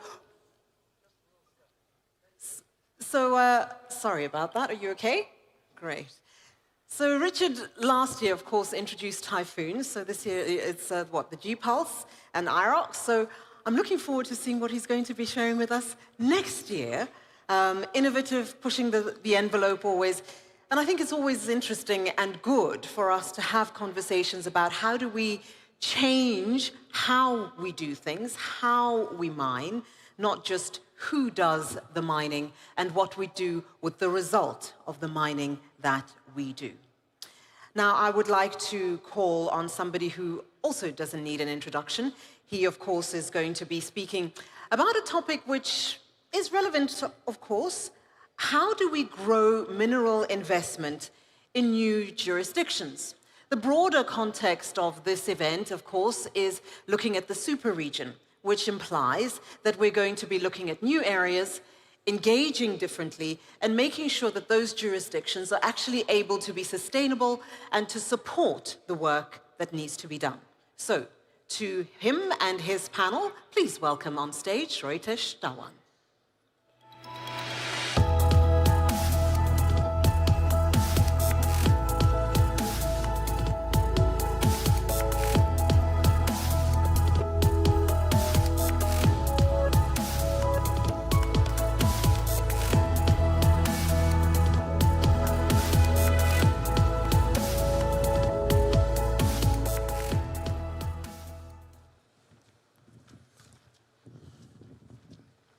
Well, good afternoon, everybody. Thank you for joining us for this panel. You've been hearing all day about how important it is to grow the mining industry, and today this fantastic panel is going to tell us how we're going to do that, where and when. Now, to say that we have a commodity trader, a bunch of miners, a steelmaker, and a minister in the same room sounds like the start of a joke, but it's not. It's the start of our panel, and we're going to hear from each of them their view of the world. Starting with you, Your Excellency, Minister, you must be so pleased to see Saudi Arabia so firmly on the map in the global mining industry. How does the world look from your point of view when it comes to where mining is going to grow? Thank you very much, and really I'm very proud of where we are today. In less than 3 years to see this forum become what it is today is really very rewarding. So I would like to thank everyone here who have helped us to come where we are. When I started in this job, I never expected actually that we would do much in mining in 3 or 4 years. To see where we are today is just showing how much potential there is if there is the true will of the government, of the legal, I would say, ecosystem to do something that makes the country interesting in terms of attracting investment, attracting investors, but not only that, is actually participate in global challenges such as the transition, the supply chain disruption, and so on. So we are very privileged. I believe we were able to probably capitalize on the fact that we didn't have the legacy. We started on a more or less on a blank sheet of paper, designing what could be the future of mining in a country where it aspires to utilize its natural resources, but at the same time add value, diversify its economy. And I'm happy to see where we are today. Definitely, the thing that we should be focusing on from now on is the amount of investments that needs to be coming to the sector. Mishari, you're very proudly from the region too, but a different part of the industry. You operate in the processing side. Tell us how it looks from your point of view. That's correct. Perhaps I should start with a few words about Fulad. Fulad is an owner of a major pelletizing plant in Bahrain, one of the largest in the world in single site, and definitely the largest merchant plant, pelletizing merchant plant. It's also a majority owner of Sulb, which is a steel maker based in Bahrain and in Jubail in Saudi. Our view of mining is specifically a view of iron ore mining. And of course, we realize that many developments happening in the emerging markets, but in particular, we were very excited and very interested with the development happening in iron ore mining in Saudi, which relates to us in great deal. In terms of grades and type of iron ore, we're producers of DR pellets, primarily DR1 pellets. So our interest is in high-grade iron ore. What we would like to see is an increase in investing by miners to produce high-grade iron ore, specifically because of the shift of steel makers from blast furnace to electrical arc furnaces from sustainability perspective, which require more of high-grade pellets that are fed by high-grade iron ore. Mark, you must be a happy man, given where the gold price is, and this is before the Fed has started to hike interest rates, but you're also somebody in our industry who has a proud legacy of building new mines. So where do you think the new mines are going to come from? So, Ro, first of all, it's again a pleasure to be here and listen to the conversation. I think we all set ourselves this objective of having an open conversation. I think honesty is an important part of that. And as you know, we have started the process of banking the great Reko Diq project in Pakistan. And I think on the back of that vision 2 years ago of telling the truth to the people on this planet, that we can't switch a switch and turn it green. But more importantly, we need to bring the rest of the world with us, because we might want to make batteries for California because they're big polluters, but we need to industrialize this world. And we all talk about risk and how risky it is to develop mines. And I think for us, we've got to say it's about responsible mining, as you and I talk about often. And to be responsible, you've got to be accountable. To be accountable, you've got to be transparent. And you can't do it on your own. And so the example that's been set in this forum is that governments have taken an interest in their own endowment. And so that's the first step in a public-private partnership. Partnering between the skills, the workforce that are a most important natural endowment any country has, and then unlocking the God-given endowment that we have in our countries for the benefit of everyone on this planet. And so for me, I'm excited about Pakistan. It's going to be a fantastic example of how, if you work together for a common vision, you can deliver something that will transform a nation.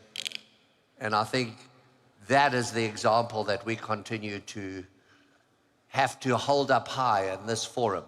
And as I said last year, we've got to be careful about landing up, following everybody else in the world, because that's not a good place to be. And I would like to encourage everyone in this conversation that it's our responsibility to be honest and allow society to also guide us in our ultimate destination. Well, Mark, your friend to the right talks about truth-telling. There are a few people I could say have done that consistently through their careers like you have, because you've talked about the importance of mining to society. Tell us how it looks from your point of view, but also your really unique partnership that you now have with the Kingdom. Well, first, thanks again for the opportunity. And again, as Mark, congratulations to the country and the leadership for the vision that they've shown in bringing everyone together, something very unique and quite special. I've always said we should not be apologists for our industry, because if you look around this room, everything in this room came from mining. The mining industry produces the materials for everything. We can't create matter it has to come from somewhere. It comes from the ground. And even the ancients understood that mining was the most critical industry on the face of the planet. Second point, our industry has a net positive environment footprint, producing fertilisers and other products to shrink our human footprint in terms of the crops we grow, shrinking our in urban footprints because we can build up using the materials from mining, means that we don't spread across the land and kill diversity. And third, in terms of the contribution we make in terms of water, the products that we produce purify the water, desalination plants, all those materials come from mining.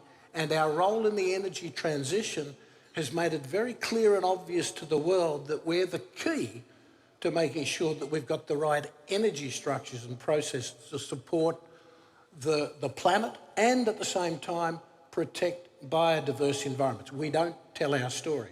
So when I talk about the importance of mining, growing mining, the first thing we have to do is tell our story. And in my view, without mining, social, environment, those possibilities are just not possible. We're the key. That's the most important point. The 3 points in terms of how do you grow, the how, or the where, as Mark often says, and I heard Mark say this a few months back, it's not about geopolitics, it's about geology. And I think his example in Pakistan is a great one. You have to go where the materials are. So making sure that the country has the endowment, and we've seen that great announcement yesterday from Geological Survey, absolutely critical. Secondly, in terms of the what, the key areas for us, we think, in terms of encouraging investment is access to land, political certainty, having the skills, even if you have to bring some skills in terms of domain knowledge, experience, building the skills within the country over time. It's policy frameworks, it's consistency, and it's understanding how all those pieces work together. And then finally, the how. There's a responsibility on us as miners to do our work well. We can always improve.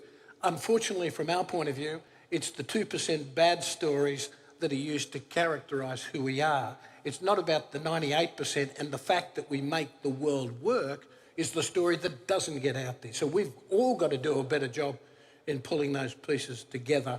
And for me, that's the key message about or around how we can support countries develop investment in the material sector.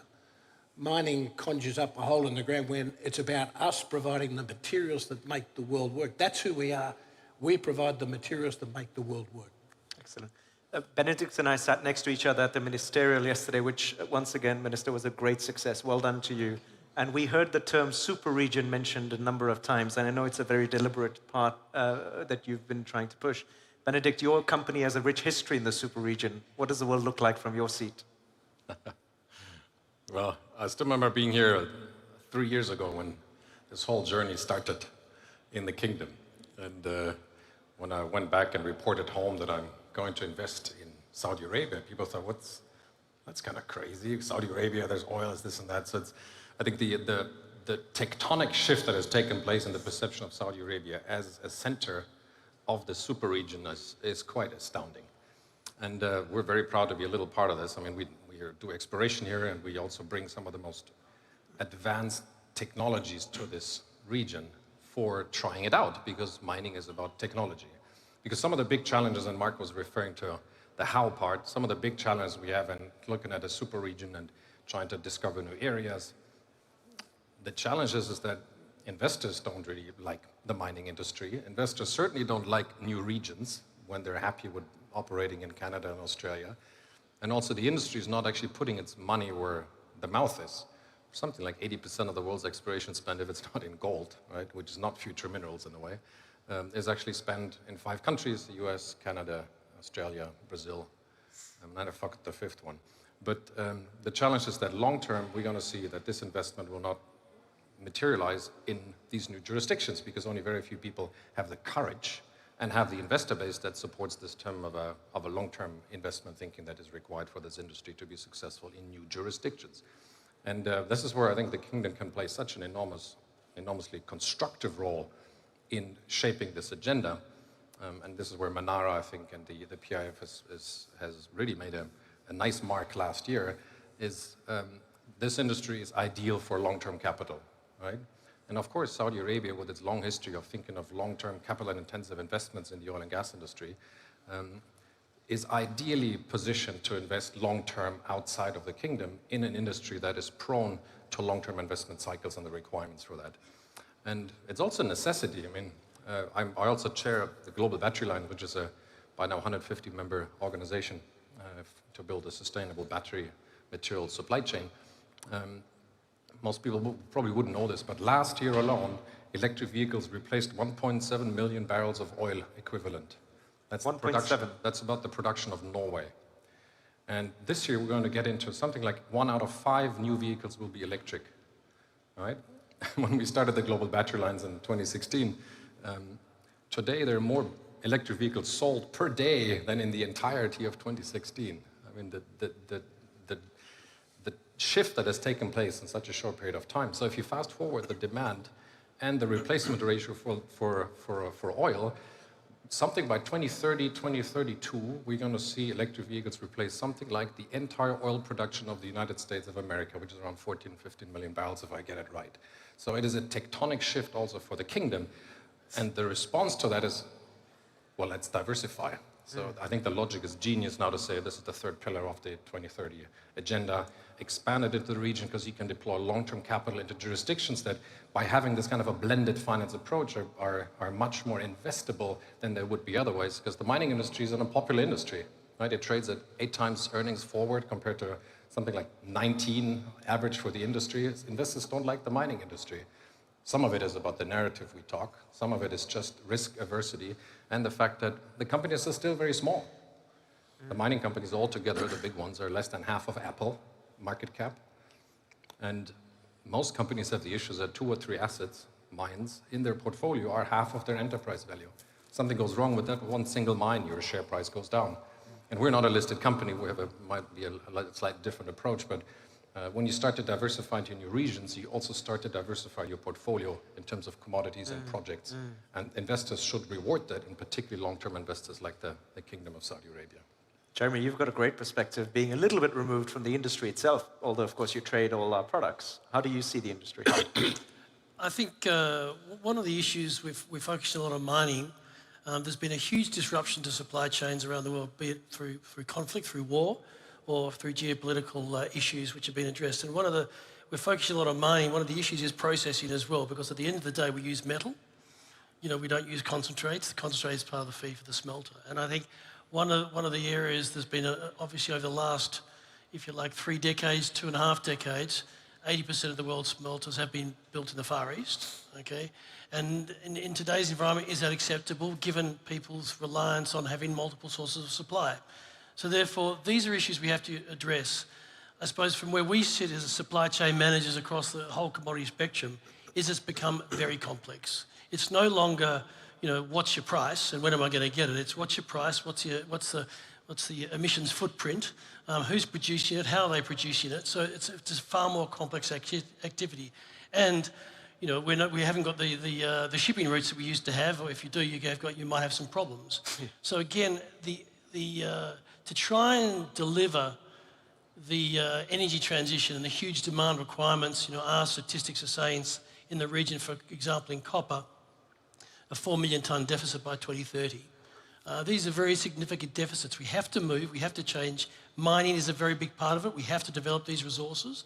We also have to develop the processing and make sure that we get it to market. The only other thing I'd also like to comment on is that technological changes are also making it quite uncertain. If you look at what the battery market's done, you know, if you had a cobalt mine, you know, 5 years ago, you were sort of saying, well, we're in a great position. If you see what's happened with the lithium-ion battery market from NCM to LFP markets in China, it's been a massive swing in a very, very short period of time. So therefore, as it was said before, you're making very, very long-term investments, yet with technological changes, there's absolute challenges which are coming to the fore. So these are some of the dynamics which the industry has to deal with. That's a brilliant overview. Now I'm going to get specific with each of you. Ms. Shirey, can I ask you, what is your next big investment? Our next big investment is actually, this is a timely question. Our next big investment is a pelletizing plant in Saudi. This is a timely question because we're progressing well. We've been allocated gas, which is a great major milestone for the project. And you know, it comes natural and obvious expansion for us in many ways. Saudi is the largest economy in the Middle East. Saudi has Vision 2030, which is shaping up, and the country is delivering in many ways. Economic growth, all these obvious components, but the most important component is actually, which we're experiencing firsthand, is the conducive environment, the conducive investment environment in Saudi. We went through the process, we applied, we've been, the constructive and cooperative interaction with various government entities is very remarkable. We've always known Saudi through our existing business, and we've always commended on the way we've been treated. And but the recent measures are very remarkable, make Saudi one of the top investment destinations, and this is coming firsthand from firsthand experience from an existing process we're going through. I'm very, very pleased to say our project is progressing well, and it will be a cornerstone of steel industry in Saudi. It's pelletizing 7.5 million tons a year. It will be instrumental to the development of various projects in Saudi. That must be music to your ears, Minister, to hear that the next major investment is in Saudi. Are you feeling similar optimism and interest from other players in Saudi too? Definitely. I mean, today the pipeline, which we measure by the health of the investment, is really quite interesting. And on two fronts. One is the size of the investment, but the other also is the diversity. We are seeing so many projects that are coming, looking at Saudi Arabia as we have planned, is looking at it as a hub, as a place where you can enjoy local demand, you can enjoy access to different markets that are also very close, but most importantly, it is a place where you can actually be very competitive globally, which is really for us the most important element to ensure our long-term competitiveness, long-term ability to continue to grow the sector. So today, after launching our mining strategy, our industrial strategy, the focus now is really bringing in investors. We are working together with all types of investors to ensure that we have the right enablers. In fact, today, in my opening speech, I talked about some of the initiatives that we worked on. One of these initiatives actually is the result of listening to investors, which is the sizable amount of areas for concession in mining. That was not there. We listened to the companies. We listened to their interest in having sizable plots of land where they can be sure they can be there for a long time, and now that is available. And this is really the activity that we are doing. I mean, meetings like this, gatherings like this, and FII also, and others, is a great way to listen and to come back with solutions. And we are even doing similar things on a case-by-case project. But I normally like to study something and scale it up for a larger community. So I'm very happy with the health of the, I would say, the pipeline of business. I'm very happy with our execution of our industrial also strategy, especially when it comes to infrastructure, because this is key to ensuring that we continue to be competitive.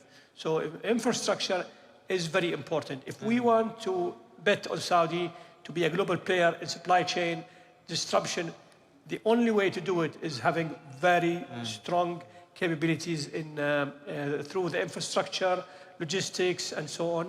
So yes, but we need more. There's never enough. You need more. Excellent. Well, Mark, Benedict says that the industry doesn't like risk, or the investors don't reward risk. But from Argentina to Papua to Pakistan, somehow you managed to do it. How do you do it? So it's all about asset quality rather than jurisdiction. And I think as we learned, and we will continue to learn, is the importance of social license and the license to operate, which you have to invest in. And I think focusing on Saudi for the moment, you know, Jabal Sayed, our copper mine in Saudi, is the most Saudi mine in the country. And we've invested in that, uplifting the skill base of our Saudi management from the general manager all the way down. It's Saudi, and we have one problem in Saudi, and that is we would like to spend some more money, and to do that we need more access to more ground, because that's what the exploration game is. And I would point, we've just completed a framework agreement on investments in Egypt for exploration based on the Saudi mining code, and hopefully we're going to work with the Minister of Petroleum to make that into legislation to attract further investment in this part of the region. So not only is it important about immediate returns, but this industry, to Mark's point, is we've really got to invest. And being aligned with this forum, we have a government that understands the long-term nature of mining. And in the West, we spend our life fighting that requirement for instant gratification from an industry that invests decades ahead. And so we can teach a lot of people from this forum. Yeah. Benedict, the one region in the world besides Saudi, of course, that you are most excited / optimistic about? There's too many. Give us your best one. I think there's real opportunity in the Arctic. As we see climate warming, we'll see ice caps retreating, and we'll see ground opening that hasn't been seen ever by humankind. It's a bit of an irony that to find metals to prevent global warming, we have to go to places that have been more affected by global warming than anything else. But that's certainly an area that is very exciting. But for me, it's about the geology itself and about accessing that geology with tech, right? And we're still not applying the available technology, whether it's within the industry or in other industries, to our own industries. I think there's huge optimization and efficiency gain potential by just taking what exists outside, adjusting it for the mining industry, applying in exploration and processing and transporting and tracking of materials in supply chain provenance and so on. So I think there's a huge potential to do that, and that will lift efficiencies across the board, regardless of the region. Jeremy, can I ask you a question that'll be on many people's minds at the moment? We hear of this long-term supply deficit for minerals, but short-term pricing for nickel, for lithium, all seems to go the other way. From a commodity trader's point of view, how do you see the market shaping up for these critical minerals, short-term, medium-term? On a short-term basis, its prices are often due to the vagrancy of capital flows. You know, you ask most people, what do you think about the Chinese economy? And they'll be saying, well, the property market's on its knees and therefore, you know, commodity prices should be sold. Or you can look at the forward curve on some of these metals and it provides a very nice yield. So there's different drivers in the very short term for these metals. But longer term, we need these metals. Longer term, you know, it takes, according to our calculations, you know, the resources to be developed are 30% smaller than they used to be. It takes 40%, the cost base is 40% more than a decade ago. And this takes probably 50% longer than a decade ago. So therefore, my biggest concern on a long-term basis is that what happens in the 3 to 5 year period? If we are able to do this energy transition, if prices are where they are now because of the vagrancies of capital flows, you haven't got the incentive prices for the general community to invest. I think if we see government sovereign wealth funds, they have a long-term view and they realise that the potential dynamics, so long capital can be attracted to the industry. But my biggest fear is that if we don't see the market move now, we have a real issue.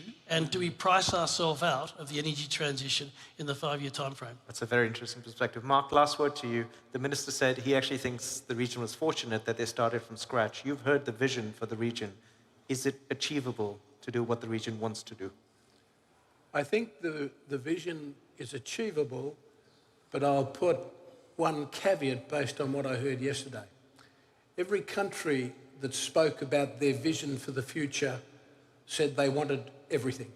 They want exploration, they want mining, they want downstream processing, they want to participate in the supply chains.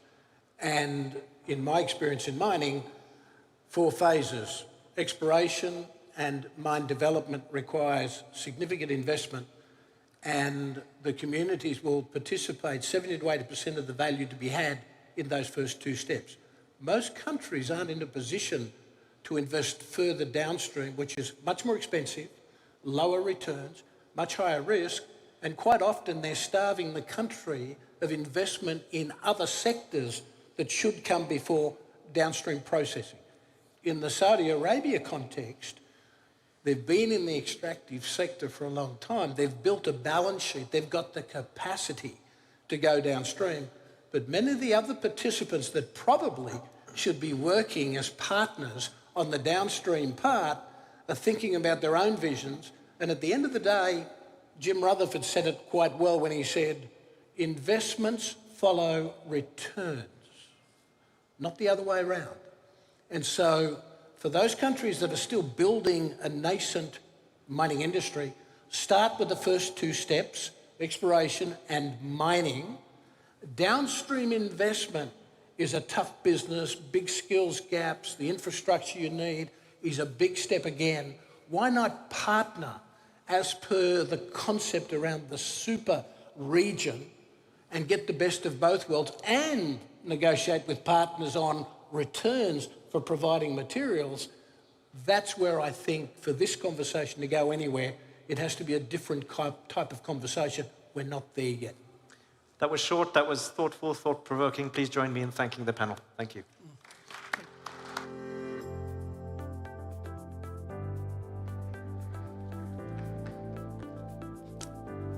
Thank you very much, Ritesh and his panel. Perhaps another round of applause for them.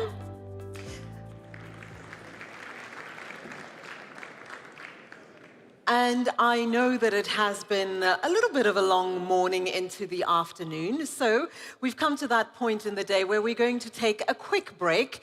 And when I say quick, it is really quick. It's 15 minutes. So may I please ask that we gather here again at 2:55. We'll see you shortly.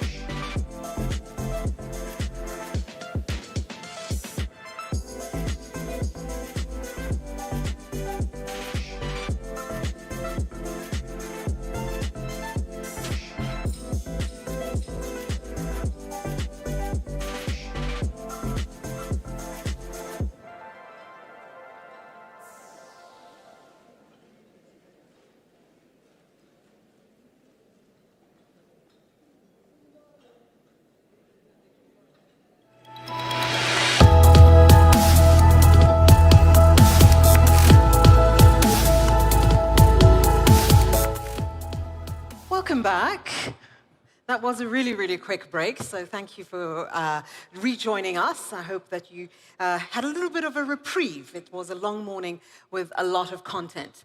We're not quite done. We're about halfway through. And of course, the conversations that have been had have been really important, really significant. And I think helping us really figure out how we're going to take all of this talking and turn it into actual and real doing. We're going to continue the conversation. And I'd like you to please welcome my colleague, Fatma, back to the stage.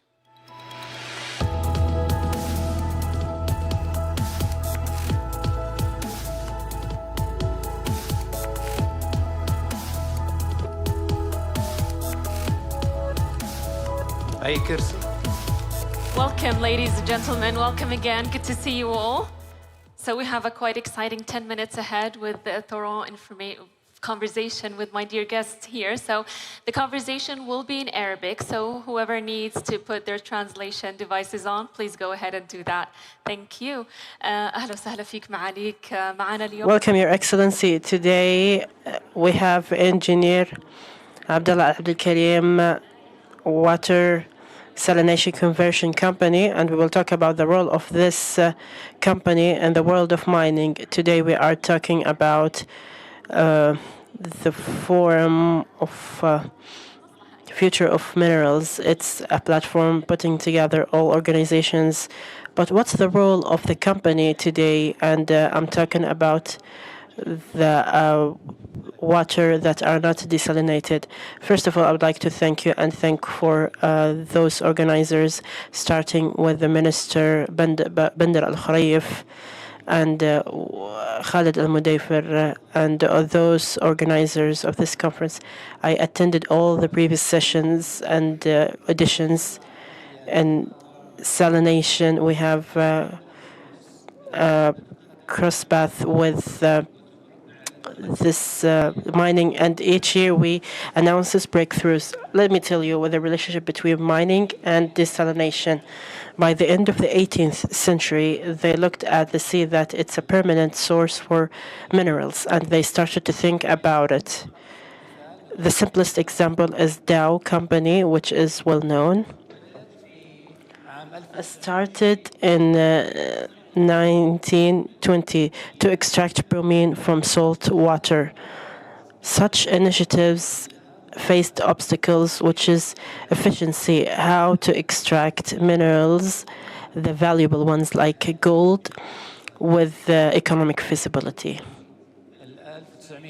In 1920, they extracted gold and they found that its value is more than that of the value of the market. Our target in the salination sector is how to obtain the zero value. We produce water. Water has value. With the water, we have salt extraction that has sodium, calcium, magnesium, and lithium and uranium. All of them have extraction costs later. To obtain the water for drinking that produces minerals with concentrations that are good for mining. Here started the salination or research, and we are advanced in each years. We have contract investments in this conference for those who produce bromine in Saudi Arabia. This is a good news, really. Hopefully tomorrow we will sign this contract, and this is encouraging news. It may not be as the incentives today that the minerals value in the kingdom have increased from $1.3 trillion to $2.5 trillion from 2016 until today. Like copper and gold, we have additive minerals such as bromine that we want to announce in upcoming deals. It's a very important factor in additive industries and very important for industry of fire extinguisher and others. This is very important because it contributes to extracting these minerals. This piece of news deserves a round of applause. please put your hands together, and we are looking forward to tomorrow's signing. Well, now there is a trend for Saudi Arabia regarding minerals and mining sector. We are talking about that mining sector is the third pillar in the Saudi economy. How can the company reinforces this trend? As mentioned earlier today, we have some strides and steps that are advanced, like the magnesium mineral, which is used in the creation of aluminum, one of the strategic industries. And I think aluminum is the only recyclable or has a long recyclable life. My role in salination is not minerals. My role is to reduce the value of water. We will extract the minerals, and we'll have a strategic partner to obtain additional water to feed cities and villages. Our goal that these precious minerals once given to industry in Saudi Arabia, and that will improve the trade balance of Saudi Arabia and will add to the GDP nationally and growth rates for minerals, whether sodium. There are batteries for sodium as there are batteries for lithium. So sodium, magnesium, calcium. Now we have alternatives for them. All these minerals until lithium. Let me focus on lithium because it was mentioned in many research. What if we say that lithium will direct in electronic vehicles and renewable energy? Lithium is extracted in the world from salty lakes, whether in Chile, China, and other countries. Lithium exists in the sea, and it differs in percentage from the Gulf Sea to other seas. In lithium, we produce in one of the stations 1 million cubical meter water. I'm talking about water before minerals. So we produce 1 million. This 1 million that we produce, we can extract with additive and later processes. We can take lithium that equivalent to 180 meter. From 1 million, we can take 180 liter. The factor that whether can make or break the extraction is the cost. If I can reduce the cost to produce lithium and its price is equivalent to the market, then I succeeded in contribution. So every day and always we talk about how to reduce the consumption of energy and cost in extracting such minerals. What's the answer to this question? A year after another, since the 2000 in salination, we improve each year. And what energy consumption rates improve? Now we have the bromine, we have the sodium, we have the calcium, potassium. For fertilizers, it is used and has a feasibility. Lithium needs some time for feasibility, but it's feasible for the future. Anyway, the minerals I have just mentioned have rates growth, compounding rates growth for 4 to 5%, and that encourages demand for such minerals and prices.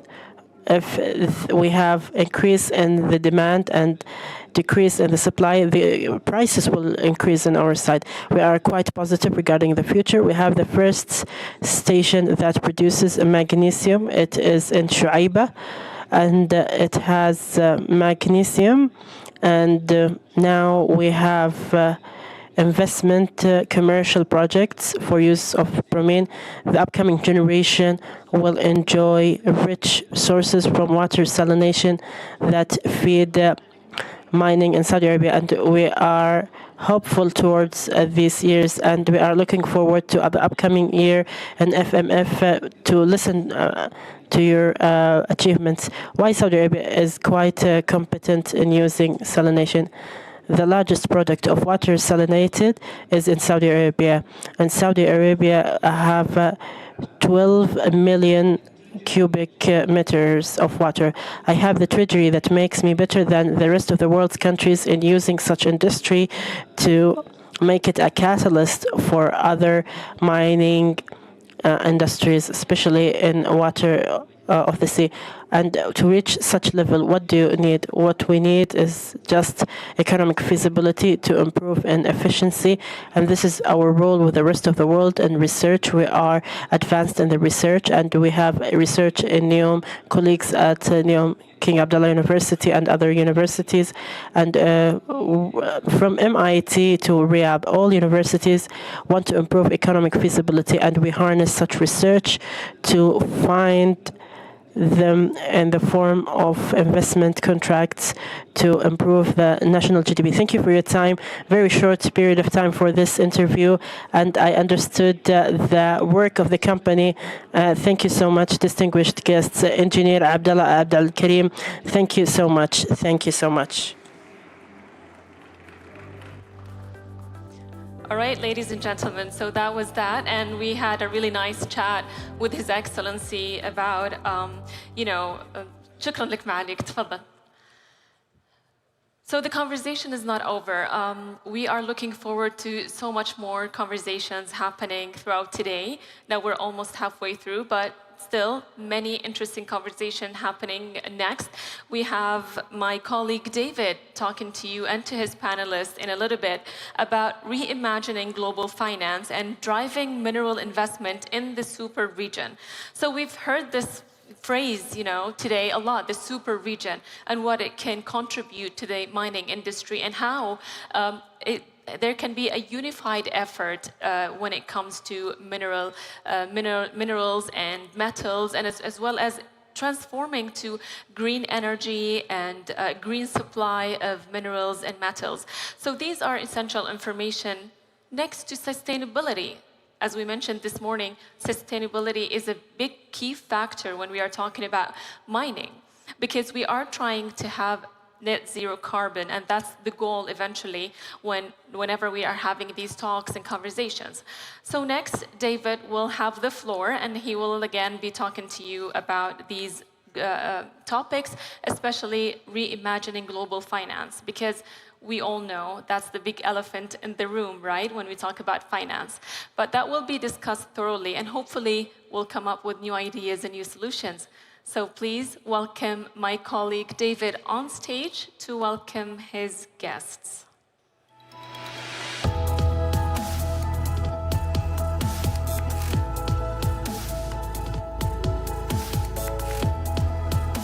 Thank you very much indeed, Fatma. Thank you for that welcome. And a particular welcome, of course, to His Excellency Mohammed Al Jadaan, Finance Minister of Saudi Arabia.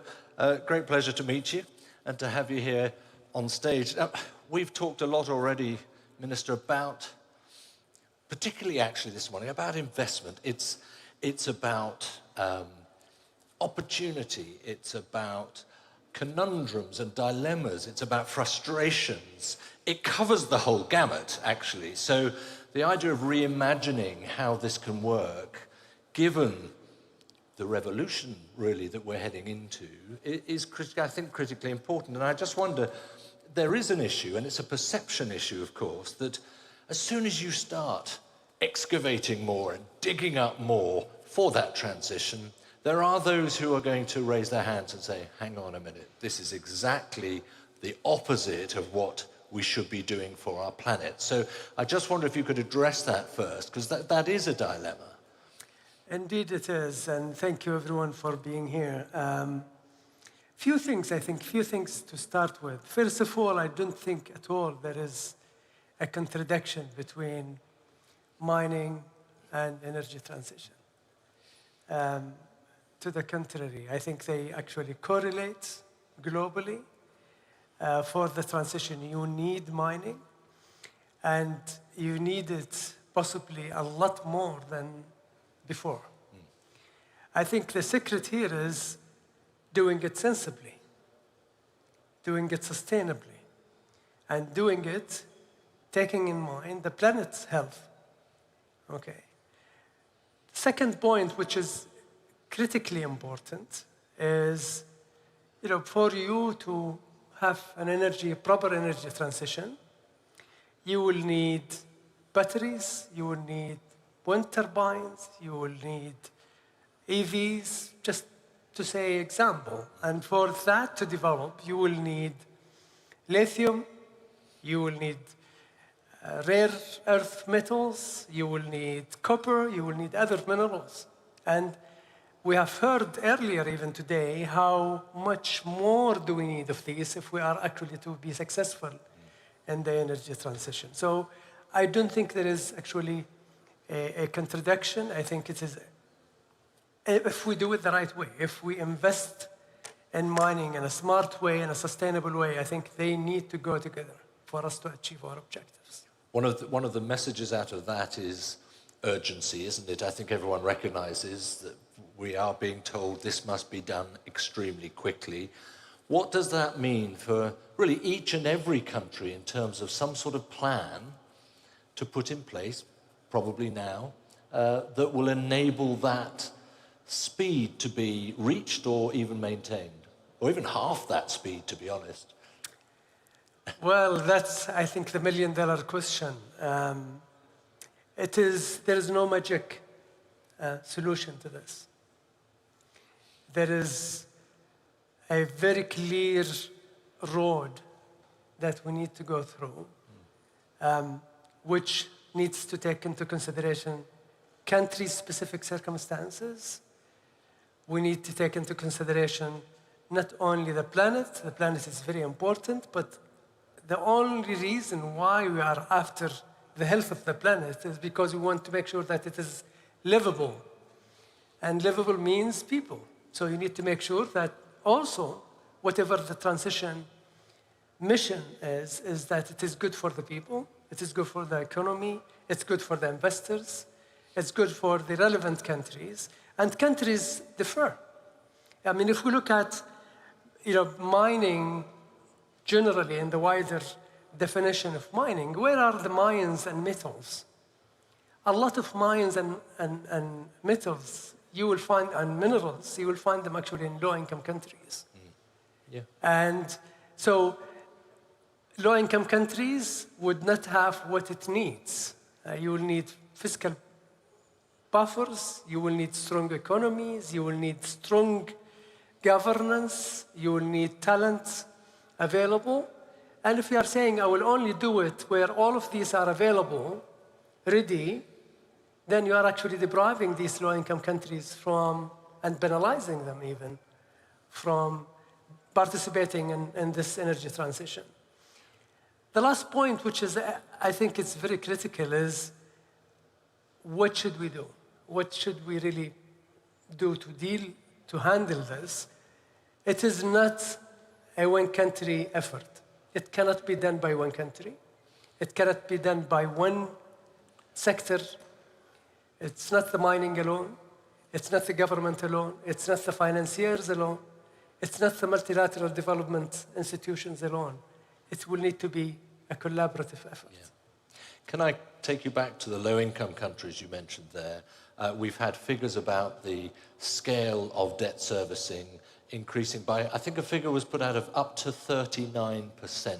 I mean, these are not countries that are going to be able to afford any investment of their own, clearly. And you mentioned also being country-specific. So what, if you could flesh that out a little bit, what does that look like for low-income countries? I mean, they will be listening and thinking, sounds promising. I think a few things. One is, if you look at the World Bank IDA eligible countries, which is around 70 countries who are eligible to borrow, in 22, they had to pay about $88.9 billion of debt service. At a time when they are really, really suffering from multiple shocks. COVID, supply chain disruptions, inflation, geopolitical tensions, and then an interest rate. Yeah. And as you said, it is likely that we will see significant increase in their debt service, 39% increase in 23 and 24. That will put these low-income countries in a very difficult position if we are not careful. And this is why within the G20, within the IMF, and within the World Bank, but also in the wider scope, there is a lot of discussion about how should we deal with debt distress and help these countries restructure their positions, their debt, in a way that is more sustainable, in a way that will enable them to join as a beneficiary from the transition, energy transition, including utilizing their own resources, their own endowment of minerals, of metals, that then will help not only the low-income countries, but also the world in moving into a more sustainable environment where the planet needs. So it's a long journey where all these constituents, whether it is investors, whether it is the multilateral development institution, whether it is the sovereign wealth fund, whether it is investors, need to work together. And there is a lot of effort already underway, but still there will need to be more efforts to make sure that we don't leave these countries behind. There is some optimism in some of the examples you've given there, actually, about extracting now and using that to some extent to help to manage debts. I see interest rates are beginning to fall in certain parts of the world, which possibly would alleviate a little bit of the pain. So let's just have a think then, briefly, if we can, about how you get that investment into the system and now, and who has to put it there? Because, as you've made very clear, time is ticking. Absolutely. I think you will need a combination of few things. You will need strong, robust, clear legislative framework that takes into consideration long-term perspective of this industry. You will need to ensure that multilateral institutions support particular countries who are in need, who really are unable to do it themselves. You need to make sure that you create an ecosystem that is able to actually crowd in private sectors. You need to make sure that you remove ideology from the equation and bring science. And I've borrowed a statement, I quoted a statement from a friend before, which says, you cannot have your cake and eat it and even lose weight. So you can't have these. I mean, it is a balance between the environment, which is very important, growth, which is very important, affordability, which is very important, and making sure that the financial system is able to provide financing to mining companies. I mean, we need a lot more mining than what we have today. I think you have heard it a few times today.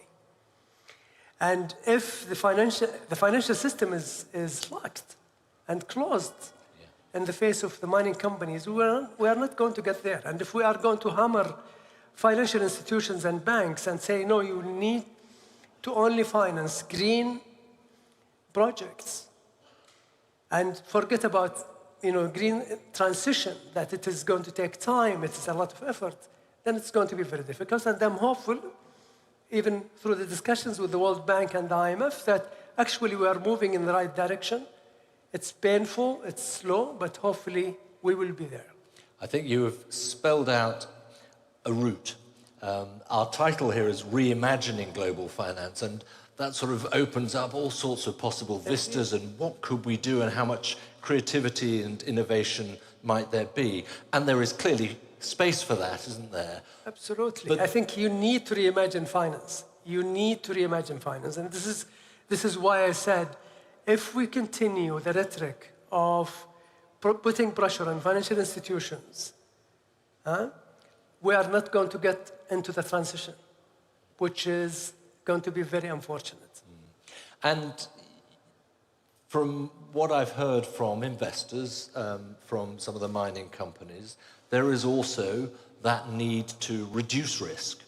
And that has been fairly apparent in much of the work and the development funding that Saudi Arabia has been bringing to the fore. Absolutely. I mean, I think in Saudi, I can tell you, a 70 years journey, we learned a lot. And we learned that you need to take long-term perspective, you need to be patient, and you need to be very focused. You need to make sure that you work collaboratively, you need to make sure that you provide incentives, you need to make sure that you de-risk for the private sector certain risks that they cannot afford to take. But at the same time, you need to avoid complacency. So you need to put them in their toes when it comes to ESG. You need to make sure that they are efficient in their business. They are doing it in a sustainable way. Private sector is able to do this. We have seen examples after examples of private sector actually being able to do this in Saudi Arabia and elsewhere. And there is no reason why this cannot be expanded. But just as a last point, there are investors out there who might be turning now to looking at mining as a possible route, particularly with critical minerals. But it's been pointed out to me here, and I'm very much an ignoramus on mining, at least I felt I was, that it is massively complex and complicated as an investment proposition, isn't it? Is there a way, do you think, of communicating better the messages about critical minerals in particular? I think yes. Few things to take into consideration. One is we recognize as governments that for mining to develop, it is 10, 15 years journey, which means investors will need predictability and clarity in legislation. Investors need to know that the government, as I said last year, the government does not take this as a revenue play, but as an economic play. And therefore, their success as investors is your success. If that equation changes, then it's a problem. So you need to make sure that your legislative process sends this message very clearly, robustly. And you need to communicate. You need to communicate with investors. You need to communicate with financiers to make sure that they all work together to achieve that sustainable development. Otherwise, it will not work. Well, let's hope that this forum is another step on the route from talk to action, which is, of course, the key. Your Excellency, thank you so much for laying that out with crystal clarity as well. Ladies and gentlemen, His Excellency, thank you very much indeed for being with us. Thank you very much. We're going to take ourselves off the stage, and I'm going to hand back over to Tumi. Thank you. Thank you very much, David, and of course, Your Excellency, to yourself. Good to see you. So we've been speaking a lot, actually quite a lot, about how we are going to ensure that not only are we performing better in terms of extraction, so we're innovating in terms of how we explore, we're innovating in terms of how we extract. But one of the big questions, certainly in my country, I'm from South Africa, one of the big questions when it comes to mining is getting the goods from the mine to the port. And that process can often be very challenging. It can take longer than it should. It can take more time than it should. And in this room, we all appreciate that that means it costs a lot more than we would ideally like it to do. So the next question then becomes, how do we deal with the question of infrastructure to ensure that the value we're adding to the minerals we're extracting is indeed maximized? How do we make sure that that happens? That is going to be our next conversation. So I'm going to ask you to kindly put your hands together for my panelists who will be joining me shortly. Specifically, His Excellency Saleh Al Jasser, who is the Minister of Transport and Logistics Services here in the Kingdom of Saudi Arabia. Her Excellency Antoine Nasamba Kalayembai, who is the Minister of Mines in the DRC. Kanat Sharlapayev, who is the Minister of Industry and Construction from Kazakhstan. Kirill Dmitriev, who is the Chief Executive Officer of the Russian Direct Investment Fund. Martin Ayisi, who's the CEO of the Minerals Commission of Ghana. And of course, Qinghai Wan, who is the chairman of JCHX. Please take your seat, who is the chairman of the mining company called JCHX. Gentlemen and lady, to all of you, good morning and welcome. No. Good afternoon. Good afternoon and welcome. It's been a little bit of a long day. Good morning, sir. Good afternoon. Please. That was an unexpected surprise. Do you have any goodies for us that he left? Okay, so the infrastructure question is undoubtedly one of the big issues when it comes to this sector. But perhaps let's begin here in Saudi Arabia. There's no doubt. Nobody has to be told that it's important to invest in infrastructure. We know that it is big. That means a lot of money. We know that it is costly. How is Saudi Arabia intending not just to deal with that here, because your country is very large and you don't necessarily have that infrastructure to move all of this 2.5 trillion that you're going to find in the ground? How are you intending to deal with that, but also to make sure that you are playing the role that you intend to play in a super region context?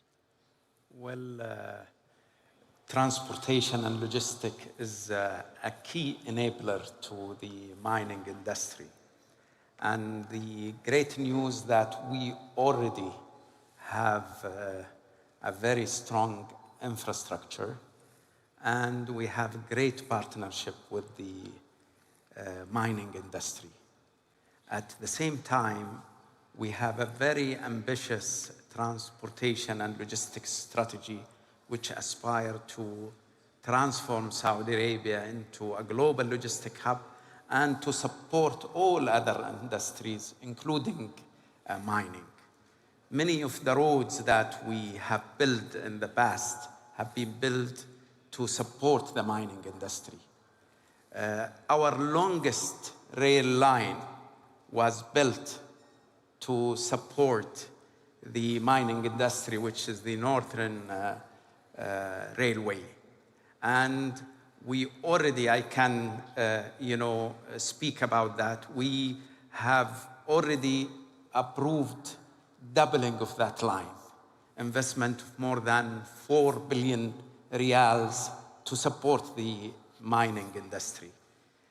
So we are geared and catered to support the mining industry and all other industries, whether tourism, Hajj and Umrah, trade, improve quality of life, and that's what we do. We are an enabler to everyone. We like that, being enablers. So for those of you who, like me, your French is not very good, I would suggest that you pick up your translation set, because Madame is going to be speaking in French, and of course I want to make sure that I hear everything she has to say. Madame, if I can then come to you. You are from the DRC. We've heard a lot about a lot of the activities that is happening in your country. My question is whether or not, or to what extent, you are able to better coordinate the infrastructure question, primarily in the context for countries where they're landlocked. So the only way to get their goods from the mine to elsewhere is through another country. How are you seeing that work in an African context, particularly for you and your neighbors?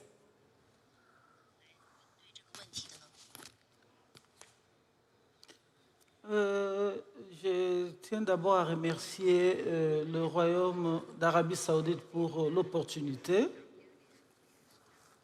Nous, en Afrique, aujourd'hui, nous sommes en train de nous mutualiser pour pouvoir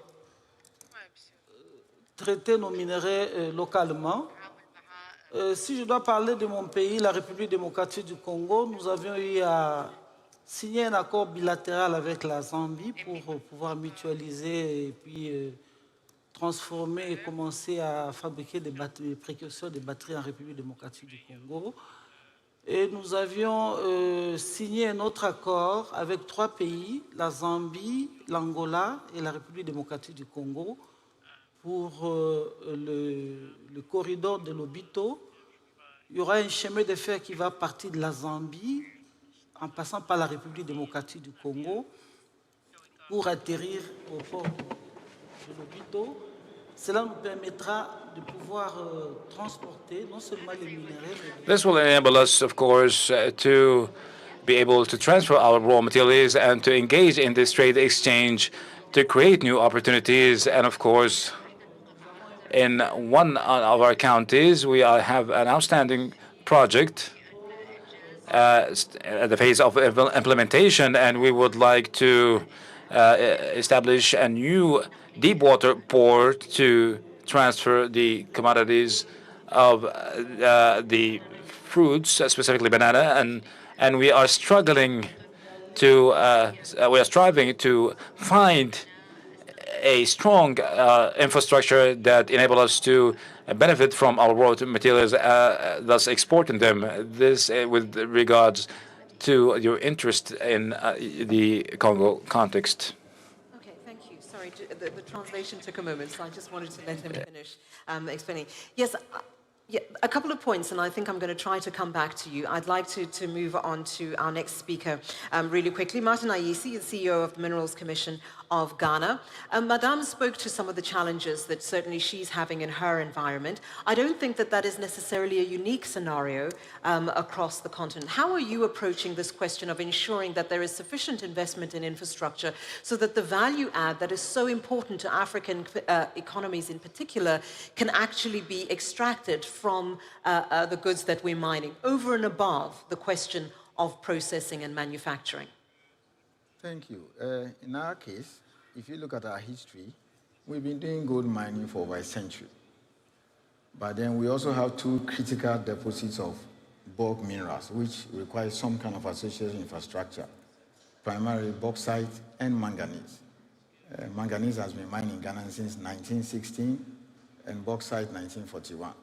So government is trying to approach it in 2 ways. One, raise international finance to get people to come in and put these things in place. That's the first one. It's going on well. So as we speak, we have a whole ministry, for instance, for railways. And these things are ongoing currently. They are looking very good. So that's one method. The other one has to do with making it as part of the mineral development project. So if you take our huge bauxite deposit, we've broken them into 4. The mining part, the refining part, the smelter part, and then the power and the associated infrastructure part. So companies are supposed to come in and then strike deals to get these things done. So this is the way we are approaching it for now. Krill, you have a lot going on from the very brief conversation that we had. One of the key things, I think, when we're talking about the change broadly in this sector is cooperation. I can imagine that applies to looking at infrastructure too. Definitely, and I think we just heard the Minister of Finance of Saudi who said that only jointly we can address the challenges in front of us, and I think we need to jointly overcome those barriers, and again we applaud Saudi Arabia that is bringing lots of people from different backgrounds, different fields to have this joint decision making. And in our experience, and 40% of our investment is infrastructure, around the Sovereign Wealth Fund of Russia, it's only by joint efforts that we can make great things. For example, together with our Chinese partners, we invested and built the first and only railroad bridge between Russia and China. That railroad bridge will ensure that 10% of trade between Russia and China goes through this railroad bridge, and it was possible to do it only jointly with China. Now lots of our partners are interested in Northern Sea route, which is a part of Russia that basically this Northern Sea route is a new path, the quickest path from Europe to Asia through our seas. And the traffic already increased 10 times, will increase 5 times, and only joint investments can really make sure that this is successful because lots of minerals and lots of metals are in this area that can be explored and developed together. And the final point I'll mention on joint cooperation is joint technology sharing and joint information sharing. Because, for example, we know that governments need to finance some part of infrastructure and make this infrastructure investment attractive for investors like us and others. So Russia is willing to share its experience how to make those government policy conducive to attract additional investment. And of course, Russia itself is a huge player in metals, and I'll just mention some figures. So basically, Russia is 27% of world production of platinum, 22% of world nickel reserves, 13% of cobalt, 15% of titanium. And we'd love to work with other nations to develop those resources, to share our expertise, our technology. And we believe also BRICS Plus is a great format to do this knowledge sharing, this information sharing, this investment sharing. And we will be proposing some new initiatives as part of BRICS Plus to ensure that we can do those infrastructure investments all over the world jointly, successfully, in the interest of all of the humankind. One of the challenges, and there are many, if you look in a developing country perspective, that is really where the infrastructure challenge lies predominantly, not solely, but predominantly in developing countries. When we consider mobile telephony, for example, you saw this moment where we went from the rotary line phone to the mobile phone. We didn't do the normal step, there was a leapfrog. What I'd like to hear from you, Shanghai, if I may, is your views on whether indeed there is a possibility of leapfrogging from having virtually nothing in terms of infrastructure to a situation where there is improved infrastructure, reason being the rate at which we need to begin producing and extracting has such a rapid growth over the next couple of decades, we can't wait to do it the traditional way. Yes, because the demand of mining is growing sharply.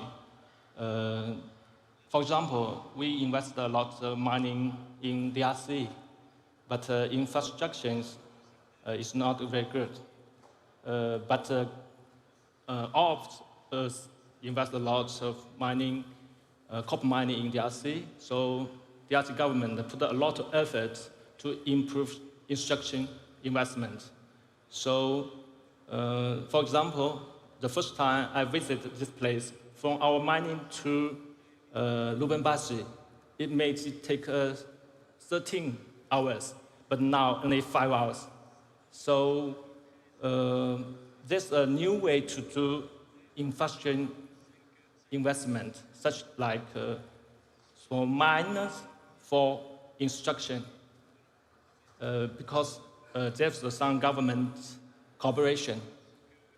Chinese government set a company, invest all the infrastructure investment here. Instead, the DRC government gives some mining for this company. They do it for free. So maybe the new way can improve this kinds of problems. How are we going to do it in a way that is manageable for economies and countries that are not just highly indebted, but whose GDPs are really on the low end of the scale, so effectively very little growth. So we need to attract that funding and investment. What is the best approach, Martin, do you think, in dealing in that question, to allow the kind of development that Shanghai is talking about? Significant amounts of money have to be brought to bear, but in a way that is affordable. So you need to create the right environment. So take the case of Ghana. Typically, our mining operations have been in the southern part. Now, thanks to technology, all the areas up north, close to the Burkina Faso area, we are finding minerals now, and there are big mines coming up. So what government is doing is to have bilateral relationship with some of these countries that can give us finance. For example, China. China is heavily involved in building many of the infrastructure facilities in Ghana. We even talked about extending it all the way to Burkina Faso. They have a huge manganese deposit in the northeast. It's been a logistic nightmare how to get this thing out. So it's been working very well with the Chinese connection has been working very well. And perhaps this also gives us an opportunity to allow our Saudi partners to also come in. So this is what we've been doing so far. And then also, as I said earlier, depending on the size of the project, we make it part of the entire agreement. So for instance, in the next 6-7 months, or barely a year, we'll have a lithium mine in Ghana. Part of the contract we've signed is designed in such a way that this is also part of it. So government is doing its part, using its own resources. Government is trying to cut bilateral deals, as I said, with China, to put this in place. And also, depending on the nature of the project, we're making it part of it. So you either do it or forget about it. Krill, I'm not going to make you the spokesperson for BRICS Plus by any means, but I think it also presents an opportunity, particularly in the bank context, BRICS Bank, looking at funding models that are going to allow easier access to funding, more affordable access to funding, and help in that. And of course, you know, Saudi Arabia has just joined BRICS Bank, and the resources that you have available and the access to capital can begin to facilitate, which I suppose underscores again the need for innovation in terms of how we think even for the finance question. No, definitely. And I think, and again, Russia will be the chairman of BRICS this year. And I think it's very important that if we just take each of our nation's most innovative approaches and share them across BRICS platform, that becomes a huge way forward. I mentioned, for example, a bridge that we built with China. Well, we actually had to negotiate with government, increasing the tariff quite a bit on the bridge, so 20 times regular tariff, to make it worthwhile for our investment. But because for different miners, it saved 700 kilometers of transportation, it made sense for them. So it's those kinds of things that basically make investors come, but also are good for the customers. Also concessions. I think concessions is a great solution for Africa, for many other nations, because basically they can attract investment with an understanding that in the future tariff, there will be components that investors will get, and therefore lots of money can come in. Yeah. So definitely BRICS Bank, but also knowledge of BRICS projects and really working together on the best practices and explaining to some governments that it's better for them not to invest in 100% of the infrastructure, but maybe sponsor 30% in such a way that 70% comes from private investors, and therefore more projects can be done in a more transparent and sustainable manner. Excellency Al-Jassar, I see you nodding a lot. So let me give you an opportunity to make your comments, because I think this is a tremendous opportunity in this particular space that Kirill is talking about for Saudi Arabia. Absolutely. Infrastructure projects, including transportation projects, are capital intensive, and they require huge investments.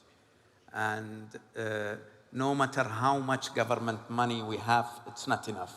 So we have to work together, partner with the private sector, whether local private sector or international private sector, to make it possible to build those infrastructure, and also to find more creative way of structuring and funding those projects. For example, the transport and logistics sector strategy entails investment of 1.6 trillion riyals by 2030, and most of that will come from the private sector.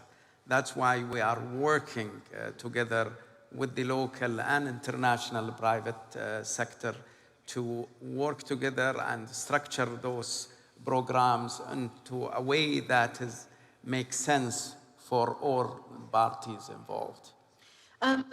Your Excellency, if I can ask you, from the context of the DRC and how you are looking at addressing some of the challenges, funding is an issue, access to funding that is affordable, that is innovative, that allows you a little bit more movement and freedom into how you use those resources. What is the DRC thinking around better use for that? Is it a domestic question, or is it looking at how you can better do it regionally as well?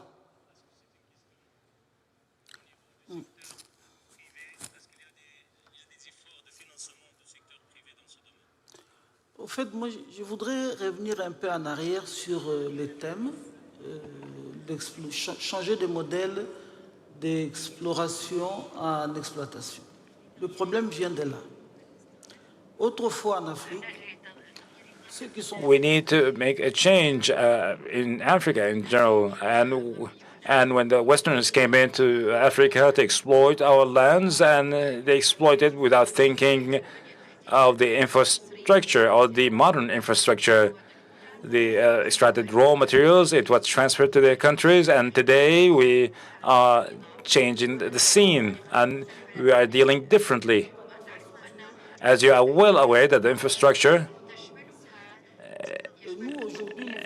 must be developed, and now we're continuously and relentlessly working to develop this infrastructure, and we seek to understand more about our lands of raw materials and fortunes, and in the light of a modernized infrastructure, harnessing technology as to reach to the best results. We are here to sign a memorandum of understanding with the Kingdom of Saudi Arabia to exploit together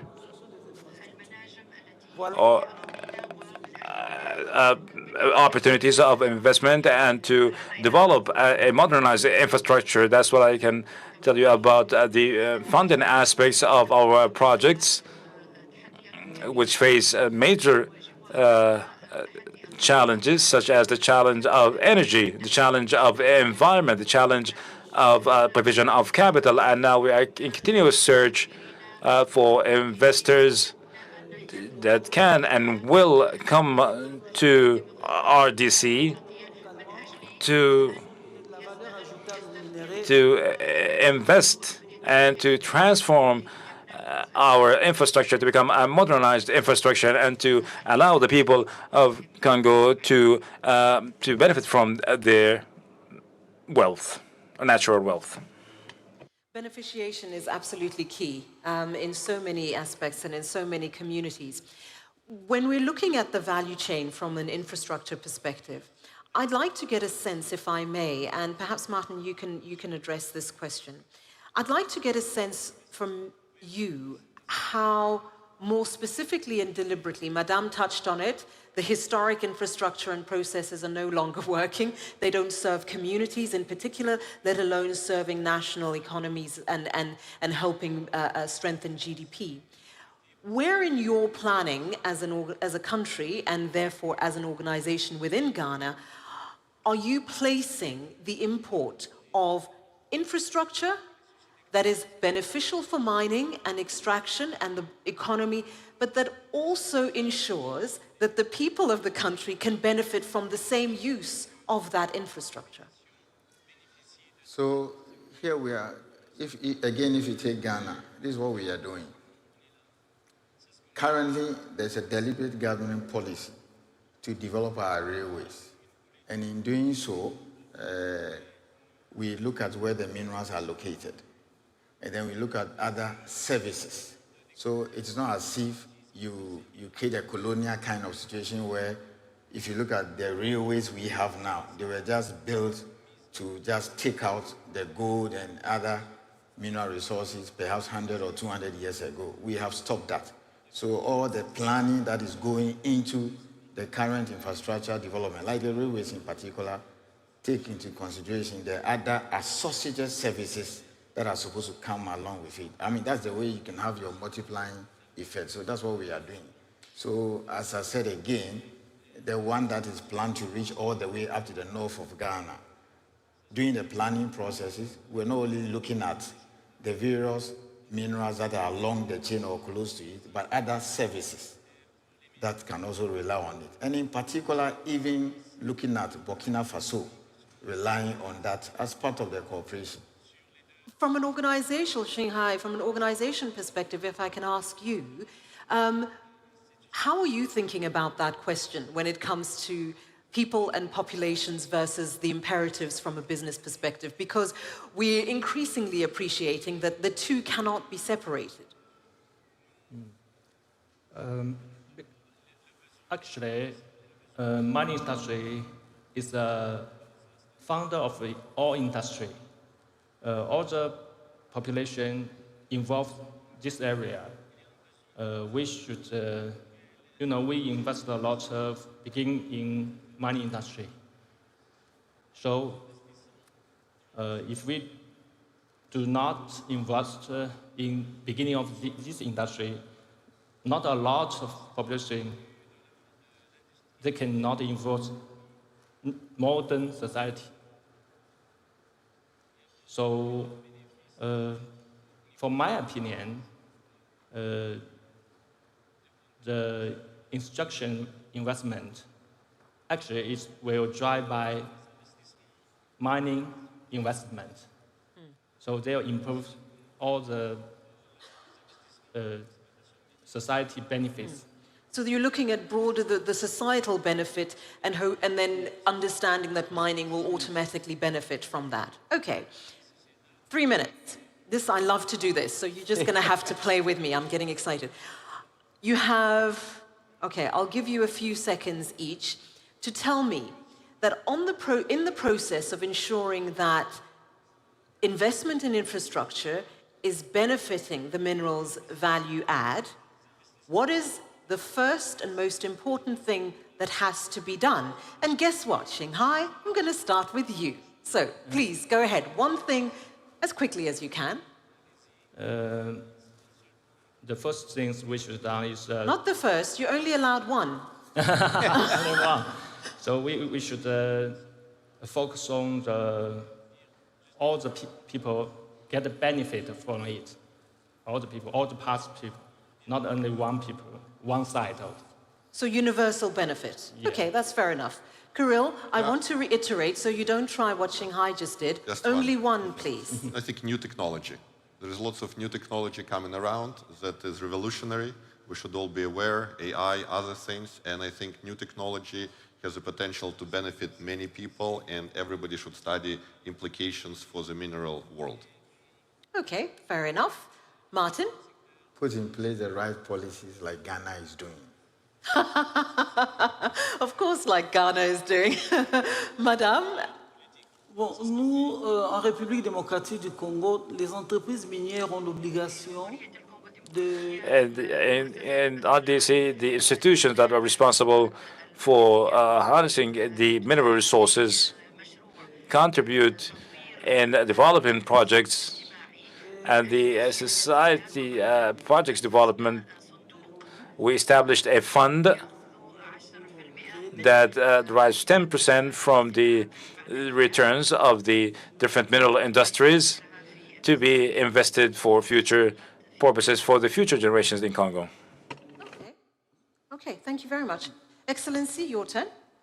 Well, I think it's connectivity. You know, whether it's road, marine, or rail connectivity is what is important to support the mining industry. And I can say that we are, as the transportation and logistics sector in Saudi Arabia, committed to partnering with and enabling the mining industry in Saudi Arabia. Okay, so are you all, I want to test something. Let me know if I've hit the nail on the head in terms of where you think we need to go from here, okay? So, starting at the far end, we need to ensure that whatever we're doing in terms of infrastructure is beneficial to everyone. In order to make that happen, we need to be innovative in terms of how we think about it and how we actually mechanize. We need to think about copying Ghana because they're making sure that the infrastructure they're building is supporting and helpful to the communities. But we also need to make sure that the right policies are in place to underscore that. We need to make sure that we're thinking broadly from a neighboring country perspective, from a domestic policy and cooperation perspective.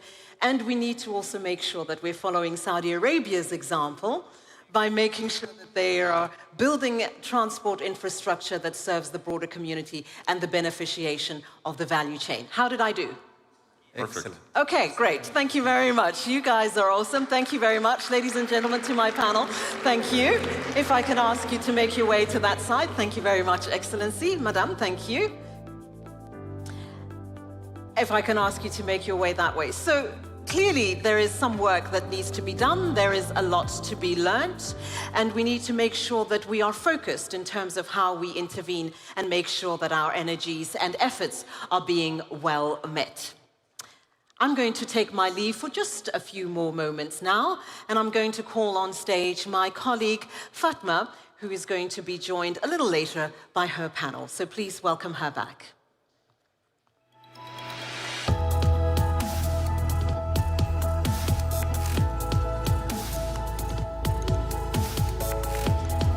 All right. Hello again, ladies and gentlemen. So right now, we're going to be reflecting on the ministerial roundtable that happened yesterday. So without further ado, please welcome my guests, Dr. Peter Lokeres, Minister of State for Mineral from Uganda, and Her Excellency Sara Modig, State Secretary, Ministry of Climate and Enterprise in Sweden. Please have a seat.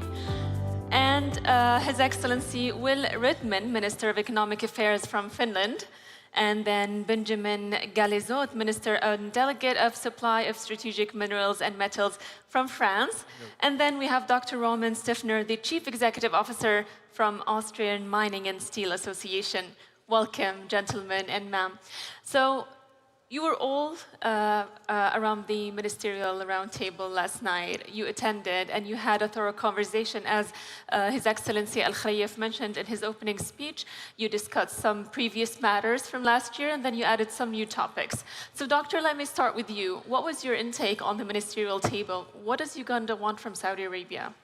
Oh, thank you very much. I did say that I was very happy to have been invited to this auspicious occasion where we are discussing about the future of the world in the energy transition. First, what guides all these things is to get some kind of legislative framework to guide the partners who come to assist you in the exploitation of these mineral resources.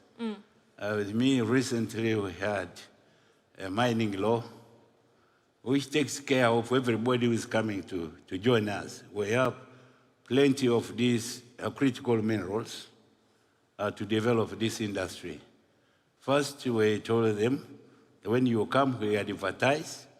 You come, we have got what we call prospective licenses, where we show you the type of minerals where it exists in the country.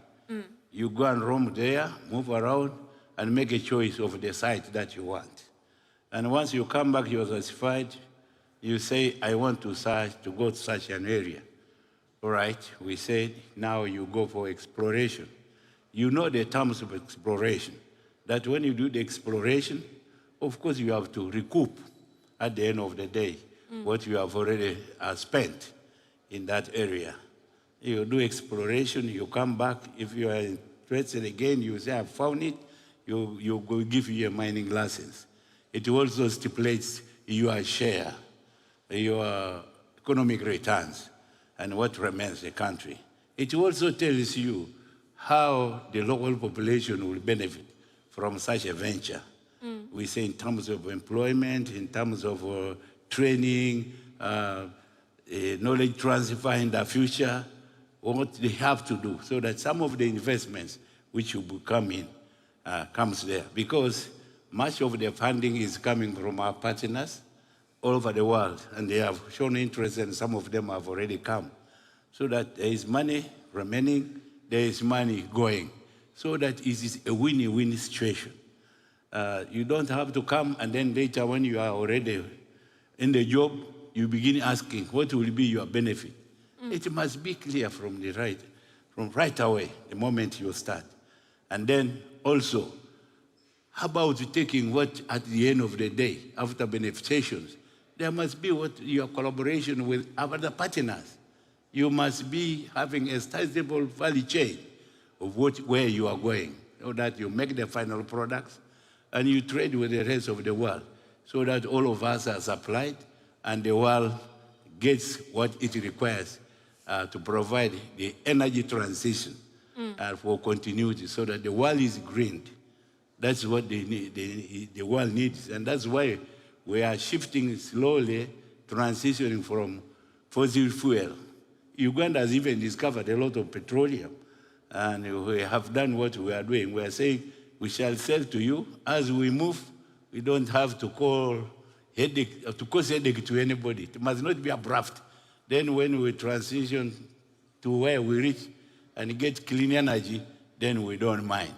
So all these things are transparent. The way we relate with the region and the way we relate with the international community. Wonderful. So that all of us are working sustainably to benefit the world. That's fair enough. I guess that's a common goal, and that's a unified goal between all countries. Thank you, Doctor. Thank you. Moving to Sweden, Mrs. Sarah. So before I have a second question to you, I would like to hear your intake and Sweden's intake on the roundtable yesterday, and what was your main highlights from last night? Thank you. I think it was a really fruitful discussion. And it struck me that we all share the view on the importance of the critical raw materials. I'm also happy to notice the enthusiasm around the sustainability. And we also can see that we all share the sustainability challenges. And I think that really underlines the importance of continuing the dialogue, the cooperation, and also sharing know-how. Wonderful. And well, what about what does Sweden respond to when it comes to the increased demand of sustainable value? How do you think Sweden responds to that? Sweden has a really strong collaboration between mining companies, technology equipment companies, academia, and also research institutes. And we believe that global innovation cooperation is necessary for the development of a sustainable and competitive mining business. And the Swedish industry is generally quite advanced when it comes to circularity and circular solutions. And the Swedish mining companies are also investing heavily in R&D and is at the forefront of technological development. And also EU has set a lot of regulations on circularity. Example of these are waste management, recycling. And Sweden has a really long history as a mining country.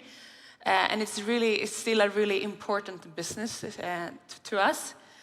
And we also have a really strong exploration potential for most of the metals used in the new technologies that we see now. And we also have the potential to mine these sustainably. And at home back in Sweden, we are now working on a new mineral strategy because given the huge demand, we really need to facilitate the supply of sustainable raw materials from both primary and secondary sources. And it also includes actions focusing on increased domestic production, but also on resource efficiency, on circularity, and also diversified global trade. Wonderful, lovely. And Finland, I mean, I'm sure you had some highlights of the evening last night, Mr. Rydman. What was your evening highlights from the roundtable? Actually, there were so many countries represented on the table that it gave 70 countries specifically, yes. Exactly. Very wide perspective about the whole wild mining industry in different kinds of countries we have. So it was really interesting. And it's very great that this event takes place here in Saudi Arabia because it's very impressive how strategic approach this country has concerning those matters. Because critical materials are getting more and more relevant, interesting, and essential when it comes to world politics, when it comes to different kinds of value chains, and when it comes to our relations with Saudi Arabia. So this is very resource-rich country. And Finland, as a country, is very known for companies that have concentrated on sustainability, on circular economy, digitalizations, and different kinds of researches concerning these matters. So there are many companies that might have a great input in Saudi Arabia's strategy, and actually there are already several companies who have entered the Saudi Arabian market, and I'm pretty convinced that there are even more to come because this is a very promising market, emerging and a growing market. And especially when it comes to as strategic issues as the mineral issues nowadays are. So I guess there will be a huge potential still unleashed in this area. And you see a lot of opportunities coming your way? Absolutely. In which sense exactly? For example, when it comes to exploration. So in Finland, there is a lot of know-how concerning that, because if you want to take mining industry seriously and make it in a responsible way, it's very important to make the excavations, those explorations as effectively and as responsibly as possible. And once you have done the research part as effectively and good as possible, so that enables also as effective and also nature-friendly way of doing mining business as possible. And there, I think our country can contribute a lot, also here in Saudi Arabia. Lovely, good to hear that. Thank you. Moving on to France, Mr. Benjamin. Now, your intake before anything about last night's roundtable, please. Yes, please. First of all, it was a very interesting discussion, very impressive effort by the Kingdom of Saudi Arabia to have all these countries around the table. And I would like to highlight 2 points that are very important for me. And at the core of our strategy in France is international cooperation. And I want to highlight two types of cooperation. The first one is a technical cooperation between our Geological Survey Office and our training organization. And France is constructing a partnership with a lot of countries around the region. I mean, Africa, Middle East, and East Asia on this part, because we have to develop the resource, we have to explore our planet, and there is a huge need for technical cooperation on this side, and that's the first point I wanted to mention. The second one is financing.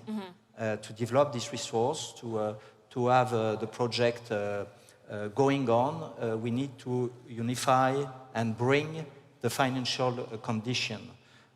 So in our strategy, we have created a financial project and financial institution to support projects in the region. I mean, depending on different projects, but it's equity financing, because we have put in place €2 billion equity financing for a critical mineral project, open to projects all around the world.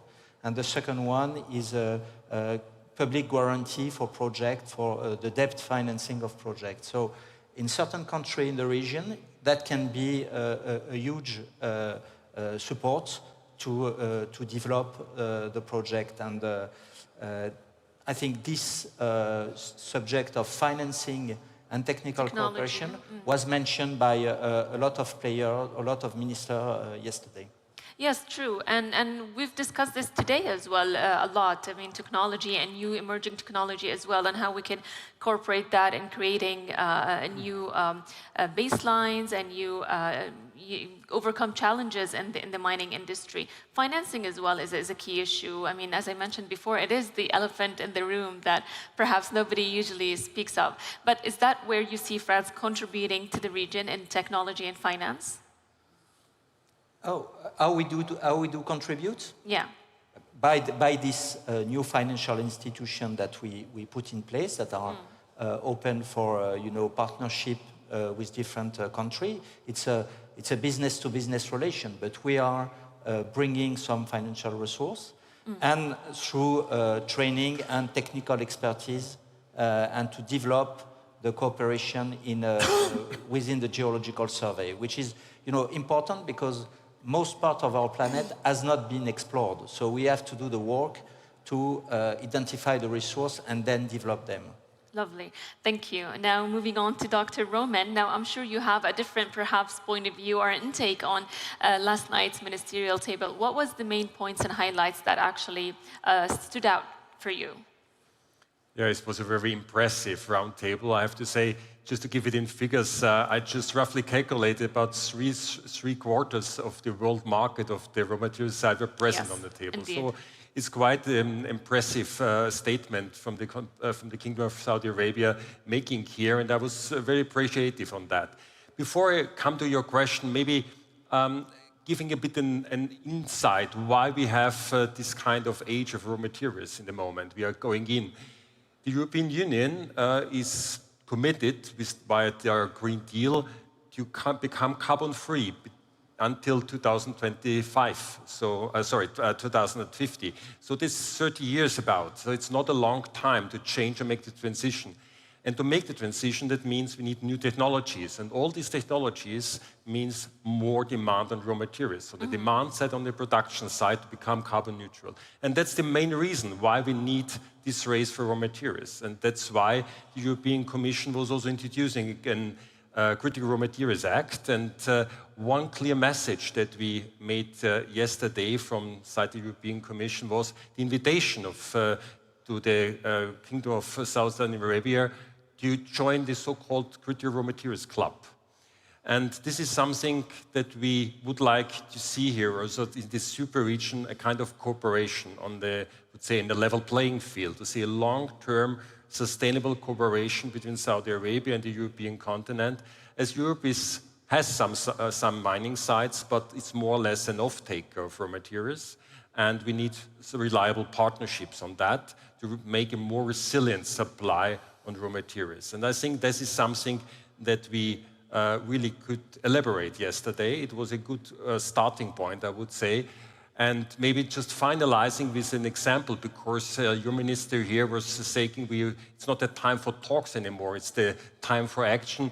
I can bring an example from my home country, it's Austria, and we have an lithium mine, a rock mine developed, and this rock mine will be explored now in the next couple of years, but the refining part will take place here in Saudi Arabia.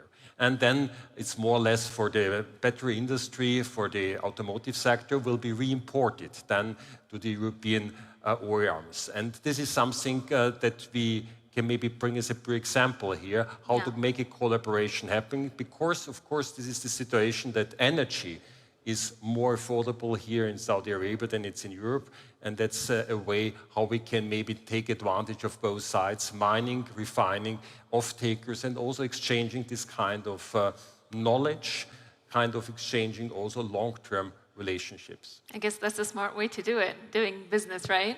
Thank you, Doctor. Now, I'm going to ask you again, Doctor, and perhaps I'll end the session with this last question to you. Now, with everything that we've been hearing today and all the progress we've been seeing and all the plans for the future of mining we have, what do you think Uganda's role or the role it could play in the future of mining in the region?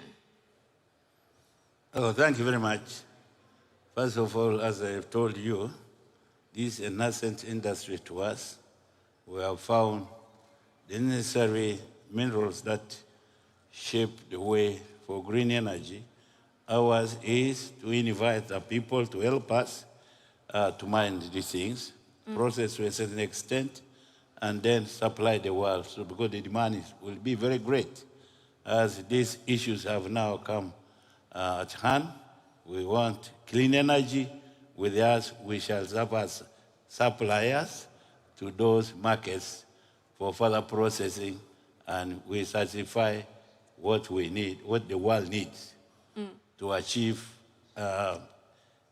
green energy, so that there is very conventional way of living in the countries without the destruction of the atmosphere. Yes, that's what we are suppliers. But we need to process to a certain stage. Good. Then we supply. So the material, you are invited to come from your countries. Come and we discuss. The laws are very friendly. Yeah, So good. That's good to know. Thank you. We look forward to that. And thank you, ladies and gentlemen, for this session. This concludes our session for today. And we had a lovely intake about the round table yesterday. Thank you for your time. My panel, ladies and gentlemen. Thank you. Thank you.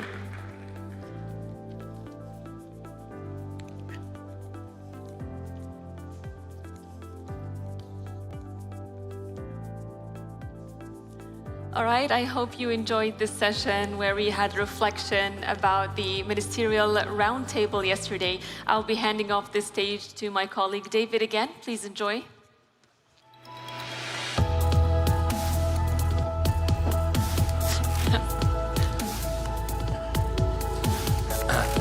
Thank you very much, Fatma. Another fascinating conversation to be had there, and I'm going to have another one shortly.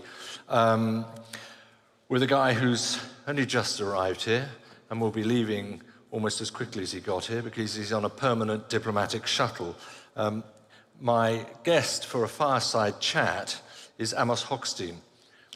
I'm just going to get my glasses on to make sure I get all of his title right, as he's been serving as President Biden's Special Presidential Coordinator for Global Infrastructure and Energy Security, and is Deputy Assistant to the President and Senior Advisor for Energy and Investment. Amos Hochstein has a track record in this part of the world as well, and it's a great pleasure for me to ask Amos to come and join me, if you're round the corner, which we hope you are, on the stage. Amos Hochstein.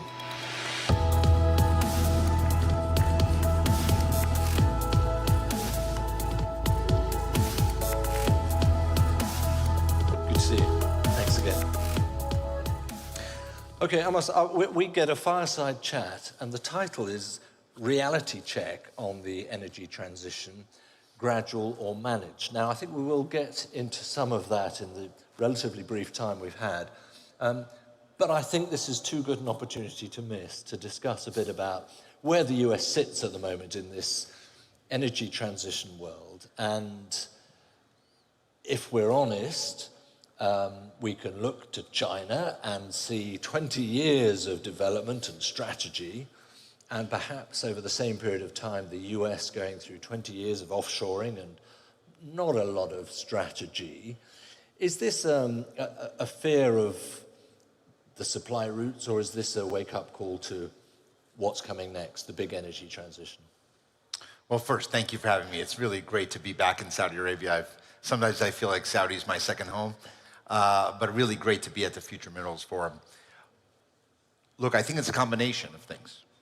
The United States and President Biden came into power and realized that as we are at the early stages of an energy transition, a massive energy transition, that is a global effort that is going to cost trillions and have an enormous amount of impact, and that we are not equipped to manage it from the United States perspective, one, the reliability of supply for our supply chains, and to make sure that we have the security of operations.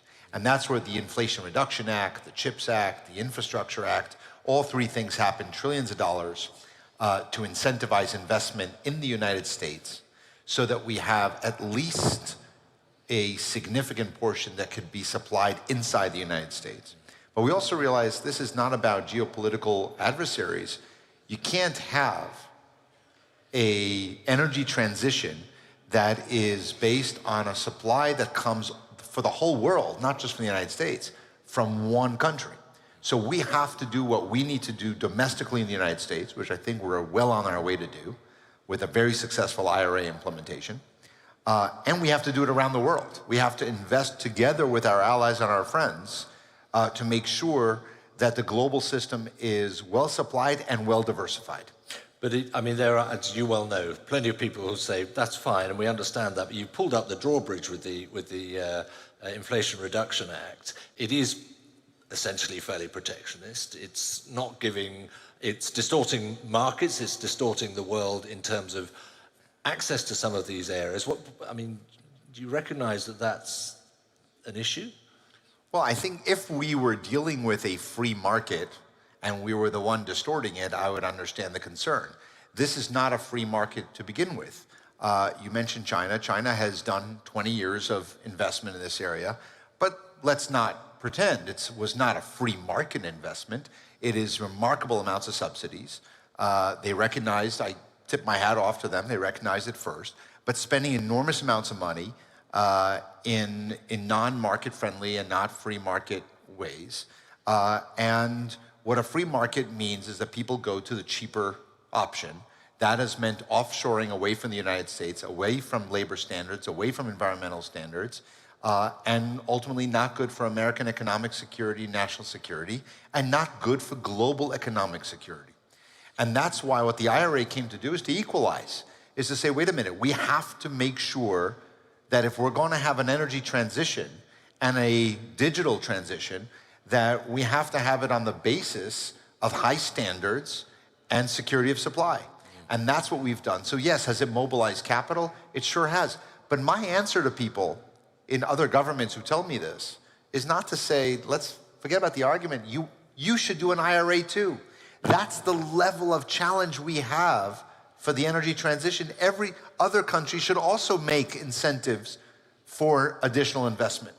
But doesn't that push towards, we've heard quite a lot here about the importance of partnerships, collaboration, cooperation, a multilateral approach, if we're going to reach some of these energy transition goals, because of course it's not down to any individual country.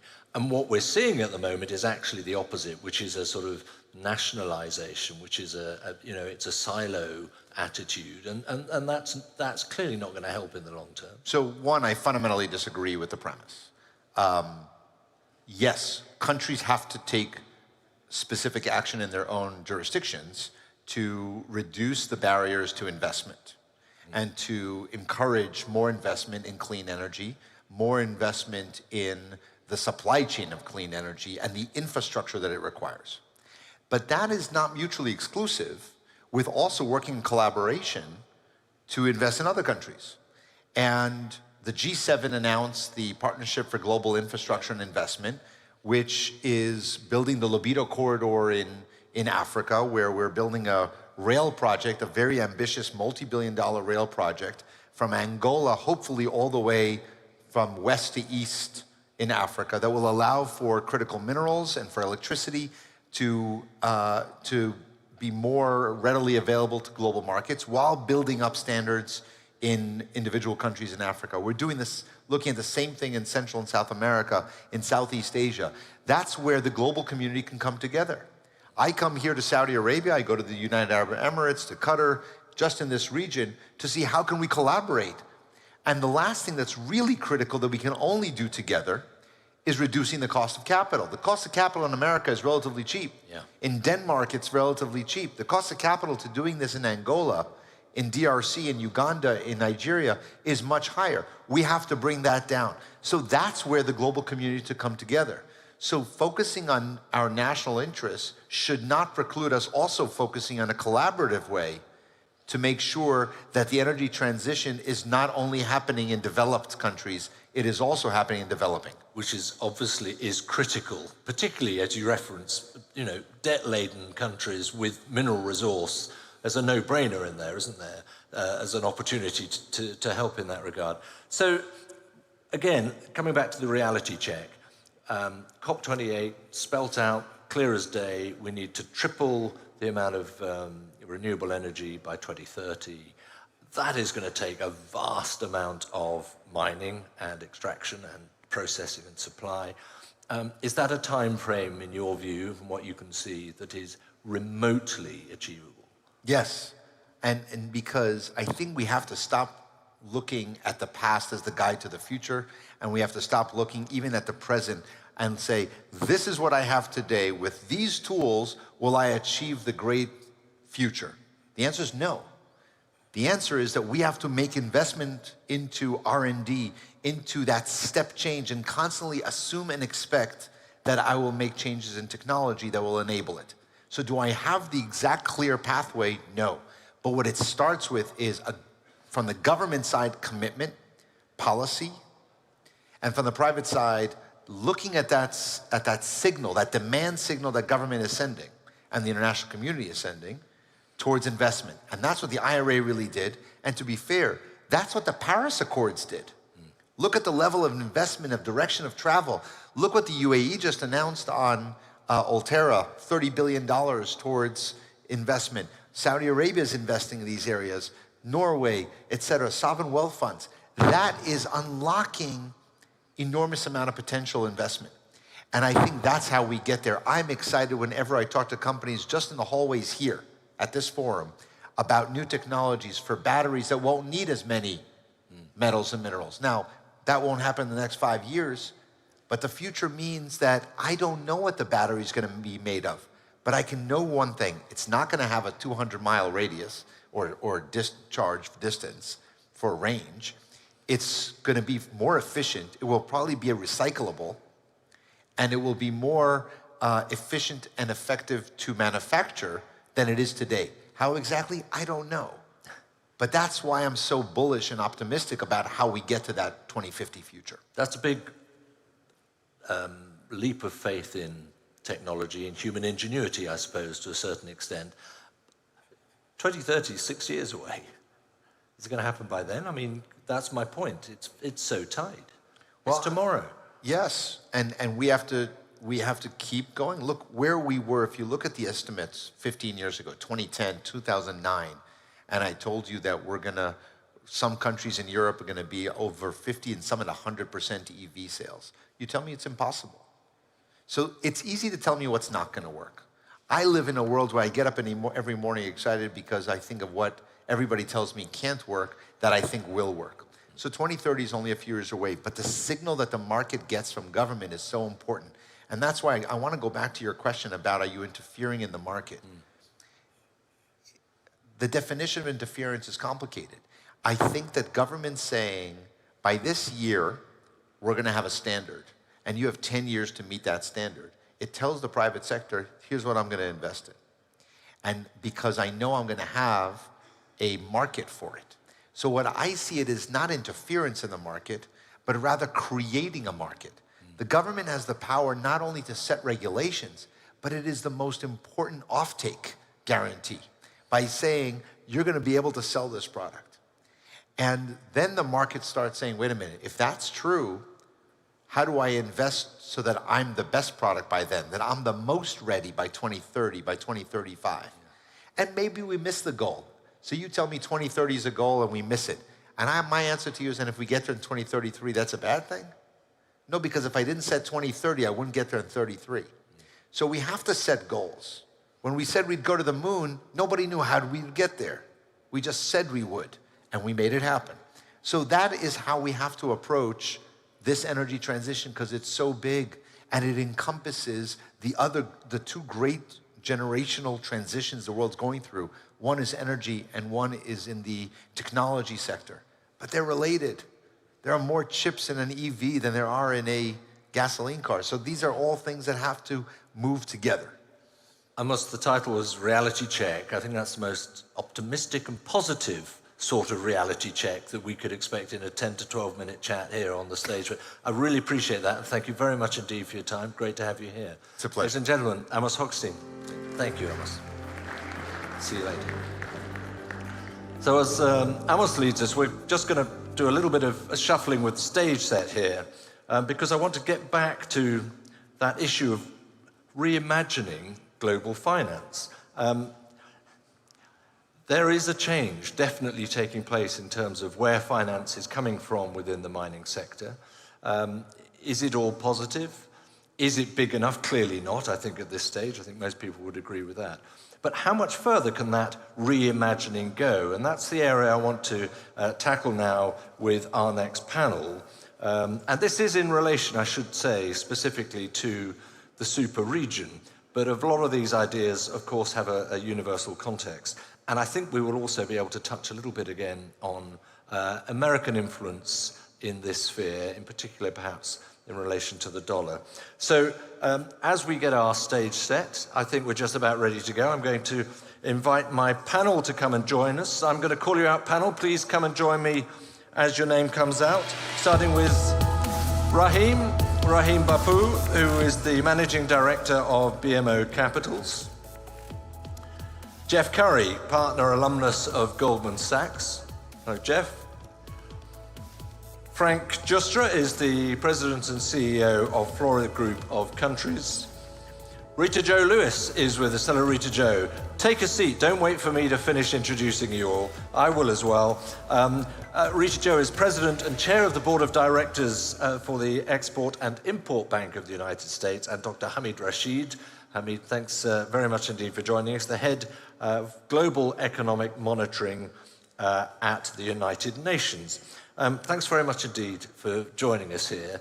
I'm tempted to say, imagine away, or reimagine away. I mean, give us some sense of imagination as to where global financing can go, because a lot seems to be about a little twist here, a little turn there, maybe we need more partnerships.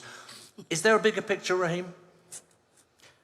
Yes, for sure. And I think I think the speech that we just heard, the fireside chat that we just heard from Amos was right on the money. We have more than enough capital that is sitting on the sidelines to make this all happen. There are trillions of dollars that are waiting to be mobilized. What we need are continued signals that this is a direction that we're going in, and it's not going to change. And Amos talked about some of the demand signals that government can send, and some of them are like IRA, and some of them are like providing offtake agreements. But the more signals we get, the more surety we have to be able to mobilize that capital. Today, as we sit here right now, Amos is right. We don't have all the answers.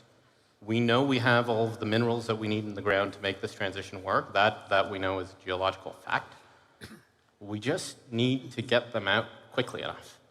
And as capital looks at the price signals in the market today are challenging. They're going in the wrong direction.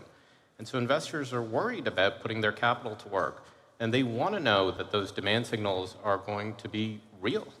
And so as long as we keep providing those demand signals, and forums like this are the ones that are getting us there, we will be able to mobilize that capital. There is some shifting in terms of who the investors are today, isn't there? When we're talking about critical minerals, who is vested in critical minerals? And not surprisingly, you look at EV manufacturers and the like. Sure, yeah, absolutely. Once upon a time, we had a small set of specialist funds that financed all of the mining projects in the world. With critical minerals, there is a new set of investors, and it's not just one. We have multiple buckets of new investors. So we did a deal about a year ago where General Motors came in and for the first time since Henry Ford, put $650 million of equity to go build a mine in Nevada.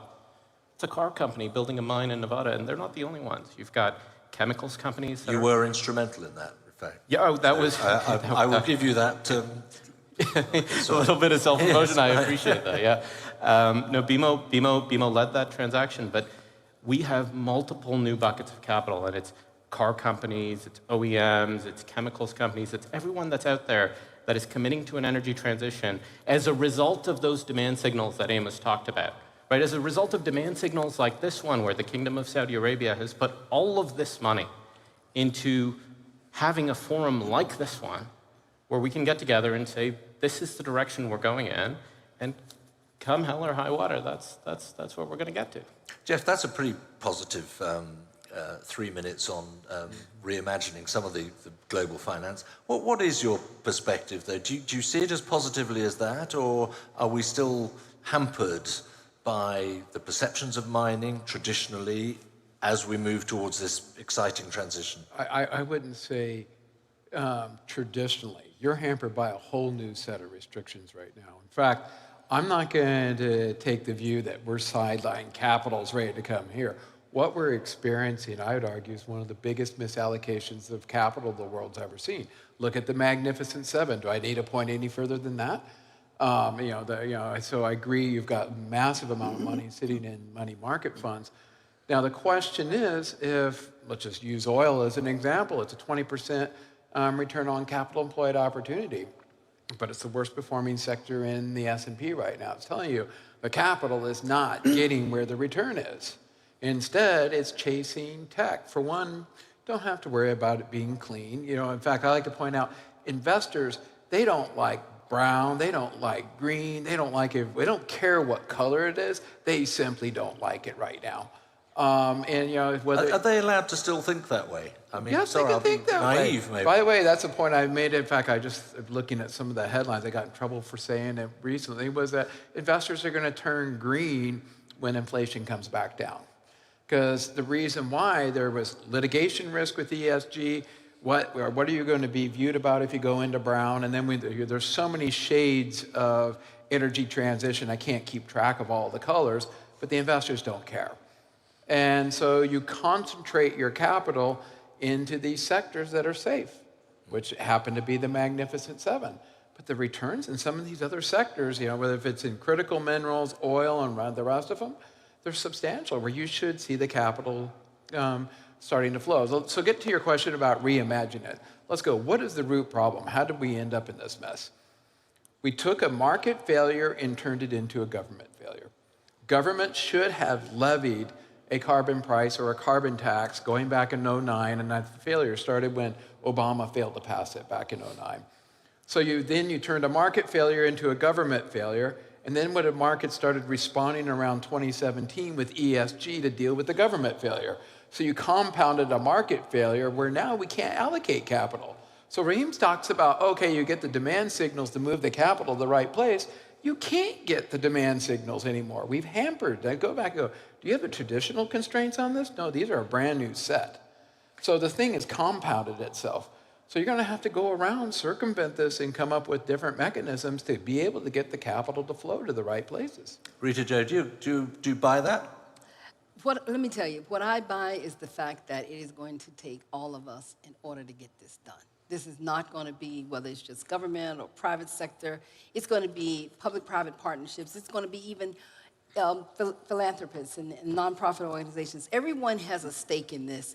But I think that what I want to put out is the fact that there is a role for government, and that's why we're here. We're here at the FMF in one of the largest conversations in this industry taking place right now, being led by a host of government officials that have come here today and this week for the different types of ministerials to discuss critical minerals. When I, leading an organization like the Export-Import Bank of the United States, a couple of years ago, were we still talking, were we in the conversations around critical minerals? Yes, we were.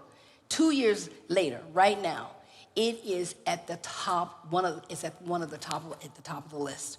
Why is it at the top of the list? Because of all the conversations that everyone is having up here and has been having in this session for the last couple of days.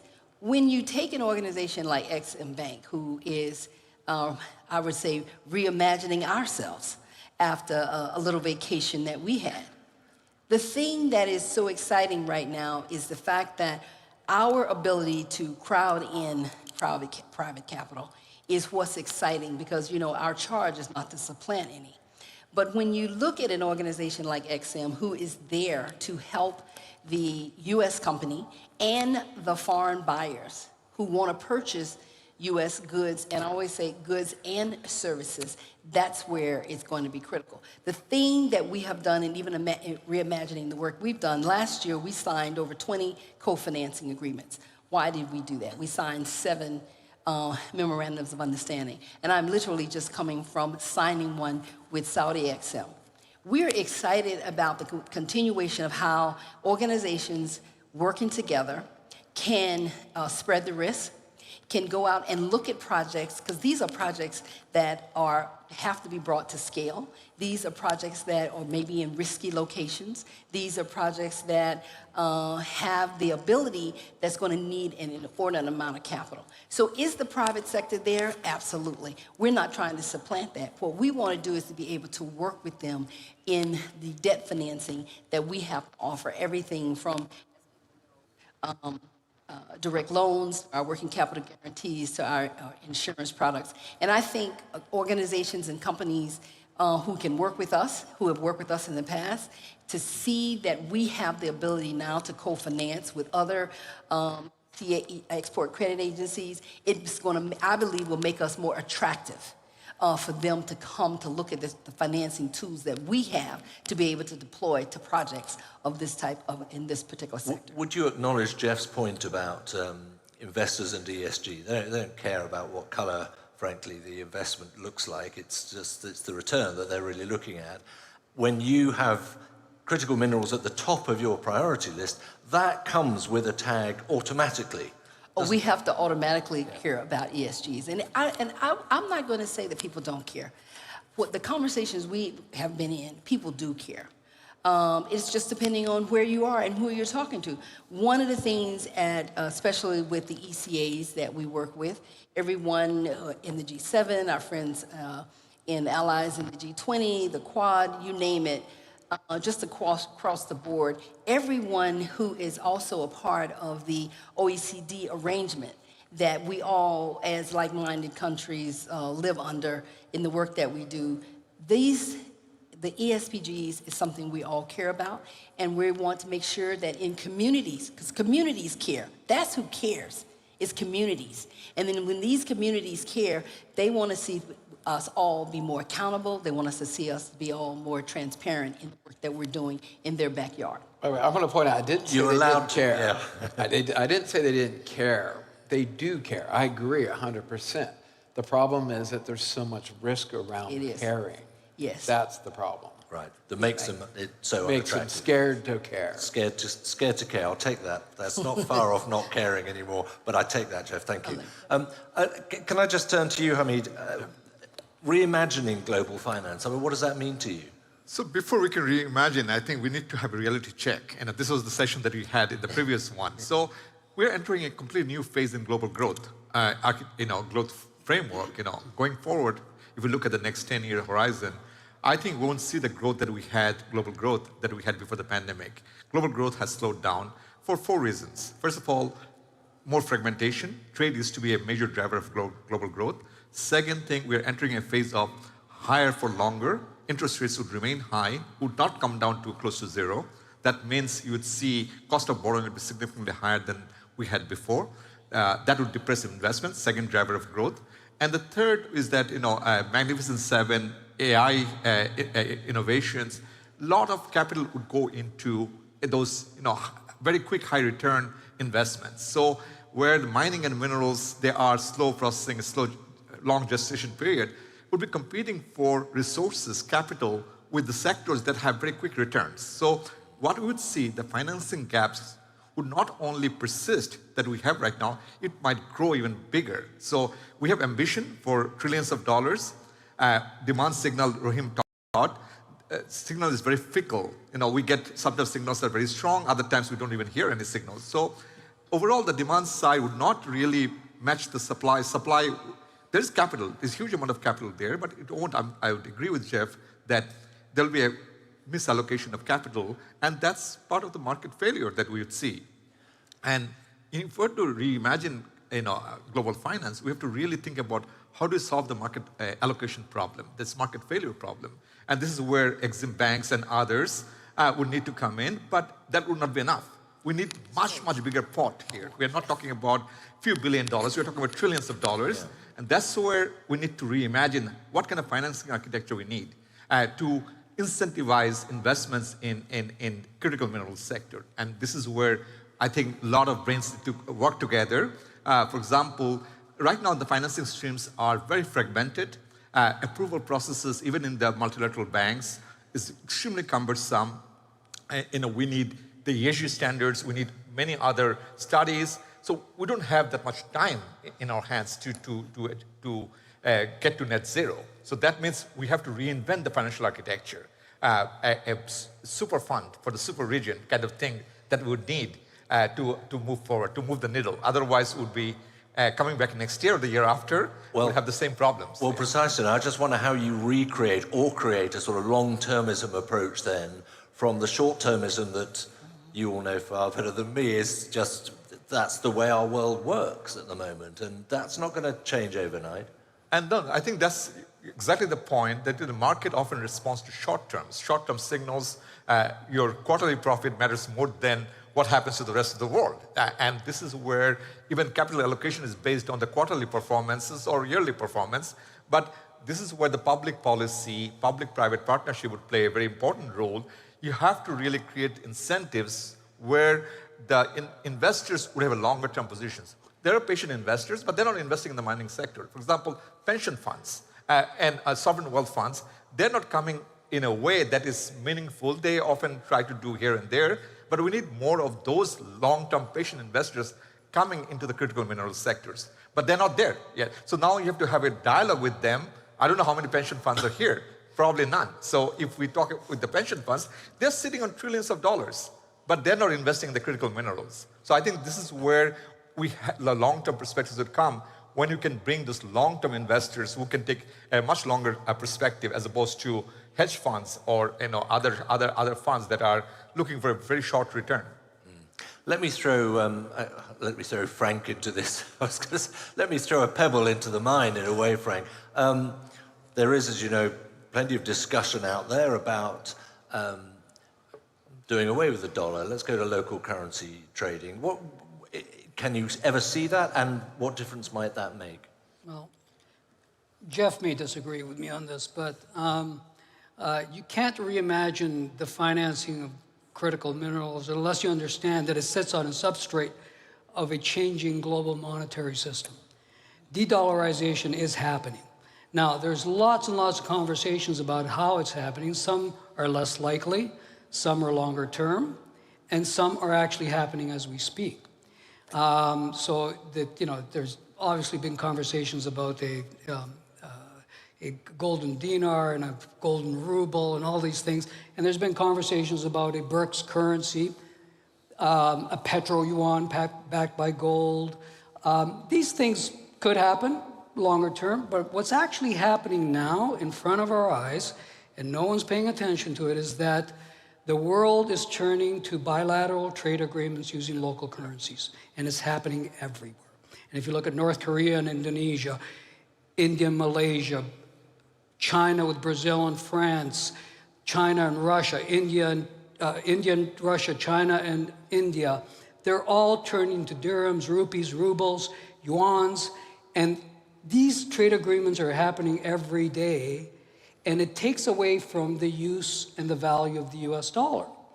And again, depending how quickly it happens or how slowly it happens, will have an impact in global power dynamics, and it will have an impact on the relationships between those that produce commodities and those that need them.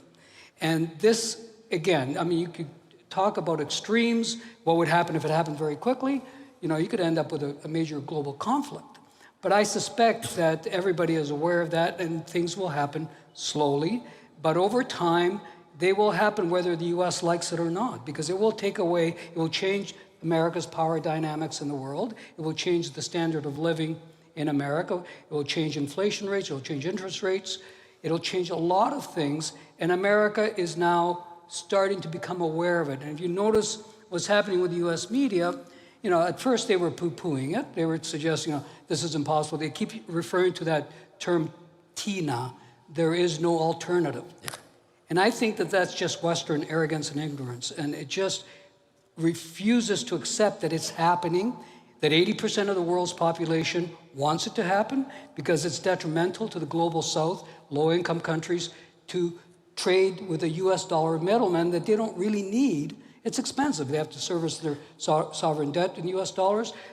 They're buying commodities that are priced in US dollars. The Fed jacked up rates to 5%, and now the UN is begging the Fed to lower rates. I mean, all of these things have an impact on countries around the world. So they want to see a change, and it will happen. I mean, do you want I just want to respond. It's happening as a message. I just want to respond very quickly that trade fragmentation. We have a fragmented trade regime right now, and it's getting more and more sort of fragmented. That's highly inefficient. Almost every economist agree that free trade actually leads to more Pareto optimal outcome. Same with the monetary fragmentation. When you have multiple currencies, bilaterally prices are adjusted, that is leading to very inefficient price signals. Like you don't have a global price anymore on many of the goods. Every price is bilaterally determined, and that is leading to more inefficient things. So what we need to reimagine is a global currency. And there were thoughts about global currencies in the past. Keynes talked about SDR. He didn't mention SDR. He had an idea of Bancor as a global currency, which should settle all the international trade would be settled on global currency. And that would have solved the problems of countries servicing their external debt in dollars when dollar value goes up and down, and that affects them. So we have to reimagine. Part of the financial solution architecture that we have to reimagine to solve the global problem is a global currency. And the IMF, International Monetary Fund, has a de facto global unit of account called SDR, special drawing rights. Maybe we need to think about that as opposed to having many multiple currencies being used to drive global trade. And that would lead to more inefficient outcomes. Rita Jo, once Frank started talking, and I was waiting to see a few shakes of heads. I saw quite a few nods of heads, actually. So would you concur that it is a process that is en route? I mean, I would concur that government all of us are watching things very, very closely. And we are combining our resources and we're combining our experience and expertise, especially in areas around critical minerals, as we look at what is really affecting or growing any and all of our economies. You know, at XM, what we have seen that has allowed people to come together in a very bipartisan way is the fact that we all realize we need to speed up. We need to speed up because we're all moving just a little too slow and things are moving past us at lightning speed. How are we able to do that? Well, at XM in 2019, when we were reauthorized, Congress allowed us to have asked us to make more financing available in 4 critical areas. They wanted us to make more financing in sub-Saharan Africa, so we know what that region brings, especially in the critical minerals sector. It asked us to make more financing available around small business, renewables, and then, of course, around transformational exports. But the thing that was so critical was giving us one of the longest reauthorizations that we had ever had in XM's history, an organization that is turning 90 years old. But the most important thing that was important was that it gave us a larger lending cap than we had ever had in previous years. It gave us $135 billion. We have spent about $35 billion, so we have about $100 billion left. When you look at sectors, especially like critical minerals that brought us here this week, we have the ability to not only be able to do very small deals, but also very, very large deals. It also gives us, Congress asked us to modernize and to introduce new tools and also to be out much more aggressive about the ones that we have in order to brand XM's ability to really work alongside the private sector. So being able to take that type of dollar, we don't have the prohibitions that a lot of other organizations might have that look like us. So that's one reason why we can come together to do deals in a very, very large way and also work very closely with the private sector and all of that. Right, so that sounds a bit like that's a reinvigorating of dollarization in a sense. But, Jeff, Frank started by saying, not sure how Jeff's going to respond to this one, but do you think de-dollarization, the removal of the dollar is coming? My biggest fear is it starts with the Americans. It doesn't start with the rest of the world. The Americans, domestically, where is Ukraine on their it's like page 10 in the newspaper anymore? The conflict here in the Middle East lasted a very short period of time. They don't have an attention span. That's the core problem. And if they pull that giant Navy home, and the Navy and that dollar go hand in hand. And because look at what happens with the Red Sea, with the attacks the Houthis had on the U.S. warships. And when we think about the dollar, it's backed by trillions of dollars, bigger than the U.S. economy of treasuries. And good luck trying to replicate that. And it took decades, and it runs a huge current account deficit with stuff coming in and dollars going out. Now, let's say the Chinese want to do this. They're going to have to print so many dollars for the rest of the world. You go back to the 50s, you had the Eurodollar market already taking deposits, doing exactly what Hamid was talking about. So the dollar, that was, it was the Bretton Woods. It was something no other nation had ever done. The British went out and tried to take over the world. I noticed in the reading this, they go, well, the Americans, they owe the rest of the world. You'd rather owe the rest of the world than own the rest of the world. Right. Because good luck, you got to come and get your money back. That's why I say, I don't know. I kind of may agree with Frank, but it's not going to come from the rest of the world getting rid of the dollar. It'll become the Americans going, what are we doing? Funding this and our Navy getting attacked in the Red Sea. Bring it home. And then, good luck. And you got to figure out how to replace it. And you got to go out and start policing something like the Red Sea again. And I think, if the U.S. wanted to stay in that role, the way it dealt with the Red Sea over the last couple of weeks with Maris going home, if it's going to be the dominant, because what that dollar is paying for is that Maris ship to sail through the Red Sea. So I disagree with him. The dollar, replicating it would be incredibly expensive, difficult, and I think because it is costly, I think the risk is the Americans in This has taken up a little bit more time than I thought it might. But Frank, since you launched it, I'll let you. Do you have a quick response, Keep it short. And again, he's not wrong, but you have. Listen, the world's trying to make a decision here. You've got the U.S. saying to the world, "Use our dollars and we'll protect you," and you have China saying to the world, "Use our yuans and we'll make you prosperous." That's the battle that's taking place. And what I look at is what the competition to the financial system that the rest, China and the BRICS, are creating to compete with the Western financial institutions. The New Development Bank, the BRICS New Development Bank with $100 billion, replicating what the World Bank does. These contingency reserve arrangements between BRICS countries and low-income countries. China with currency swap arrangements with 40 countries around the world, including the Kingdom of Saudi Arabia.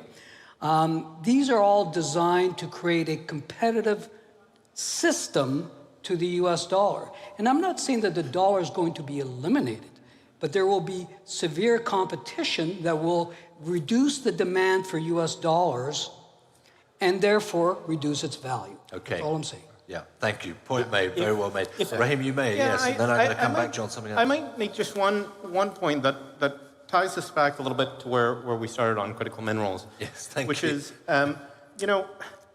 where I started was we need consistent, continuous demand signals that show us that we're running down a specific track, even if we don't have everything figured out. As long as those are consistent and continuous, we have enough stability to direct capital to specific projects, which is what we need to do if we need to make 100 new lithium mines and 50 new cobalt mines and 10 new graphite. We need to do all of that. We need to mobilize a lot of capital, and we need consistent, continuous demand signals that show us that we have stability. Now, de-dollarization is one of the things that is one of many risks in a commodity play, right? And in anything, but we also have geopolitical risk, we also have permitting risk, we also have price risk on the underlying commodity. And what we need out of government and out of forums like this one is consistent, continuous signals that we are headed down a specific track, that there is going to be stability, and if you put your money to work in a mining asset, you're going to make money back. By the way, I was trying to figure out, why are we talking about de-dollarization? Well, because it has nothing to do with this. It's not a signal, it's a currency illusion. I can price a commodity in anything. It doesn't matter what I price it in. The price will always come the same. When I get the question about what if you have RAM prices in euros, oil in euros, I don't care.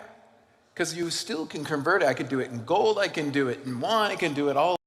That reserve currency is providing your underlying financing. Yeah. And I don't think I've ever seen anybody bring up de-dollarization as a risk as to why they don't invest in critical minerals. Number one reason they do is it pollutes, and there's issues around social issues around labor in places like Africa. Those are the two main reasons people don't invest in this. Right. It has nothing to do with the dollar. And let me, sorry, go on. I just want to find a midpoint here. I think dollarization matters because, when you think about if the local currency is very volatile vis-a-vis dollar, that really gives very mixed price signals because you are producing minerals and whatever you want to export to the international market, and if your local currency is extremely volatile, that affects your export performance, that affects the global supply. So Raheem's point about stability on the price signal is very important because in a market where you can't really have any control over your domestic currency's price, it is completely determined by the Fed policies, then you are really being affected, and you can't really give a statement. I'd agree, but I've never heard an investor ever bring it up once in my 30-year career. So from the investor's perspective, we're talking about the market challenges that we have here. Yeah. Okay, look, the volatility in the market due to regulations is far greater. But can I make a point back to what Reem has 4 said? minutes, I'll give you 30 seconds. Reem said people want stability and they want to see strategic partners. Yeah. strategic projects. And that is what, when Secretary Blinken introduced the Mineral Security Partnership, of which I have just been excited to be a part of, in all of the iterations of the 14 countries working in a multilateral way to look at strategic projects around critical minerals. I think that's another thing that we're all looking for, because if we're going to deploy capital, we want to make sure that it works. And not only do we want to make sure it works, as you said, the shareholder wants to make a profit. And bringing us back down to earth a little bit from our reimagining, Raheem, I want to come to you on this point about consistency and stability, certainty. Yes. Still, investors look at mining and the sector with either fear or confusion. The complexity of this industry is mind-boggling, isn't it? How do you adjust for that when you look at the sort of figures of investment that are required? It's difficult. That's why we need these demand signals, and we need price signals that make it worth the investment. People look at mining assets and they understand that they are very, very long-term investments that require a long period of time to get up and running. Once they're up and running, they can be exceptionally profitable. But they want to know that when you get a lithium mine up and running, there's going to be demand for that lithium and the prices are going to be strong. Is there any way you could offer a security on investment to some extent, at least, in terms of how much of your shirt you could ever possibly lose? Look, to the extent that we have continuous policy discussion, right? And the IRA was a shot fired across the bow. But it's not the last thing we're going to do, it's the first thing. We've got version 1, and many other countries, you heard Amos say it, many other countries need to do exactly the same thing, and we need multiple incentives, and we need continuous incentives. And the more we can de-risk for investors the chance that they start investing in a mining project and then permits go away, or there's geopolitical instability, or the price collapses, the more investment we'll be able to mobilize. That's very simple finance 101, but we do have many, many billions of dollars that is sitting on the sidelines that can be mobilized, that has been mobilized, and we showed it with the transaction that we did with General Motors and Lithium Americas just a year ago. And there are new pockets of capital. We just need to make it possible for those pockets of capital to look at an investment and understand that the risks are boxed and that they can confidently enter into investments and make returns. Find that way, imaginative ways. We have a minute, Frank. Yeah, well, just a minute. Just to answer Jeff's main point about why there's a lack of investment in the sector, I think that the mining industry has a PR problem, it has an image problem. And I said this yesterday at the ministerial conference, that the problem with mining and the reason it has such a terrible image is not because of the way industrial miners conduct themselves. It's because mostly of small, illegal, and informal miners in places where I've done a lot of business, Latin America and Africa, who misuse cyanide and mercury, don't know how to handle and dispose of their waste, and ruin the environment. And we're developing ways, and specifically I'm working in Colombia, where we're creating a system where we're formalizing the small miners into the formal system, training them, giving them the technology, cutting them into in terms of sharing the profits, working with the university to train them in everything from accounting to legal to technical, formalize the small miners, take them away from the criminal bands, and you're going to solve a lot of the image problem that this mining industry has. There is a challenge. Bingo. There is a challenge and a half. Very well put, and bang on cue as well. Really feisty panel too, and thank you very much for that. Very wide range of views. Ladies and gentlemen, our panel, thank you very much indeed. Thank you. And as we exit stage left, I'm going to hand back over to Tumi, but we can make our way off. Thank you. Thank you, David, and your very energized panel. Thank you all very much. Really interesting conversations we're having today. I'm going to have to go back and look at all of them again because there's a lot of content there.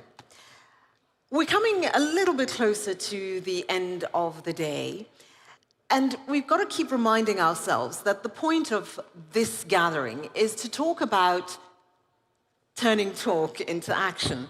which means that we have to look at and focus on a lot of the how. How are we going to do that? So let's try to look forward a little bit more now.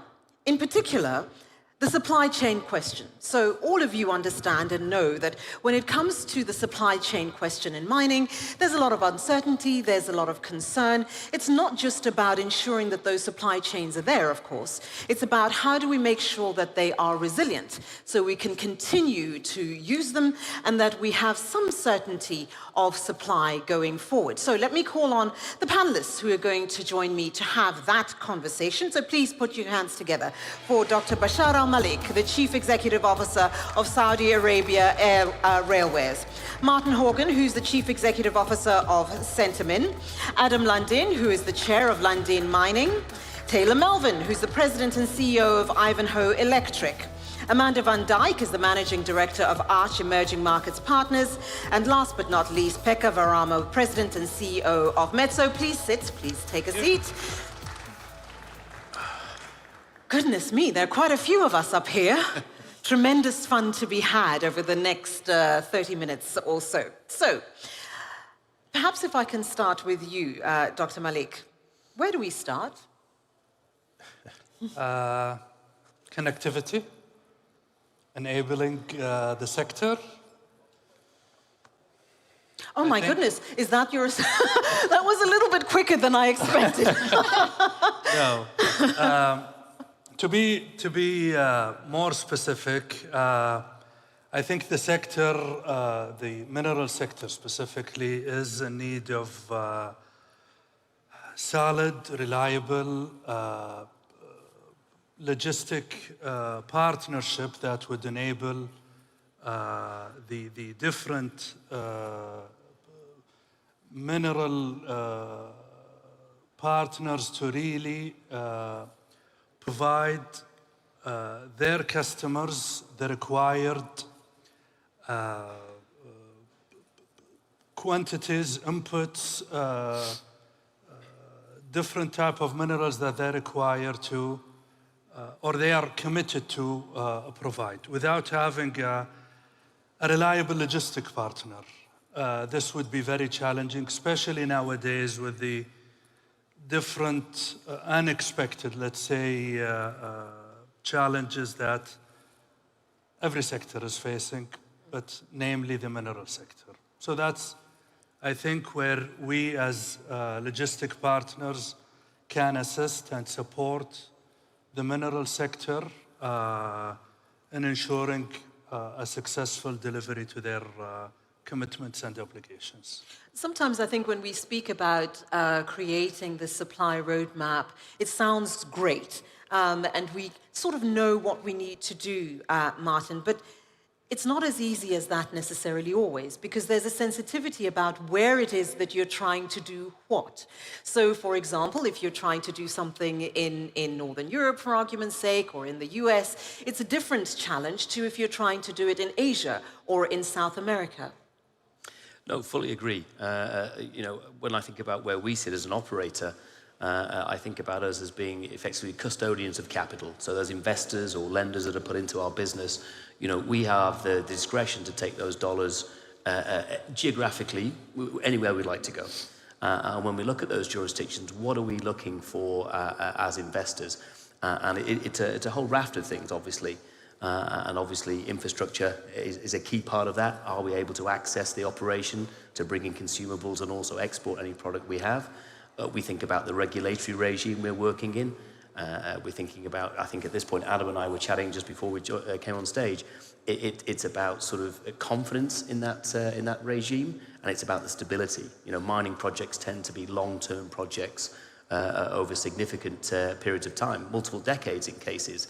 And from the very first drill hole to the first pound of copper or ounce of gold can be a long period as well. So we want to see that fiscal and regulatory clarity and stability as well. And I think it comes down to increasingly, unfortunately, around about security. And we've seen the sort of, you know, the political and the security landscape across large parts of the developing world changing very, very rapidly. And again, having a multi-decade view on what can be short-term sort of, instability is also difficult as well. So I think there's a complex number of things that as producers we have to understand when we think about supply chain into our operations, in terms of actually operating and developing these projects, and also supply chain in terms of our role within that broader industry sector as we move to a sort of low carbon future. Adam, Martin talks about how you're looking at the longer term and trying to de-risk what it is that you're going to do. When you're looking at the map that you're trying to create alongside the existing map, how are you going about distilling your considerations when it comes to the de-risking question? I have no doubt it's similar to what Martin considers, but I'd like to get a sense of more specificity, perhaps, from your lens. Yeah, when I think about the a sustainable roadmap on being able to develop projects and move projects forward, I think the London Group, we have about 10 publicly traded companies, and we're all the way from Sweden to Ecuador to Botswana. It's different in every place, and really it's a partnership with the host nation. We're there, it's their resource, and if we want to do it together, then let's go ahead. But to have any type of sustainability, it's going to be predicated on your social license to operate. And so the biggest benefit has to be the host nation, has to be local communities around you. And if there's ups and downs going on in the country that you're operating in, as long as the local communities and the area of influence is benefiting the most, you're going to have that license to operate. So you'll be able to continue to be successful in weather whatever type of storms that are foreseen or unforeseen. Taylor, I'm sure there are also a lot of considerations when going into some spaces as to who you're going in with, right? Mm-hmm. The size of your partner, is it junior, is it mid-cap? Agility being important. I'm sure mid-cap makes life a little bit easier because they have that agility, but they also have sufficient size and experience, so you're not as exposed as you may ordinarily have been. Mm-hmm. Yeah, that's a good point. And let me just first say how great it is to be back here at Future Minerals Forum. We were here last year, and it seems like it was not that long ago that we announced our joint venture with Saudi Arabian mining company Ma'aden. And you talk about mid-cap companies, and while there are a lot of great large-cap mining companies in the world who have significant financial resources and the assets that are available to deliver the metals that the world needs today, I really think that the mid-cap mining universe is going to play a vital role in finding and developing the next stage of assets that the world's going to need to meet all these ambitious goals that we talk about today as it relates to transition to cleaner energy and very ambitious global goals for reducing carbon dioxide emissions, certainly in the mining industry as well. And as a mid-cap company focused on exploration and development, and particularly a U.S.-based company, with Robert Friedland as our executive chairman and a great track record of exploration success. Quite lucky to have a partner like Ma'aden and a large, well-capitalized partner like Ma'aden who made a significant investment into our company. And we formed this joint venture in Saudi Arabia. And what we bring to the table is a very agile exploration team and proprietary technologies that you may have seen. We made an announcement this morning about early results on our Alomar belt, and we're very excited about applying that technology. But I think it's our agility and that really attracted Ma'aden to Ivanhoe Electric. Amanda, again, I'd like to come back to the question of depending on where you are and depending on where you want to go has a very real and direct impact on the results. So if you're coming into an environment like Taylor has, where you're partnering in a country where there's commitment, there is action that follows the commitment, there are resources that follows, that's great. But that's not always the reality, is it?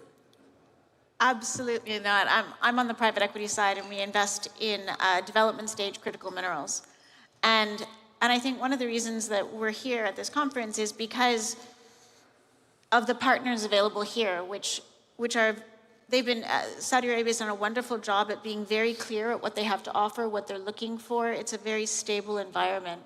Whereas many of the mining jurisdictions in the world, when you're looking to invest in a new project, are frankly less stable. They know they want investment, but the roadmap to develop, exploring, developing, constructing, building, and operating a mine is much, much more complicated. and then eventually having that product feed into the critical minerals supply chain becomes more complex. And I think the more, it's true, as was stated earlier, having a partner who's an established operator who has experience guiding some of these junior companies. Partnership is probably one of the best ways junior companies can go with more established operators into becoming successful, because doing it by themselves is difficult, especially in an increasingly complex global supply chain. If we're going to talk about where we are right now, not just in terms of Saudi Arabia, but the region more broadly, Pekka, the reality is that policy becomes important. It's all good and well for us to have ambitions about wanting to partner with this person and that the resources are there in the ground, but if the policy environment is not conducive, you're kind of stuck. Yeah, that's right, and we have seen a lot of these new policy issues coming up. I mean, the geopolitics is dividing the world totally differently, I mean, what it was 5 years ago, and for a company like us, I mean, we are sort of a small or medium-sized company on global scale, but we operate in almost 100 countries. And if you sort of divide our business by 100, so the volumes are quite small per country. And we have all these complexities, and naturally in this kind of network where we have our customers and our own suppliers, our own factories, it's quite a puzzle that So you're navigating a very complex policy environment, you're navigating a very complex geographical environment, but the additional complexity, Amanda, is the money. There isn't necessarily the funding required. The money has to come from somewhere. So, yes, I was very lucky to prepare for this. I was doing another panel earlier on risk in the mining sector that was all investors in mining discussing what they saw as the biggest risks. And policy and resource nationalism was what they identified as one of the things that keeps them up at night.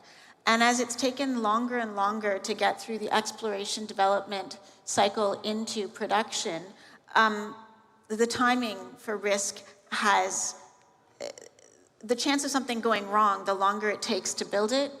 I think Robert Friedland was on earlier saying that they found Kamoa originally, like the first drill hole was like 25 years ago. That's how long it took.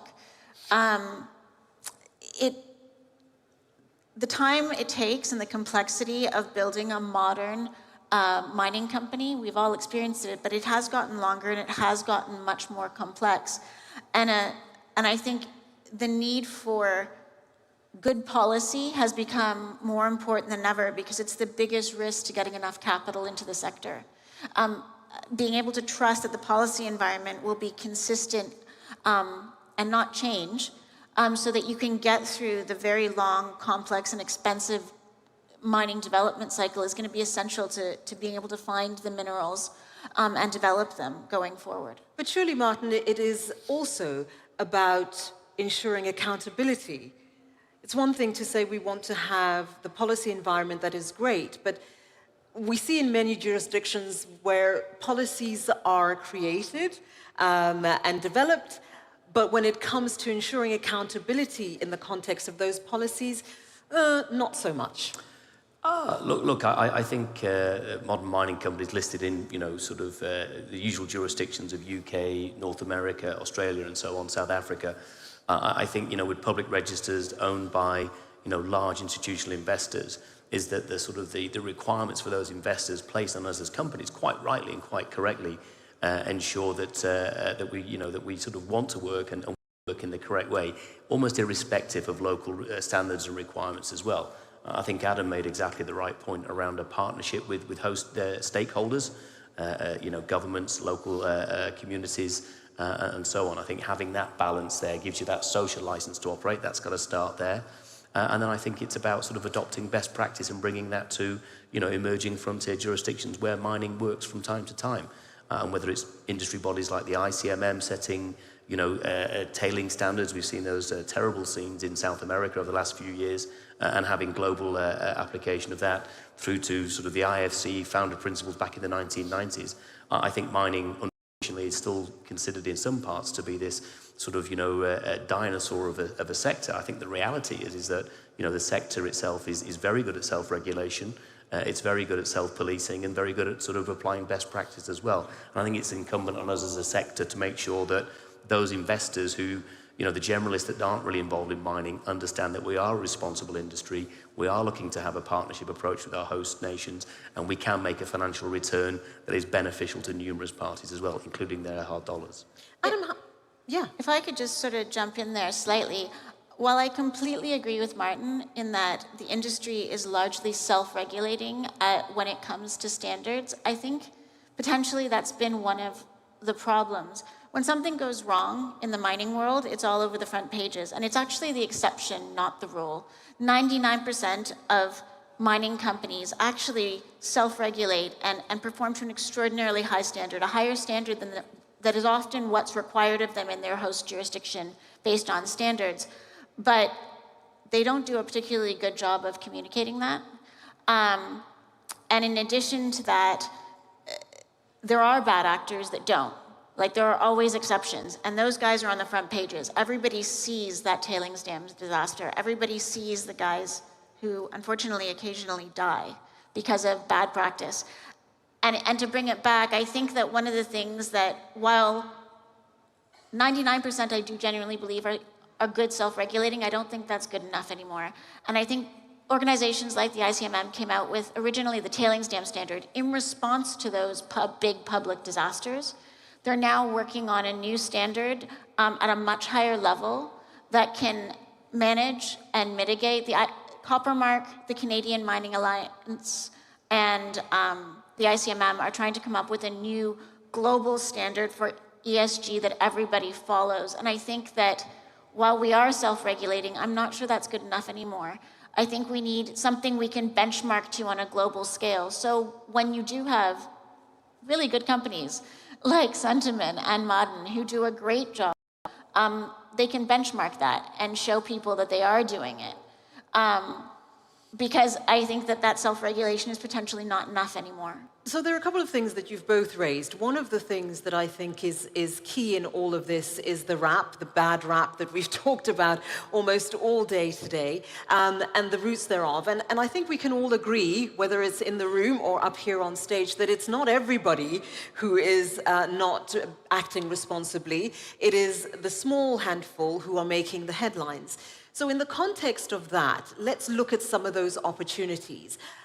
To what extent, outside of the policy framework that is being developed in order to try to benchmark in the industry, where do you think we need to start thinking differently about the opportunities that are presented and how we engage around mining externally? We can sit and have a particular conversation in this room, but not everybody is in this room who's going to criticize and say, well, you should have done this and this and this, and look how bad mining industry. I'd like for you, Amanda, if you can begin with that, and then Dr. Malik, if I could come to you after that, please.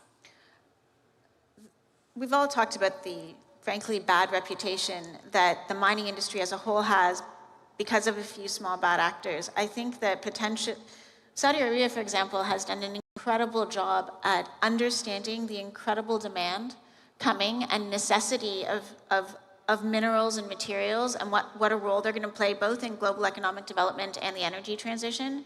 And I think it's well understood in some places, in some areas, but the mining industry as a whole has done a horrible job both at showing what an incredible contribution they make to economies and to the world in terms of the materials they supply.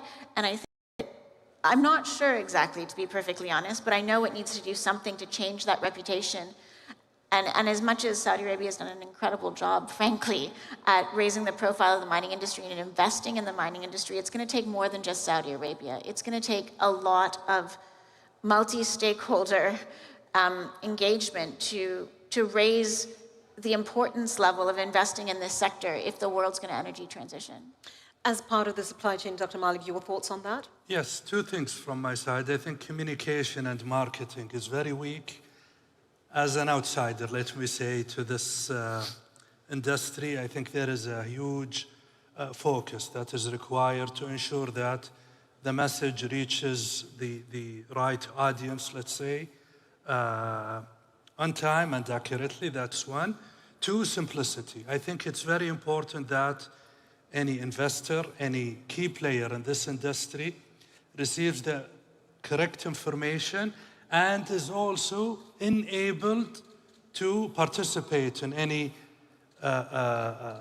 element within this industry. To give an example, we do have, in my view, a successful platform in the kingdom here in Saudi Arabia related to logistics, but it serves all industries, including the mining. We have a logistics platform where all required licensing, approvals, all the information required for you to invest in such industry is available. You do go to a single platform to receive all of the information, the licensing required to move to the next step in your plans. So I think those two areas, the ones that I would believe will help capturing the opportunities. Dealing with how people think about the mining industry is certainly one area where there's a lot of work that needs to be done. Adam, I'd like to get your thoughts on the progress or the lack thereof of trying to ensure that we're building more sustainable practices in developing these roadmaps and supply chains. Your view?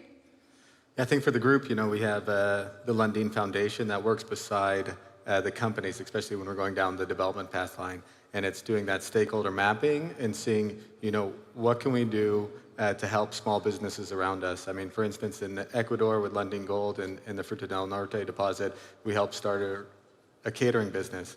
And now that catering business is sourcing local product and it's going to survive long past the mine.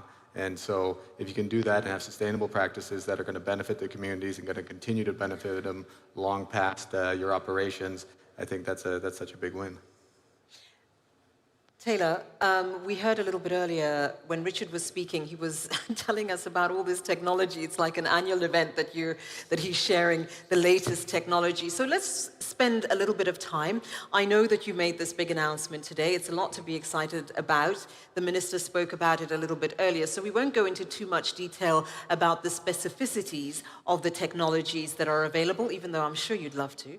But the notion of ensuring that we leverage innovation and technology. So not just existing technology or looking at single players who can develop technology, but looking how we create a conducive environment for different thinking and innovative thinking about that. How difficult is it? Your task, that's part of your bread and butter, so to speak, but that's one organization. Yeah, it's really not that difficult, and it's actually what attracted me to go work with Robert in the first place. His vision and his track record of embracing technology and innovation in the mining sector and mining industry is well known. And Ivanhoe Electric was really formed and went public as a hybrid technology and mining company. We've got some proprietary technologies in the exploration space that we're utilizing in the Kingdom of Saudi Arabia and the United States, with our Typhoon geophysical surveying platform and our computational geosciences, which has a machine learning-based software that marries up with the Typhoon machine. So we're able to survey large areas to great depths and to interpret that data quickly with our technology. But it's really, technology is something that the mining industry is going to have to embrace, and innovation is something we have to embrace, so that we can mine safer, we can mine more sustainably, we can mine more efficiently. And it's really, it's critical, not just what we're doing in exploration, but we're also looking at it. We have a project in Arizona called the Santa Cruz project that we just published an initial assessment, and we're embracing new innovative technologies from material handling. And while it's great and it's more sustainable, it also lowers our mining costs. Our base level assumption is that 70% of the electricity that we need to run the mining operation will come from renewable energy. And we're studying potential geothermal sources to take that 70% up to 100%. So the potential for us to build a very, green underground copper mine that's an hour away from Phoenix International Airport is a pretty unique opportunity. So technology we have to do a better job as an industry of embracing it, but also talking about the fact that we're embracing it, because our sector and our industry does a lot of great things. And established companies that have established operations are integral parts of their communities. They build schools, they provide jobs, they provide healthcare. And I think we need to be more transparent and more promotional about the good things that the industry does. Adam, I see you nodding, and I know that one of the drivers in terms of your organization is looking at how you think differently, number one, but looking at the solutions that help us create the sustainability, the longevity that you create, perhaps in a slightly different way to how many people may have understood mining to be done in the first instance. Yeah, no, I was nodding my head because I completely agree. I think Amanda mentioned it and Taylor mentioned it. Like, we need to communicate, and we do a lot of good. We make the world a better place, and we need to be proud of that. I think we've been a bit sheltered in the past, but now starting to speak more. And also, you know, we do a lot of work with schools, and also in seeing that curriculum. You know, there's not a lot of mining there, and you know, looking at schools for my kid, there's a natural resource wall, and I go look at the wall, and it's, oh, little Susie thinks this should be shut down. And it's, where's she going to get that view? She's going to get that view from her teacher, and it's completely incorrect. So I think, you know, we're doing a lot with the University of Arizona, and we'll start there and work our way down. But we need to communicate, contribute, we make the world go round, and so natural resources are critical, and we should be proud of what we're doing. A little bit like you reading my mind, because my next question to you, Pekka, was around the human capital. We talk so much, and perhaps I'm going to ask you, Adam, to respond first, and then Pekka, I'd like to hear your views.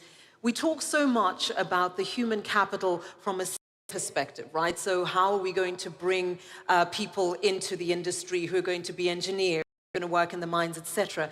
But you touch on a really important thing, communicating to ensure that those outside of the sector have a better understanding. You talk about teachers and what they teach in the classroom has an unbelievable impact on young people think before you even talk about STEM subjects. Mm-hmm.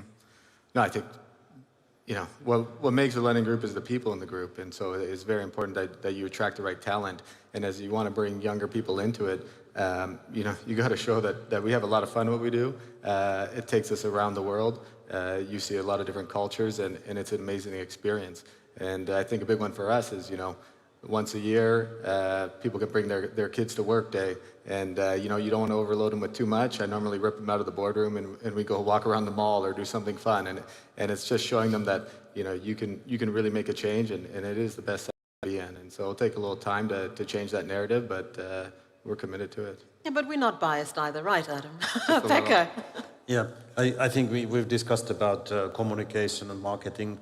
Transparency, I think we have to become ways more transparent, because what the teachers are probably telling, they're telling what they read books a long time ago, things were, or what happened in the past. But we have to become much more transparent and open about that. What is the future like? What kind of choices we are making now when we're investing into something new? And how is that different from the past? And very little of this kind of comparison is happening. I think we all have a role in that one. Mining companies do a great job, really great job at sites, mine sites, when they're building new, they engage in the local community, and that's all well done. But really, how about the wider community? How about even bigger audience? Okay, Amanda's about to literally jump out of her seat, so I'm going to give you a moment to speak, and then Martin, it'll be your turn. Amanda.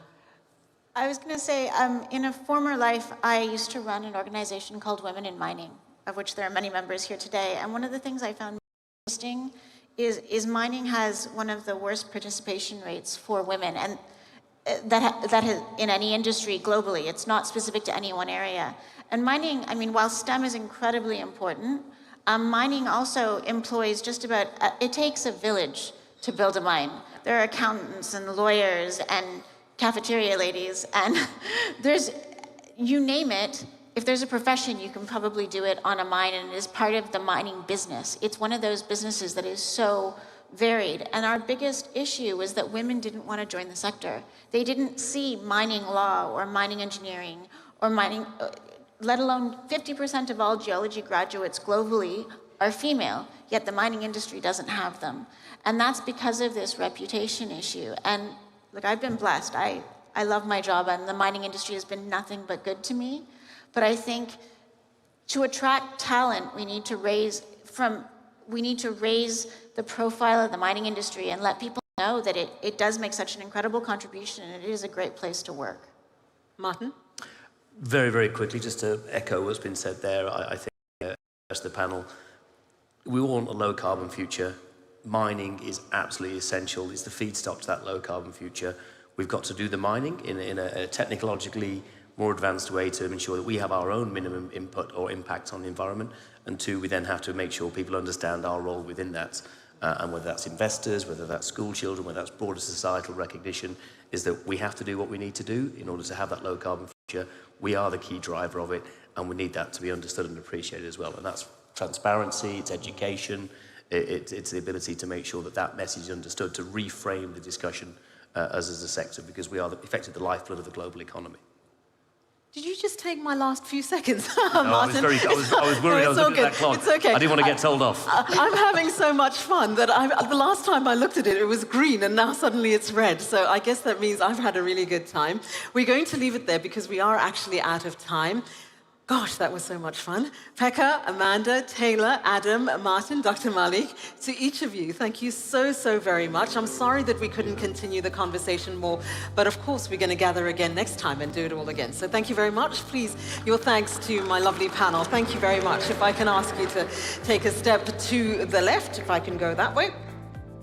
Thank you so very much. I think that was a really dynamic conversation that really begins to pull together the sense that we're getting of the complexities and the various elements that we need to make sure come together, not just in terms of supply chain, but building an industry that is not just relevant for the future, but that is actually sustainable.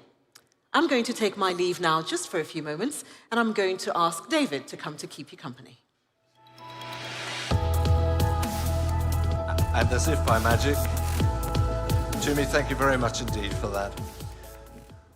So we're going to move now on to, find my mark once again, to, well, a critical issue. And this really is about raising standards, raising levels, providing a better and more responsible supply across the piece. The title is, and again, focusing very much on the super region, it's the super region's expectations of responsible supply.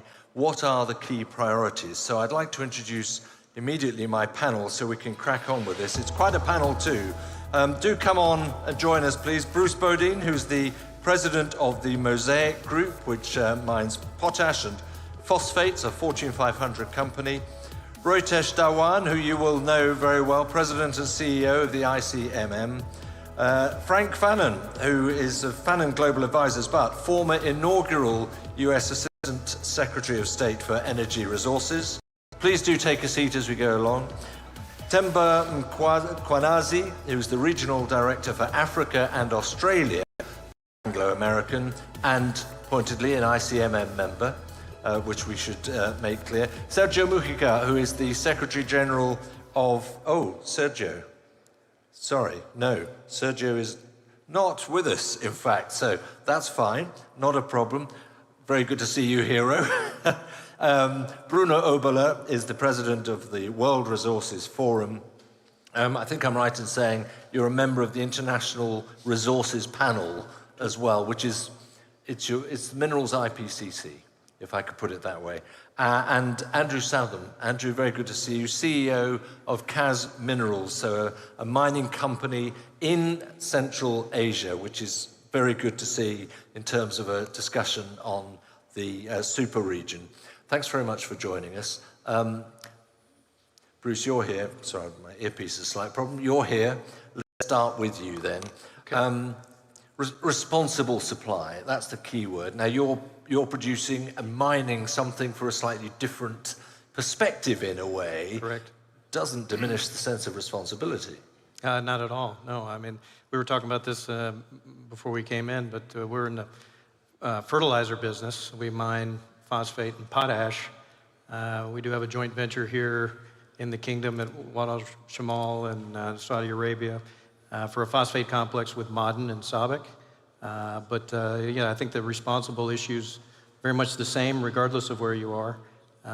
Even though our operations are mostly in the Americas, North and South, which different challenges, you still have issues with people and sustainability and being responsible. So, and as you say, you are in the West. Do you have an eye out towards the super region?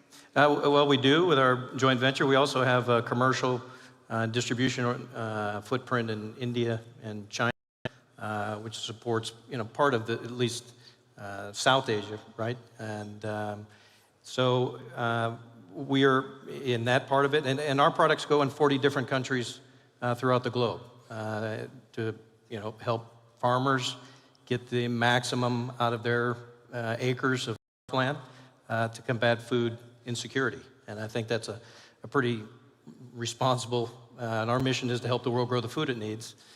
That fits right in very nicely with responsibility and ethically. Certainly that sense of responsibility. Maybe we'll come back to some of the challenges you have with different stakeholders in terms of responsibility levels. Ro, very good to see you. You are here representing standard raising, basically, in a nutshell, and certification with that, and that is very complex. We don't have ISO here, but there is that, of course, that sort of gradation, isn't there, in terms of standards. How quickly are people adopting your principles and your process? I think you have 27 senior CEOs at the moment. Let's be honest, it's a big world out there. 27's a small number. It is. Look, there are 25,000 mining companies globally, of which 24 are represented in ICMM. So it's a tiny portion based on total number, but we do account for 1/3 of the global industry. So it's a substantial portion, and when the chief execs personally commit to adopting high standards of social and environmental practice, which are codified in our 10 mining principles, it sends a message to the world. And the message is that, just like Bruce was saying, the materials we produce are absolutely essential to modern life, but we're not going to produce them at any cost. That is what society is expecting us to promise them. That even though what we produce is really important, there are things we will not do when it comes to keeping people safe, to making sure that the environment doesn't suffer unduly, to make sure that people's rights are respected. We will make sure that the stuff we produce, important as it is done maximally responsibly. And David, of course, I would wish in one fell swoop for the entire industry to adopt our standards or even higher standards. It's not the case, but we must work tirelessly to make sure that everyone is complying with at least, at a bare minimum, national law, but ideally going above and beyond that with the voluntary codes. There was a fairly clear message in the ministerial roundtable, I thought, which was, don't bombard us with standards and certification either. You need, if you're going to have it, you've got to have a sort of one, not one size fits all, but one standard, effectively. Or at least a small number. It may not be one. Let me just say, a lot of people will have come here on an aeroplane. We've been seeing what's been happening with the Boeing aeroplanes in the last week or so. Would people feel safe if just any airline or aircraft manufacturer could say to the world, look, trust me, I'm safe because I've adopted this random standard you've never heard of? No, we wouldn't want that. We would want everybody following a common set of rules that we can all trust. So why is it different for minerals? That's where we need to get to. We have seen the growth of standards in the last 2 decades, which has been a good thing, but the time is now to consolidate them into a smaller number. And for those that weren't at the ministerial, I announced that we are working with 3 other standard owners, the Copper Mark, the World Gold Council, and the Canadian standard, to bring our 4 standards into a consolidated common standard that anybody can adopt.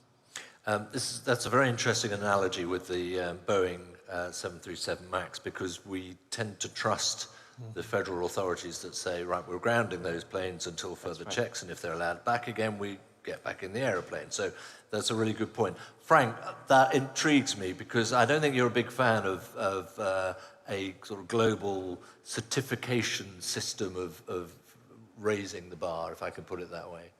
Well, I am. My challenge, my concern is that what we should have a permissive standard. We need to have something that entices people to adopt it and makes it easy to do so. I would prefer, rather than have a prescription, which I think is unlikely to be adopted in any practical sense, that we should pursue other mechanisms because the only way something will truly be adopted in a market economy is if there's a price associated with it. Look, we're here in the kingdom. The kingdom knows oil better than anybody. Oil is the most transparent, liquid. Price discovery is easy. You know what it is, and there's regional pricing. We understand that. When we're talking about critical minerals in particular, we're talking about niche metals, to which there is no standard. We don't know what the price is any day. So how do we identify a value?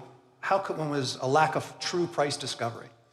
And if the value of what I sell is simply based on my commodity is cheaper than your commodity, well, how do I know? And that's the only value. I'm unable to internalize whether it's done with strong labor protections and inclusive community, strong environmental protections and remediation efforts.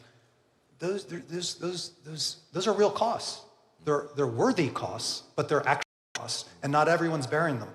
We need to differentiate the market based on price, not based on standards that a body dictates. And then I would suggest, an unrealistic assumption that it will be adopted. Just look at the numbers of 24 companies of 25,000. That's poor. Well, look, we'll get down the line, but that's a pretty direct indictment, really, of where you've got to. I hate to put it that way, but even if the big guys are all saying, yeah, we'll adhere to this, if you've still got tens of thousands, maybe more, this is a busted flush, isn't it? Yeah, but that's where you need the likes of BMW to say, we're not going to buy from somebody that doesn't adopt good standards. That's a way of putting value on things that the responsible producers are doing. If you just penalize people for doing the right thing, fewer people will do the right thing. I think that's the point Frank's making. Correct, absolutely. And so the onus, I think, has been focused on the mine industry. I'm sorry to interject, but I think this is an important point. Why is it not on the consumer? Why is it not on the retail purchaser, the industry? The whole concept of addressing climate change has a moral imperative of doing good. But what if the way in which we do it is harm? Mark Carney, who was in charge, he gave a speech. He spoke about the tragedy of the horizons. We must invest today to avoid a tragedy tomorrow, in this case, climate change. And I would argue that unless we do something today and have proper price discovery and transparency of the supply chain, we're having tragedies all the time now of communities who will never realize that climate change effect. We'll come back to transparency and disclosure and how valuable an incentive that can be. But Timber, before we do that, it intrigues me that you're covering Africa and Australia. Right. So you've got two very different jurisdictions many jurisdictions to focus on there. What do you see as the greatest challenge then for Anglo-American in finding a sort of, if you like, a common platform on which to operate in terms of standards, in terms of expectations of ESG and looking after you? I would say that it's largely dictated by clearly what the investors and the markets define, and also more increasingly our customers. Because for us as Anglo-American, the last thing we would want is our customers to know that their diamonds are being mined and processed by underage children, or that the proceeds from the minerals that producing countries derive are actually being squandered by government officials. So this aspect of provenance and knowing transparency is very important, which is why we're very much supportive of IRMA in terms of the standards, but also of organizations like EITI, where there's a drive for transparency to say these proceeds as country or sovereigns, this is where your royalties are actually being spent for the benefit of the country. I would say that I wouldn't really see much of a difference between demands from an African context to an Australian context, because we see ourselves obviously as a global company, and therefore, we aspire to do what we do from a global context. Okay, thank you very much indeed. Bruno, let me turn to you then. So the very suggestion that you work on the minerals IPCC suggests that that is the route that you would like to see minerals taken, to have their own equivalent that sort of stands in the same breath as the IPCC, perhaps. Is that going to happen, and how much would that help? The political and the economical logic speaks in favor of a global framework. We have heard the problem with the many different standards that are used. I personally know 124 different standards in the mining industry. It's completely mess. Yeah. It's impossible to manage for a firm that is active in different markets. But also at the level of the public regulation in different countries, we have exceptional big differences between Kazakhstan and Australia. There are completely different legal systems. And this is an headache for the companies, an headache for the investors. On the other side, we know that the amount of raw material that will be used in the next decades will double. No way to change it. We know that this extraction is causing more than 50% of the climate problems, 90% for biodiversity losses. These are numbers that are analyzed in the IRP, in the IPCC of climate. And so we need a framework on one side to prevent and limit negative impact of the extraction. On the other side, to give solid level playing field to the industry worldwide. So, and this speaks for a global framework. Let's put it in that way, in a more general way. A global framework that can go from successively integration of private standard, for example, or a global process to develop what it could be in a future, the equivalent of the UNFCCC in the field of natural resources. That is the place, let's say, where all innovation, all ideas come together and you write down where you just have an agreement. Yeah, Andrew, I wonder how that sounds to you a little bit, but you're in a position, you're in the super region, Central Asian mining company. What are the challenges you deal with then on the ground? Yeah, so when we were listed for 15 years in the UK Stock Exchange, we've seen the 120 odd different assessments of your kind of ESG performance across all these things. But as a company, we had the international expertise, we have the resources to understand these issues, to put in place the right governance structures, to have very high standards in respect of employment, environmental, tailings, community relations, and all these different areas.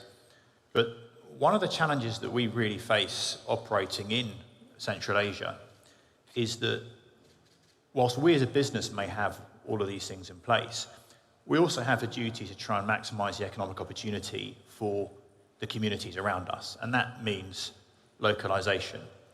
And those local suppliers, local parts of our supply chain don't have necessarily the same internal structures as developed as ours, and it makes it extremely challenging for them to try and meet our expectations.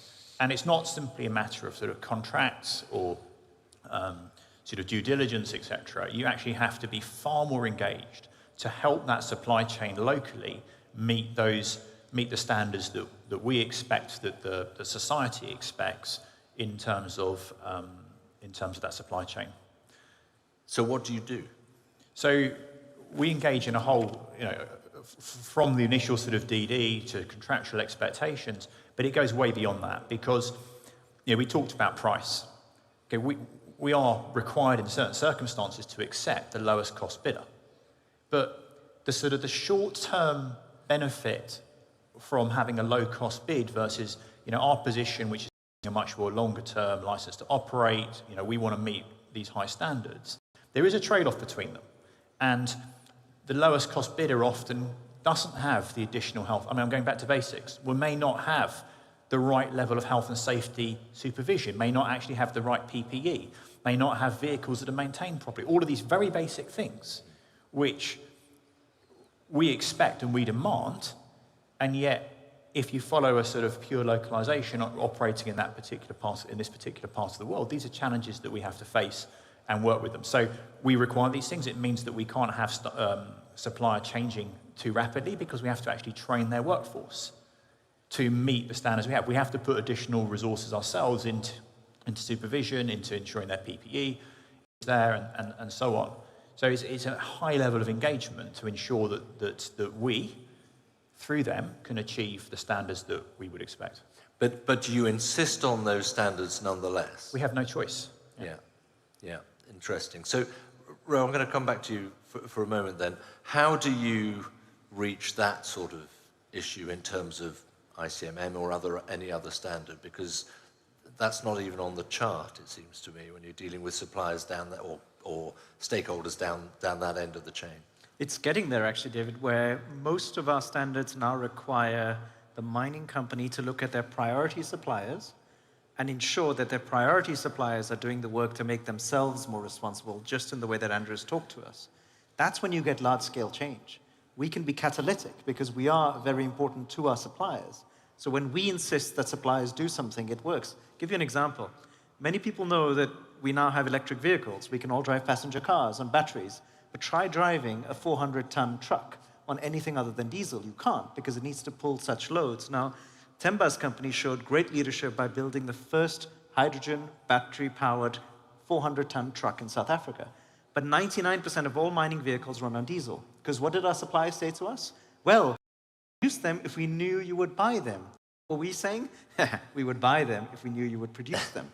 So we got them together. We got 19 of the OEMs together, the likes of Caterpillar, Komatsu, and Sandvik, together with the mining companies and said, right, we're going to speak with one voice here.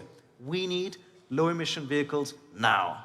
And you know what's happened? Initially, in 2016, 17, when the project was launched, we thought we'd have these trucks available by 2040. They're available today. That is the power of the industry saying to our suppliers, we expect this. Now that's a very good example. I like that. Thank you. Bruce, I wonder, just listening to Andrew there, about the different challenges with different stakeholders. You must nonetheless have to confront similar sorts of issues. For sure. I mean, I think the labor issues in some of these, Africa as an example, are tough. And the cultural, the health and safety, environmental stewardship standards are not the same as we would expect as a North American company. We don't do a lot of operation in there, but through our joint venture, as we were talking about earlier with Modern, we hear about those. So we try to share some of our best practices. We try to share learnings with over 20 years of experience in maybe what was an emerging market back then in Brazil, because we do have a large footprint and distribution there with similar issues on the fertilizer side. And so I think it's sharing among the industry as well.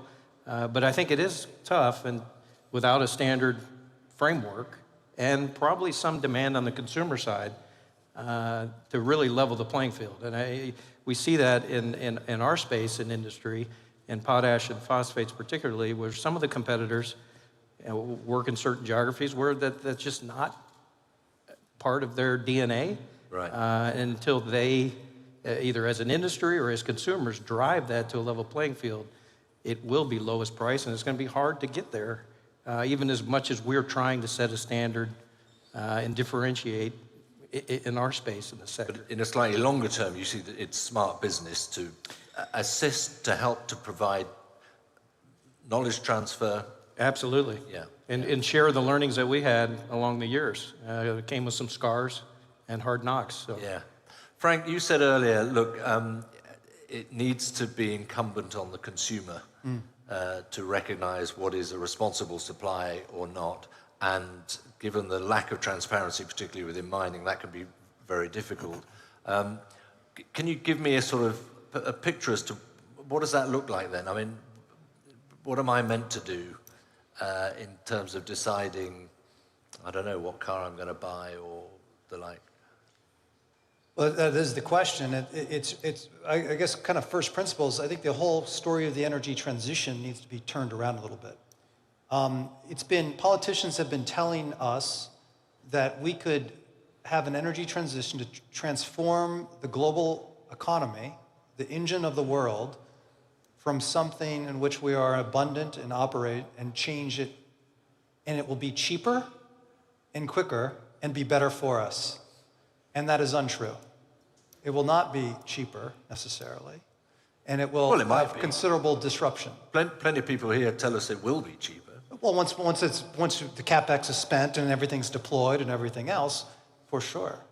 But the transition that we're talking about is not cost-free. It'll have considerable cost. And that's okay. We need to have a degree of honesty with the global publics about the true costs. You know, in the United States, the United States has done some incredible things throughout history, like that were challenges, you know, winning the Cold War, the space race. These are things that our politicians approached the American people and the Congress and said, I'm going to ask for a shared sacrifice. It is going to be a years-long effort, and it will be worth it. These things were successes that are celebrated for generations. That is not the story coming out of most politicians. So I would suggest that we have to have a rethink that to have a responsible, secure, and clean supply chain will have a cost associated with it, and it should, and that's okay. What does that look like to you and me? I think we should start back to my permissive approach. I think we should, that markets should drive change. We need to create the parameters for that market. And in order to do that, the awareness, having the public understand what's what. If we just simply had a degree of auditing of where the things came from let's talk about electric vehicles, where this came from, and you could have an idea of that, and whether it was free of forced labor, whether it met some kind of guidelines on environmental performance, some kind of, and simply have that information. In the United States, there's a backlash against ESG activism. But what I think that's demonstrated is that it's a powerful force. Whether it's done for malicious reasons, that's not the issue. It is a force. And I would suggest that we could that the industry could harness that to force that change or encourage that degree of change. Because until you're not going to see a value unless you differentiate. And you need that awareness to differentiate. So if an auto came in and said, we're the first to pledge that we have, we're 80% of our vehicles made using green steel. It is cobalt in our battery that is free of forced labor. It is, copper that has met the standard, whatever. I think that would have, we would catalyze the private sector, we would catalyze investors, shareholders to notice. And then they will differentiate. Right, yeah, yes. But it would still need to be certified probably then, wouldn't it? Or just have a disclosure. Companies want to disclose their climate footprints. And I would submit that if you can track the emissions of invisible gases, you should be able to certify yourself how things are produced. Ultimately, Bruno, that if each and every one of us is increasingly aware as to what went in to get that product out, we would be able to take those decisions for ourselves, wouldn't we, rather than have to fall back on standards, on audits from on high?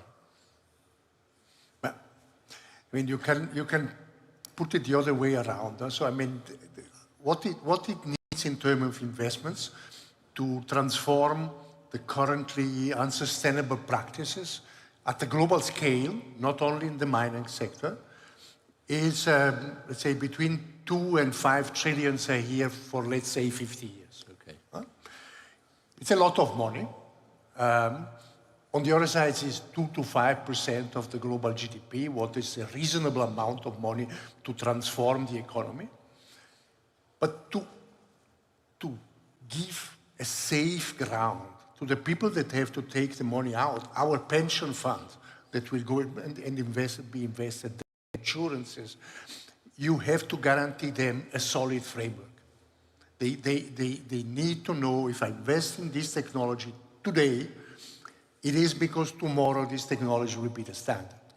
And to guarantee these transitions, it doesn't happen simply out of, it happens because there are political decisions behind, agreed among states, among the different stakeholders, and among the industrial actors. This means having, and to design this road, you need the data. It's pretty easy. Perhaps you need both ultimately in tandem, one way or the other. Temba, earlier this afternoon, we were talking about reimagining global finance, and we had a suggestion that investors are scared to care about ESG because it will cost them so much, and that is why they don't invest. Do standards and certifications help or hinder, do you think, in that case? I mean, I would say they help. I think what is key, and it really touches on the point that was made earlier about this frustration about, having to be more pragmatic around how these standards are applied. I mean, as a company that's operated in Africa for well over 100 years, and in Latin America for well over 50 years, the reality is that's part and parcel of what you have to do to operate in those jurisdictions. The other reality as well is that gone are the days where we can walk in and extract the minerals and metals. We have to build local capacity. We have to build downstream.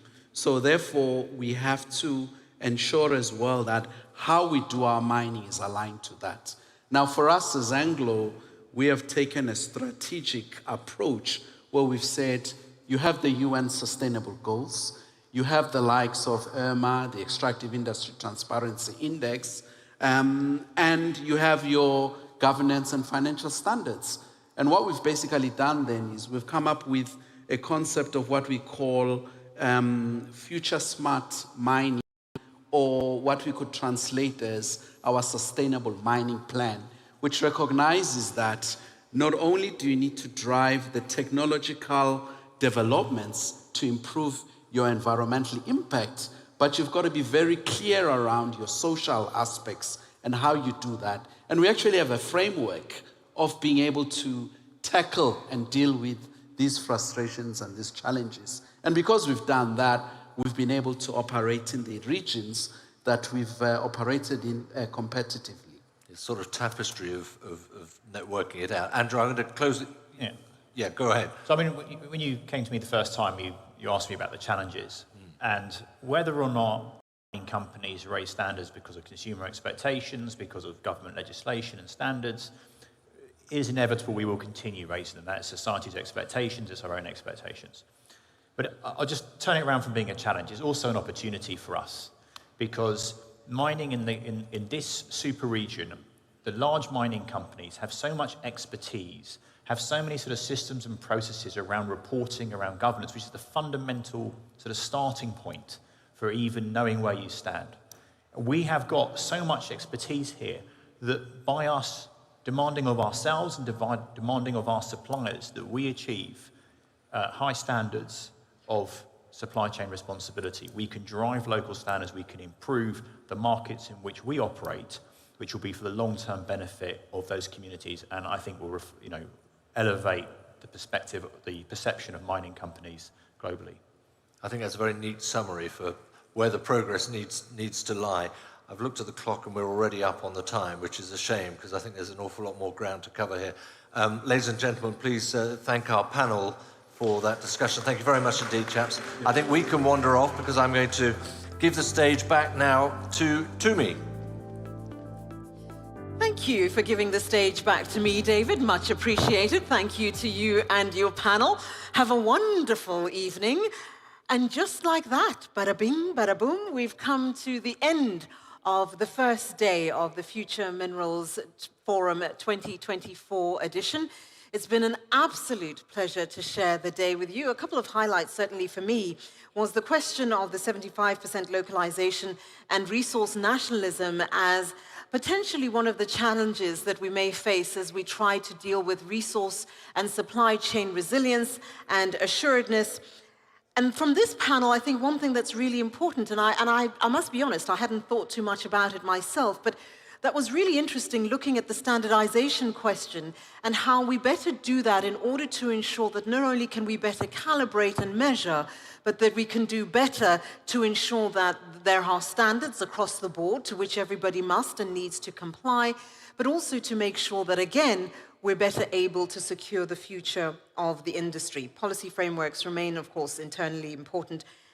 And very, very important public engagement so that people understand what is mining, what does it do, why does it do, and why it's important to our future, particularly in greening the economy. We're going to leave it there for today. Thank you so very much for joining us, both here in Riyadh and, of course, wherever in the world you may be. Until tomorrow, have a good night. Bye-bye.